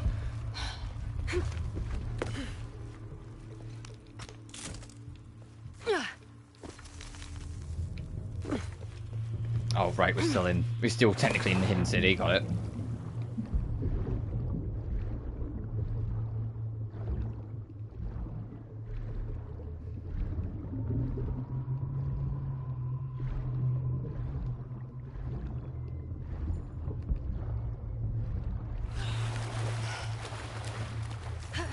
What do we have here?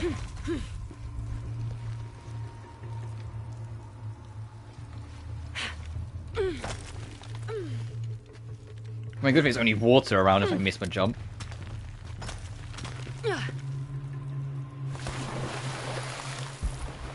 Oh, did I need to be slightly higher maybe? Hang on. Because Lara was not interested in interacting with that like at all.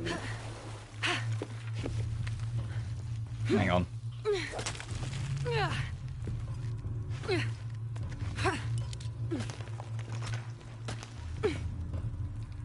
Yeah, there's nothing there, so it is this way.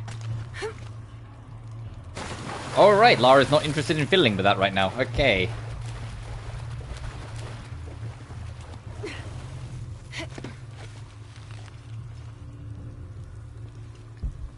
Is that wall 2?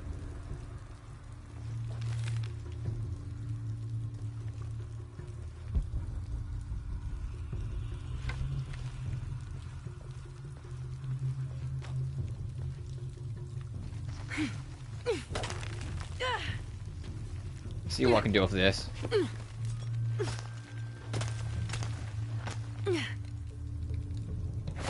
Alright, I just got nudged off the wall trying to jump up. Okay, so not that one.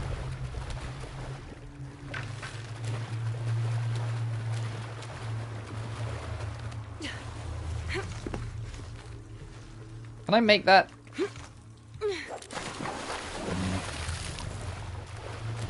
What else could I try? I feel like this is part of the puzzle. It's like, hey, how do you get the fuck up?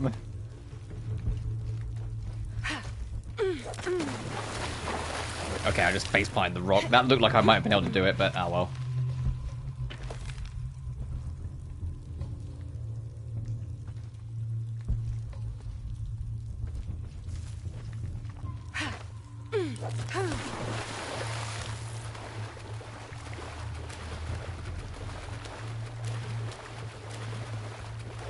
And Lara can't just climb over this. I guess we do need to solve this. Okay.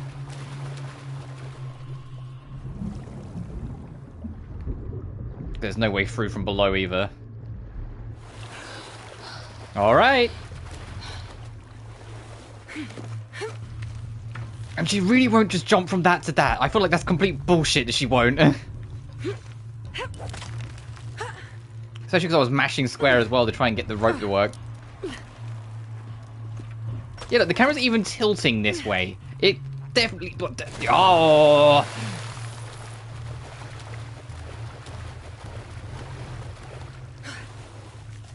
The camera even tilts that way. I think it's supposed to. I think it's just precise. Hang on.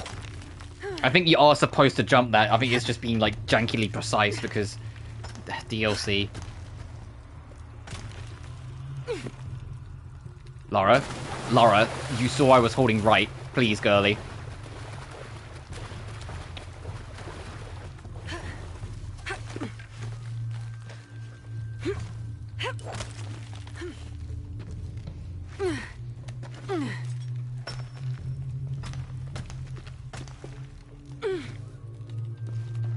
There we... Oh, what was that, like 4th, 5th try? Ugh.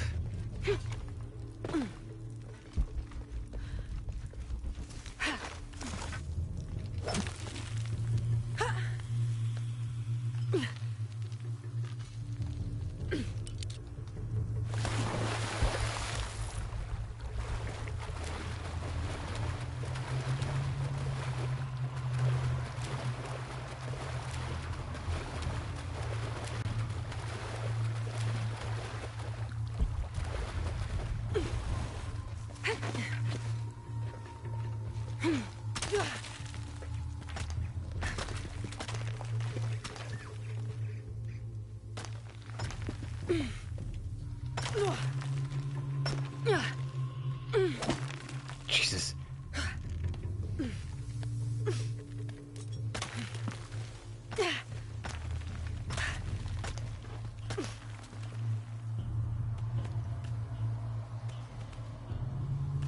Okay.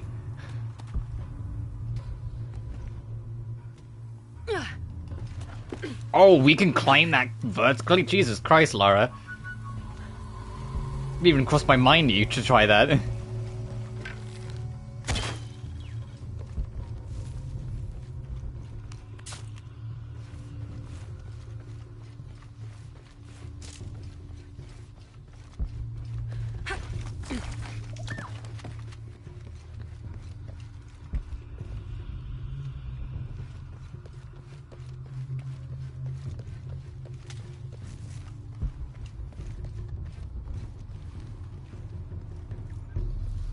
This can't be the path of fear.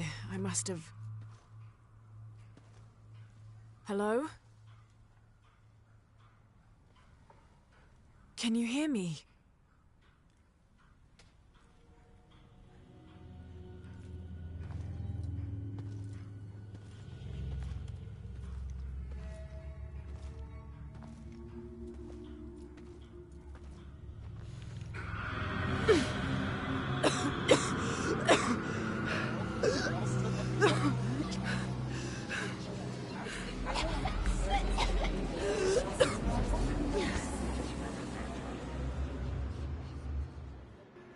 Oh, Lara, not again. You got drugged in Rise, and now here we are again in Shadow. At least say, look, we're in a Croft Manor-esque area.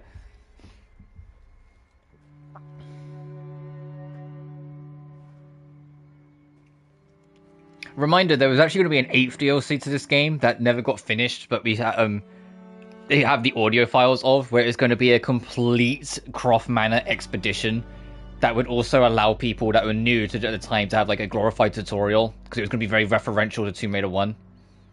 Why can't you be happy with what you have? Mom!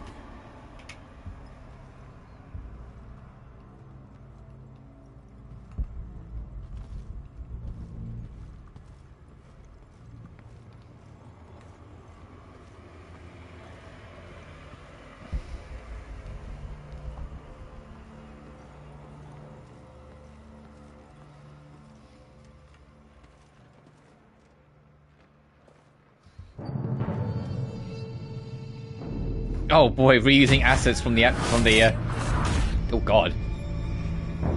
Yes, it isn't she the same Croft Manor from Rise, even with the puzzle.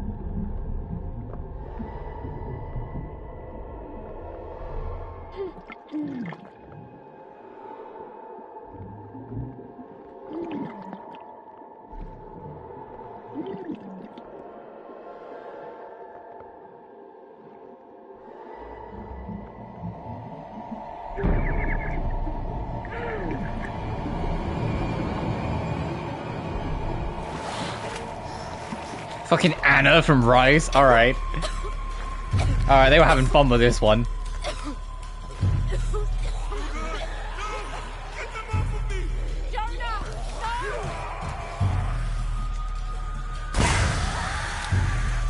Oh, an unlimited ammo pistol, alright.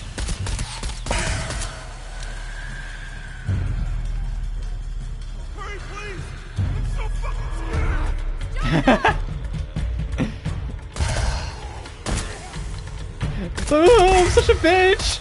No, this really is a nightmare. Jonah would never be that scared.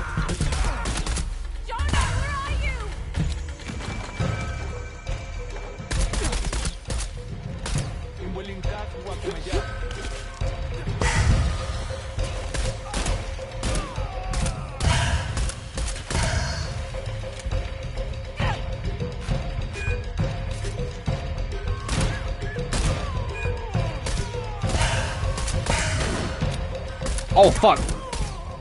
I killed them and they just transformed into stronger enemies, hang on.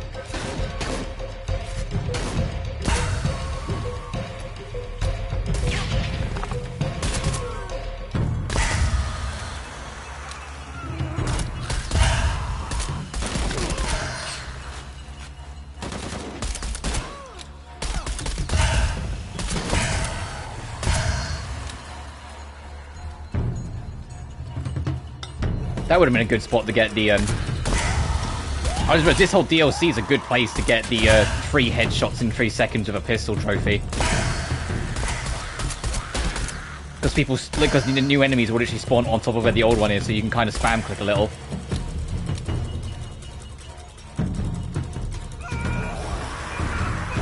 Oh my god.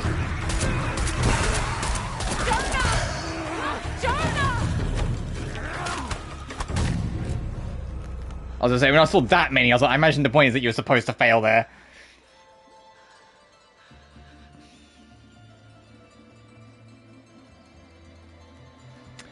Oh, is this why we couldn't... I was like, is this why we couldn't do it yet? Because it involves us going to other places? Are we going to go to the area in Peru we just were in?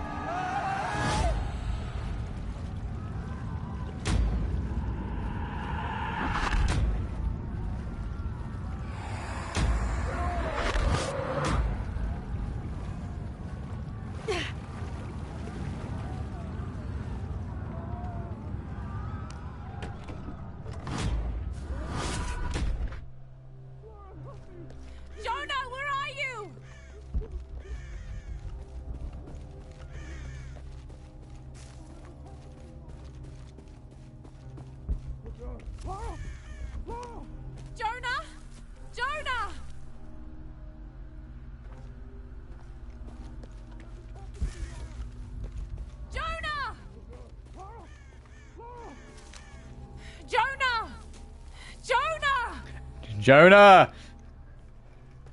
Jonah, third time's the charm.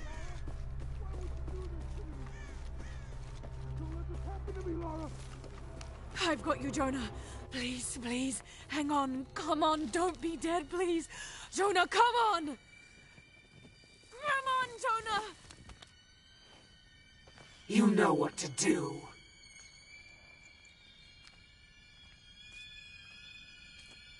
Go on. Do it! What? What? The pain. End it. I'm not in pain. Selfish brat. Their pain, not yours. All the lives you've destroyed, and so many more to come. You destroy everyone you touch. Little cancer, little death. No, I wouldn't. They're my friends. They're all dead or doomed. You know it. Feel it. You're a black thumb, Lara. Incapable of keeping life. First your mother, then your father, and now your friends. No!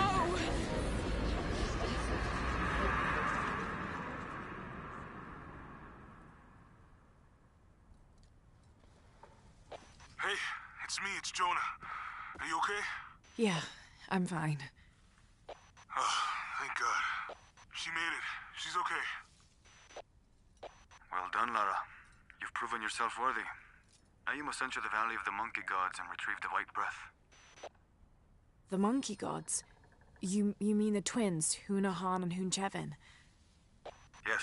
Well done, Laura. You didn't kill yourself when you were told to. So you can go do the actual tomb now.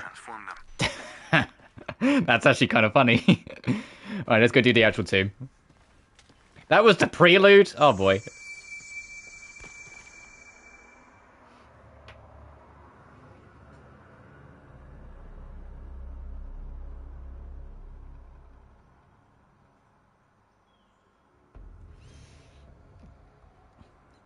This game can be real funny sometimes. Yeah, ironically funny, but funny. Hunahan and Hunchevin must have traveled through here when they were banished from Paititi. No one's been through here in centuries.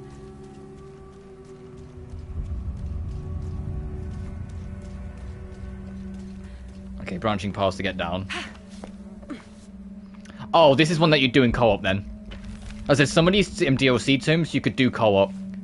There was another one we did earlier, I say earlier in the previous stream, that also had a split at the start, and then they reconvene at the end. Yeah, there's little things here and there for like if you're playing co-op, like one would take one path, the other would take the other, sort of thing. And then because you reconvene in the middle, it's like, okay, cool.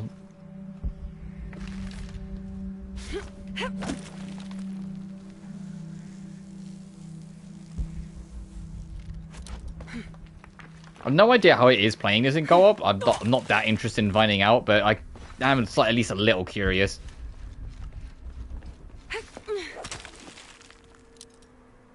The Valley of the Monkey Gods. It's a massive fault line. Must have fractured centuries ago. A perfect place to hide if you wanted to disappear like the Monkey Twins did.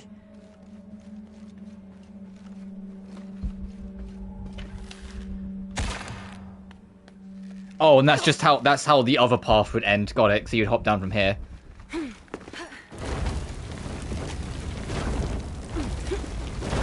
Okay.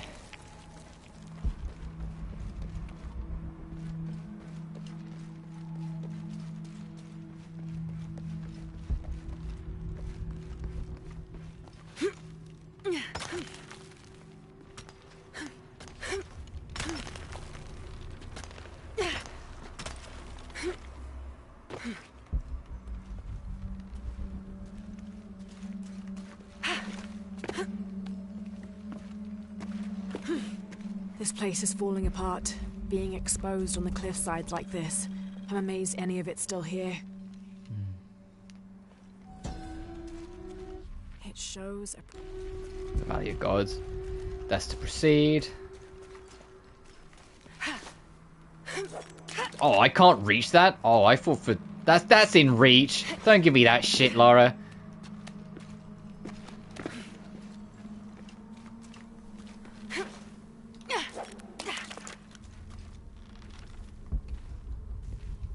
I guess if you went the other way.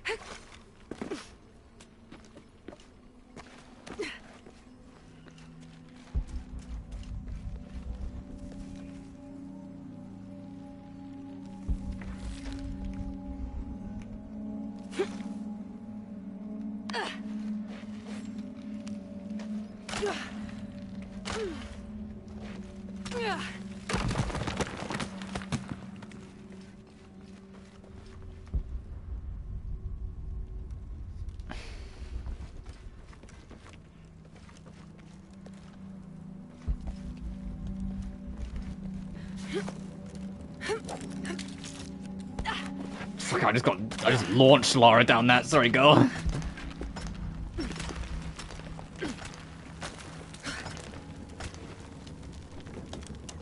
Oh, another wind gimmick, my favorite.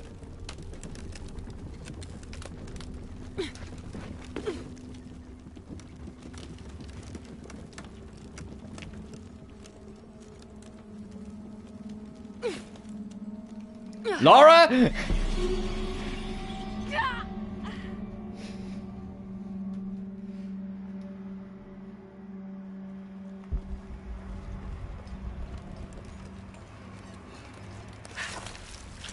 Yeah, let's slide down a bit gentler this time.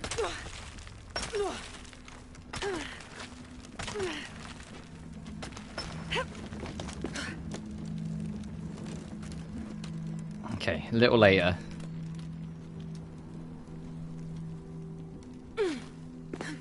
There we go.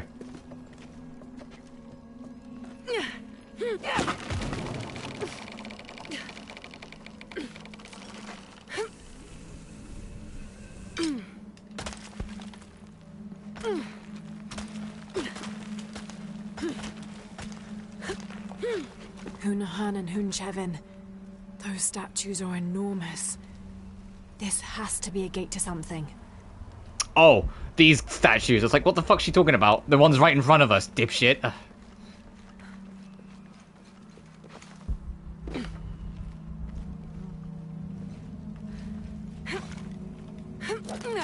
Okay, okay.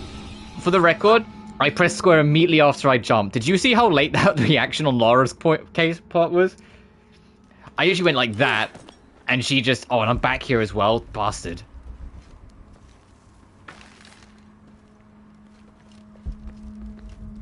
Oh yeah, this is absolutely built for co-op, because like, if the other person was on the other side, they could twist this to pull this closer, so you can just go over the top and skip the whole thing.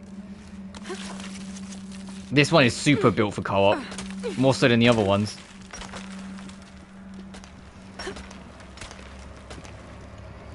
Alright, third time's the charm.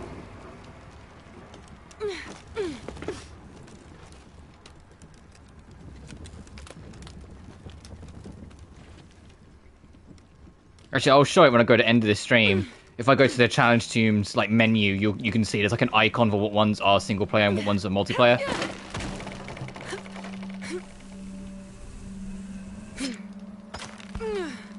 Because not all of them are co-op. There's like a couple of them that are single player only. But there's a number of them that you can do 2 players. This one's definitely one of them, I can tell you now. Those statues are enormous. This has to be a gate to something. And I imagine if you were doing co-op, yeah, you'd have to turn around, pull that open to lift that gate up so the other player could come through. Do I trust... I don't want to have to do this again. Okay. Do I trust Lara to actually behave this time? Yeah, and that's how your buddy would get through, okay.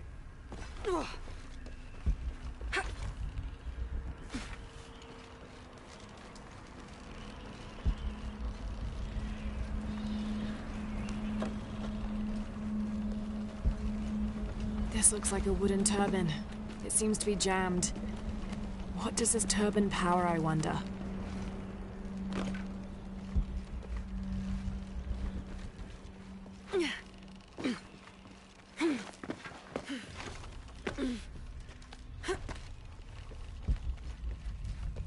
Damn, there's no way forward. These are the blueprints for the instrument. That's a generic arsing. This is the blueprint for the thing you're at. Then they look cool. That did it. The turbine must be using the valley wind to power some sort of instrument.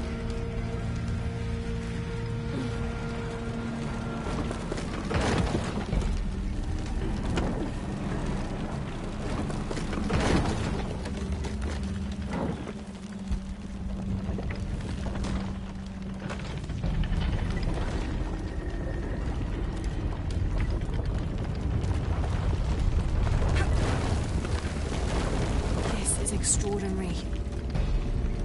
Why would Hunanan and Hunchevin build this place? What the fuck?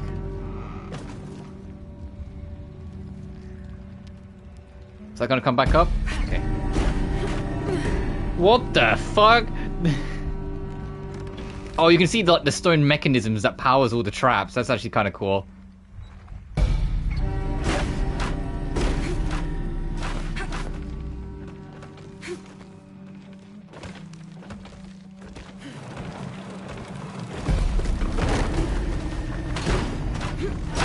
Oh!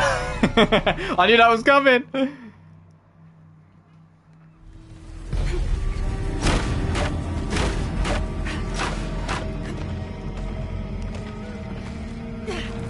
Okay, this is like classic Tomb Raider as shit with the traps as well. I also like how they made, like, you can see the mechanisms at work, making a logical explanation for why these traps are the way they are.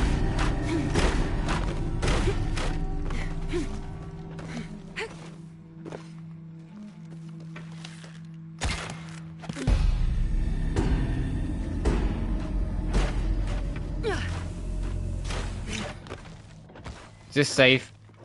That does not look safe.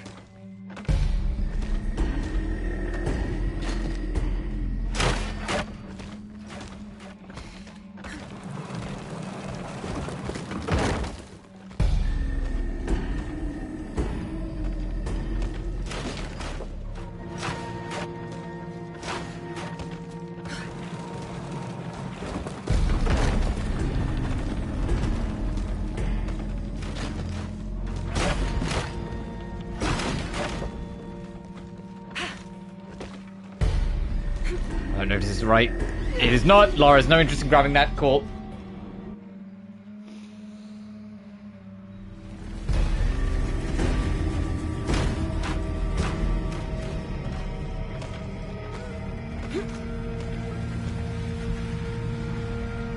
Oh, it's put us here.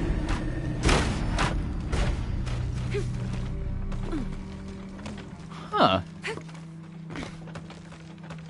I don't want to get stabbed, so I'm going to wait.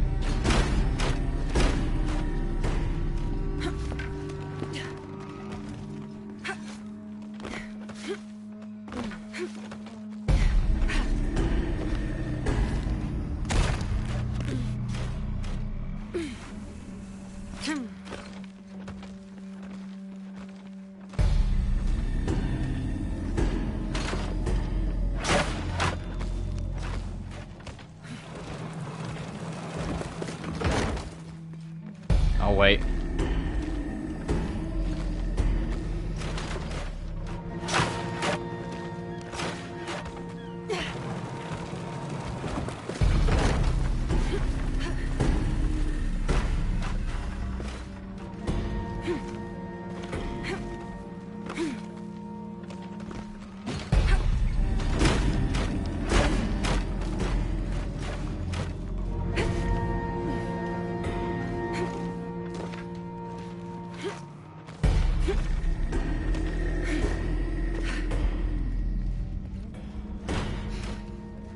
I'm liking this. This is fun. This is too classic as shit, but I love it. It's rhythmic. There's a lot of like traps here, there, and everywhere.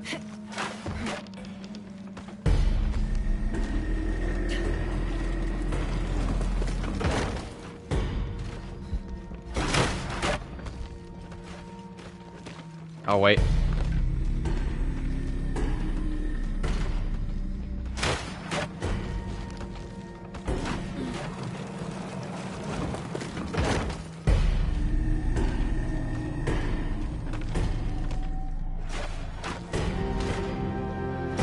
Oh, and that makes this participate. So we need to get back to the other side.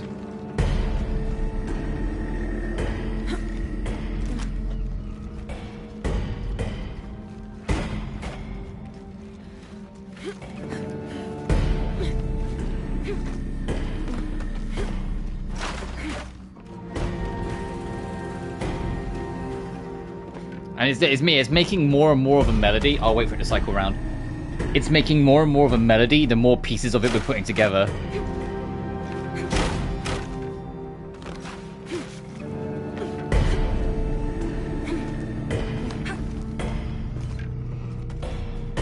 This is like legit really inspired. I love this.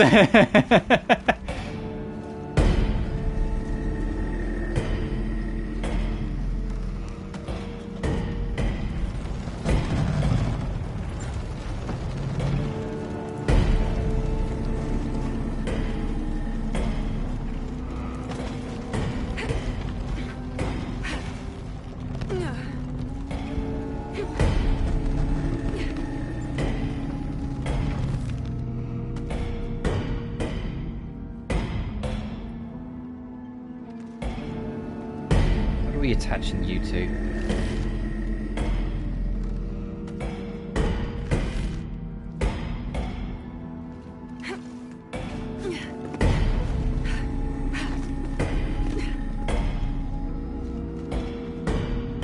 Oh, that went back. Oh.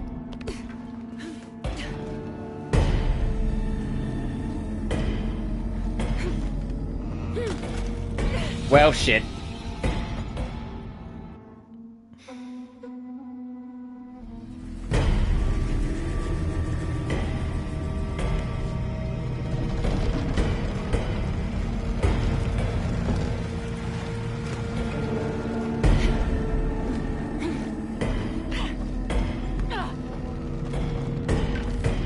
No, you don't have anywhere near enough time to do it, so it's not that.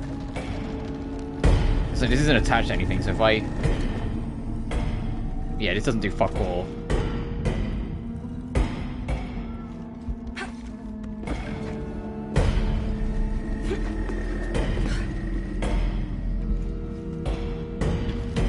Can I yank this? Absolutely not. She's not that fucking strong.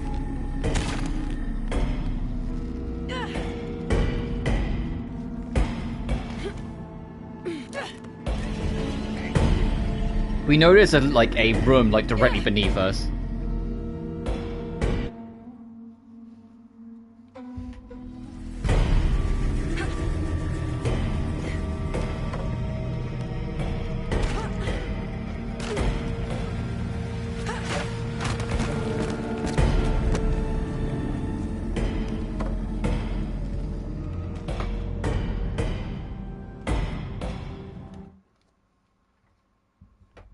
I've got a text 1 second.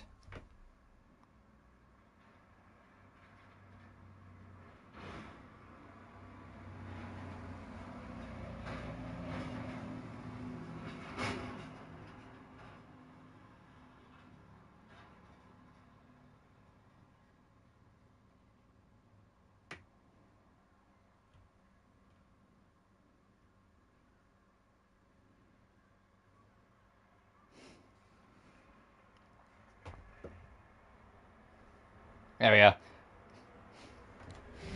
I was getting asked about dinner, so I had to kind of respond.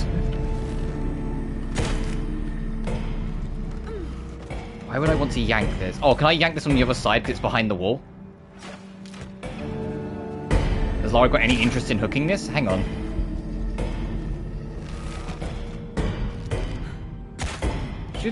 Lara?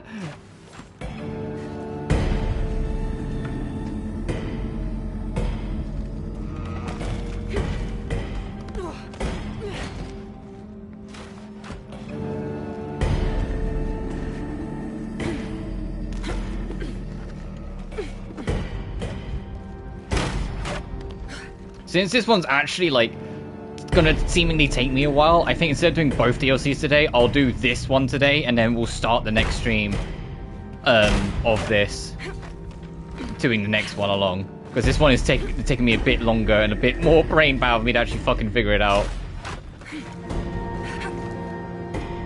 Which for the record is great, I love this. This is what I loved about the Forge, the first one. There's a lot more puzzle focus and a bit slower. The second and third one, I thought both of them were kind of too short. Well, the second and fourth one, I should say. It's technically the third one. But this is a whole thing. I love it. I can make that.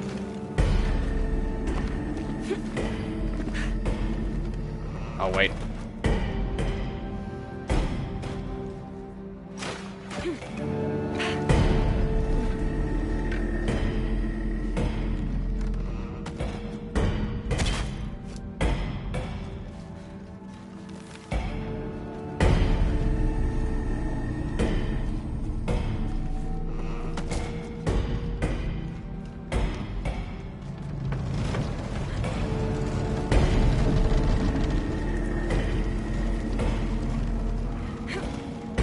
Oh, actually, no, I've got it. Let me pull this back and see if I can lock it in from here.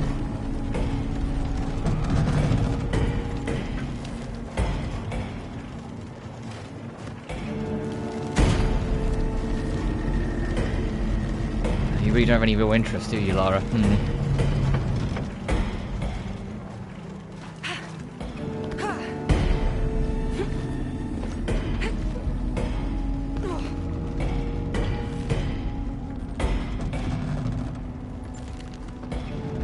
Oh, if I can get that along enough, I can hook it here. Hang on.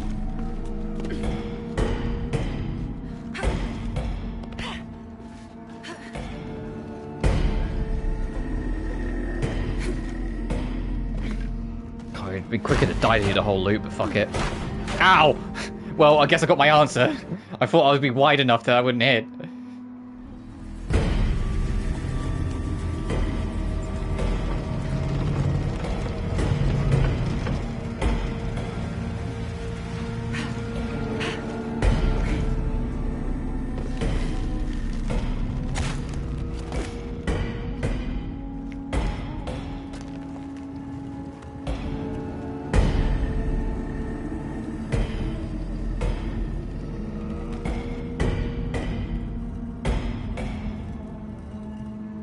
Gotcha.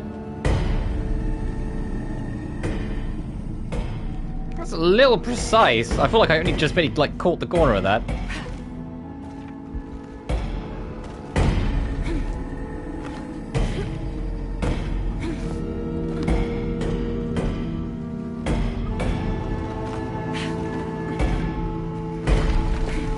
Made it. What a cool fucking challenge. Oh, and that's it. Oh no, I was having fun with that one. That one rules. This one might be my favorite one so far of the DLC tombs. This one fucking ruled. And it's just a rhythm puzzle, basically. And we're going to get the white breath or whatever it is. Breath. Trophy unlock Monkey Do creates a cloud of hallucinogenic vapor around the fear arrow impact. Oh my god. So the Chaos Arrow is like super buffed now. You can just drop it in an area and make everyone go insane. That's kind of wild.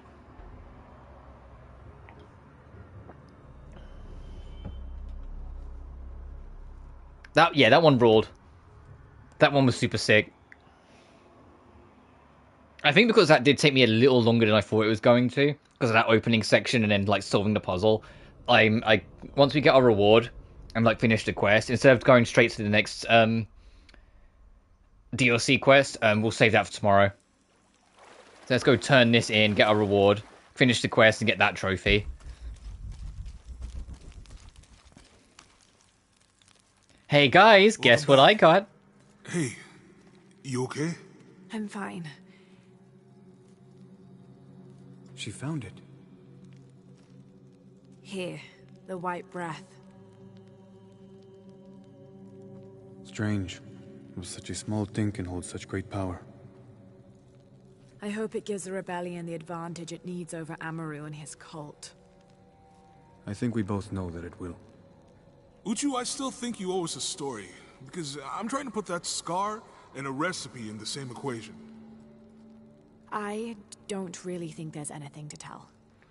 Yeah, now Lara's seen what it does. The poison tries to make you kill yourself. Lara knows better, yeah.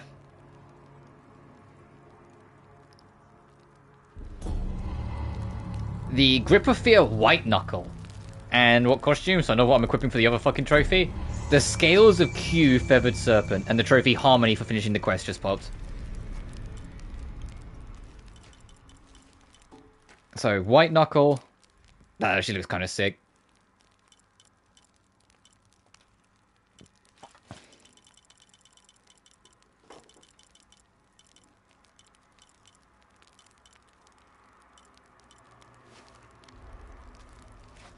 Pop me a trophy, Creature Comforts, there it is.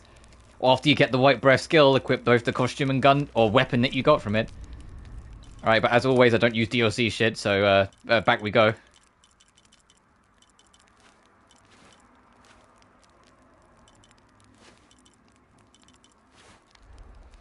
It's just my one thing, I'm just not going to use it, it's not happening. Hey, and there it is.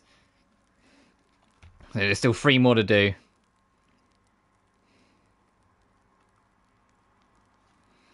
Yeah, we've still got the Serpent's Heart, the Grand Cayman, and the Path Home. But Path Home is new game post game only. I need to say new game plus. No, it's not new game plus. It's post game.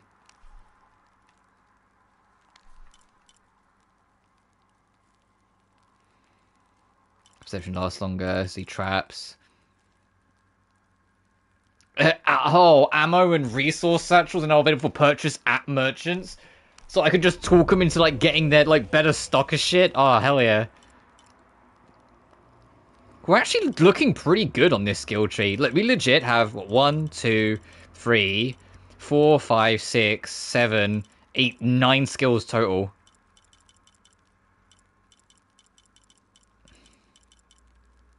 And we're maxed out. That's crazy.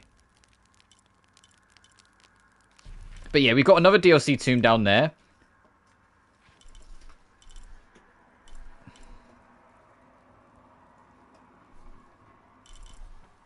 But we will do that next time. Off screen, I'm going to try my damnedest to clean up the hidden city, because we're so nearly there. Look at that list. Look at the region summary list.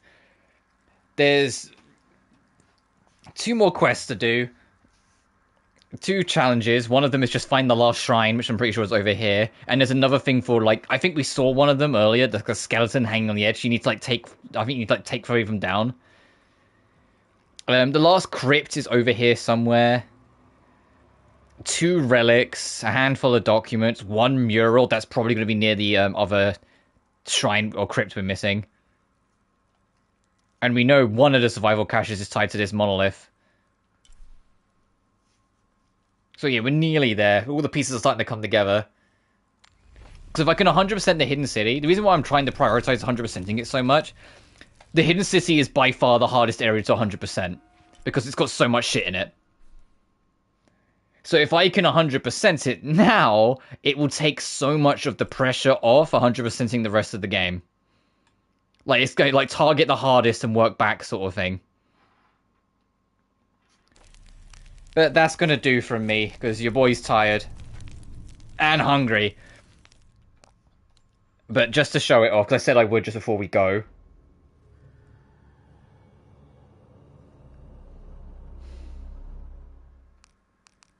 All the challenge tombs.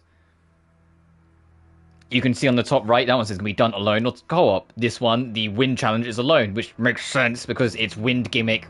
It'd be too precise. The one we just did, yeah, that's co-op, I knew it. Price of Survival, the Poison Fog one, is solo. Serpent's Heart is co-opable, which I think is the next one we're doing. Grand Cayman is co-opable. All the rest are, so it's just these 2. Which makes sense, because Pillar's way too precise to try and make it work for co-op. And the 6th Seal, there's no need for a second person.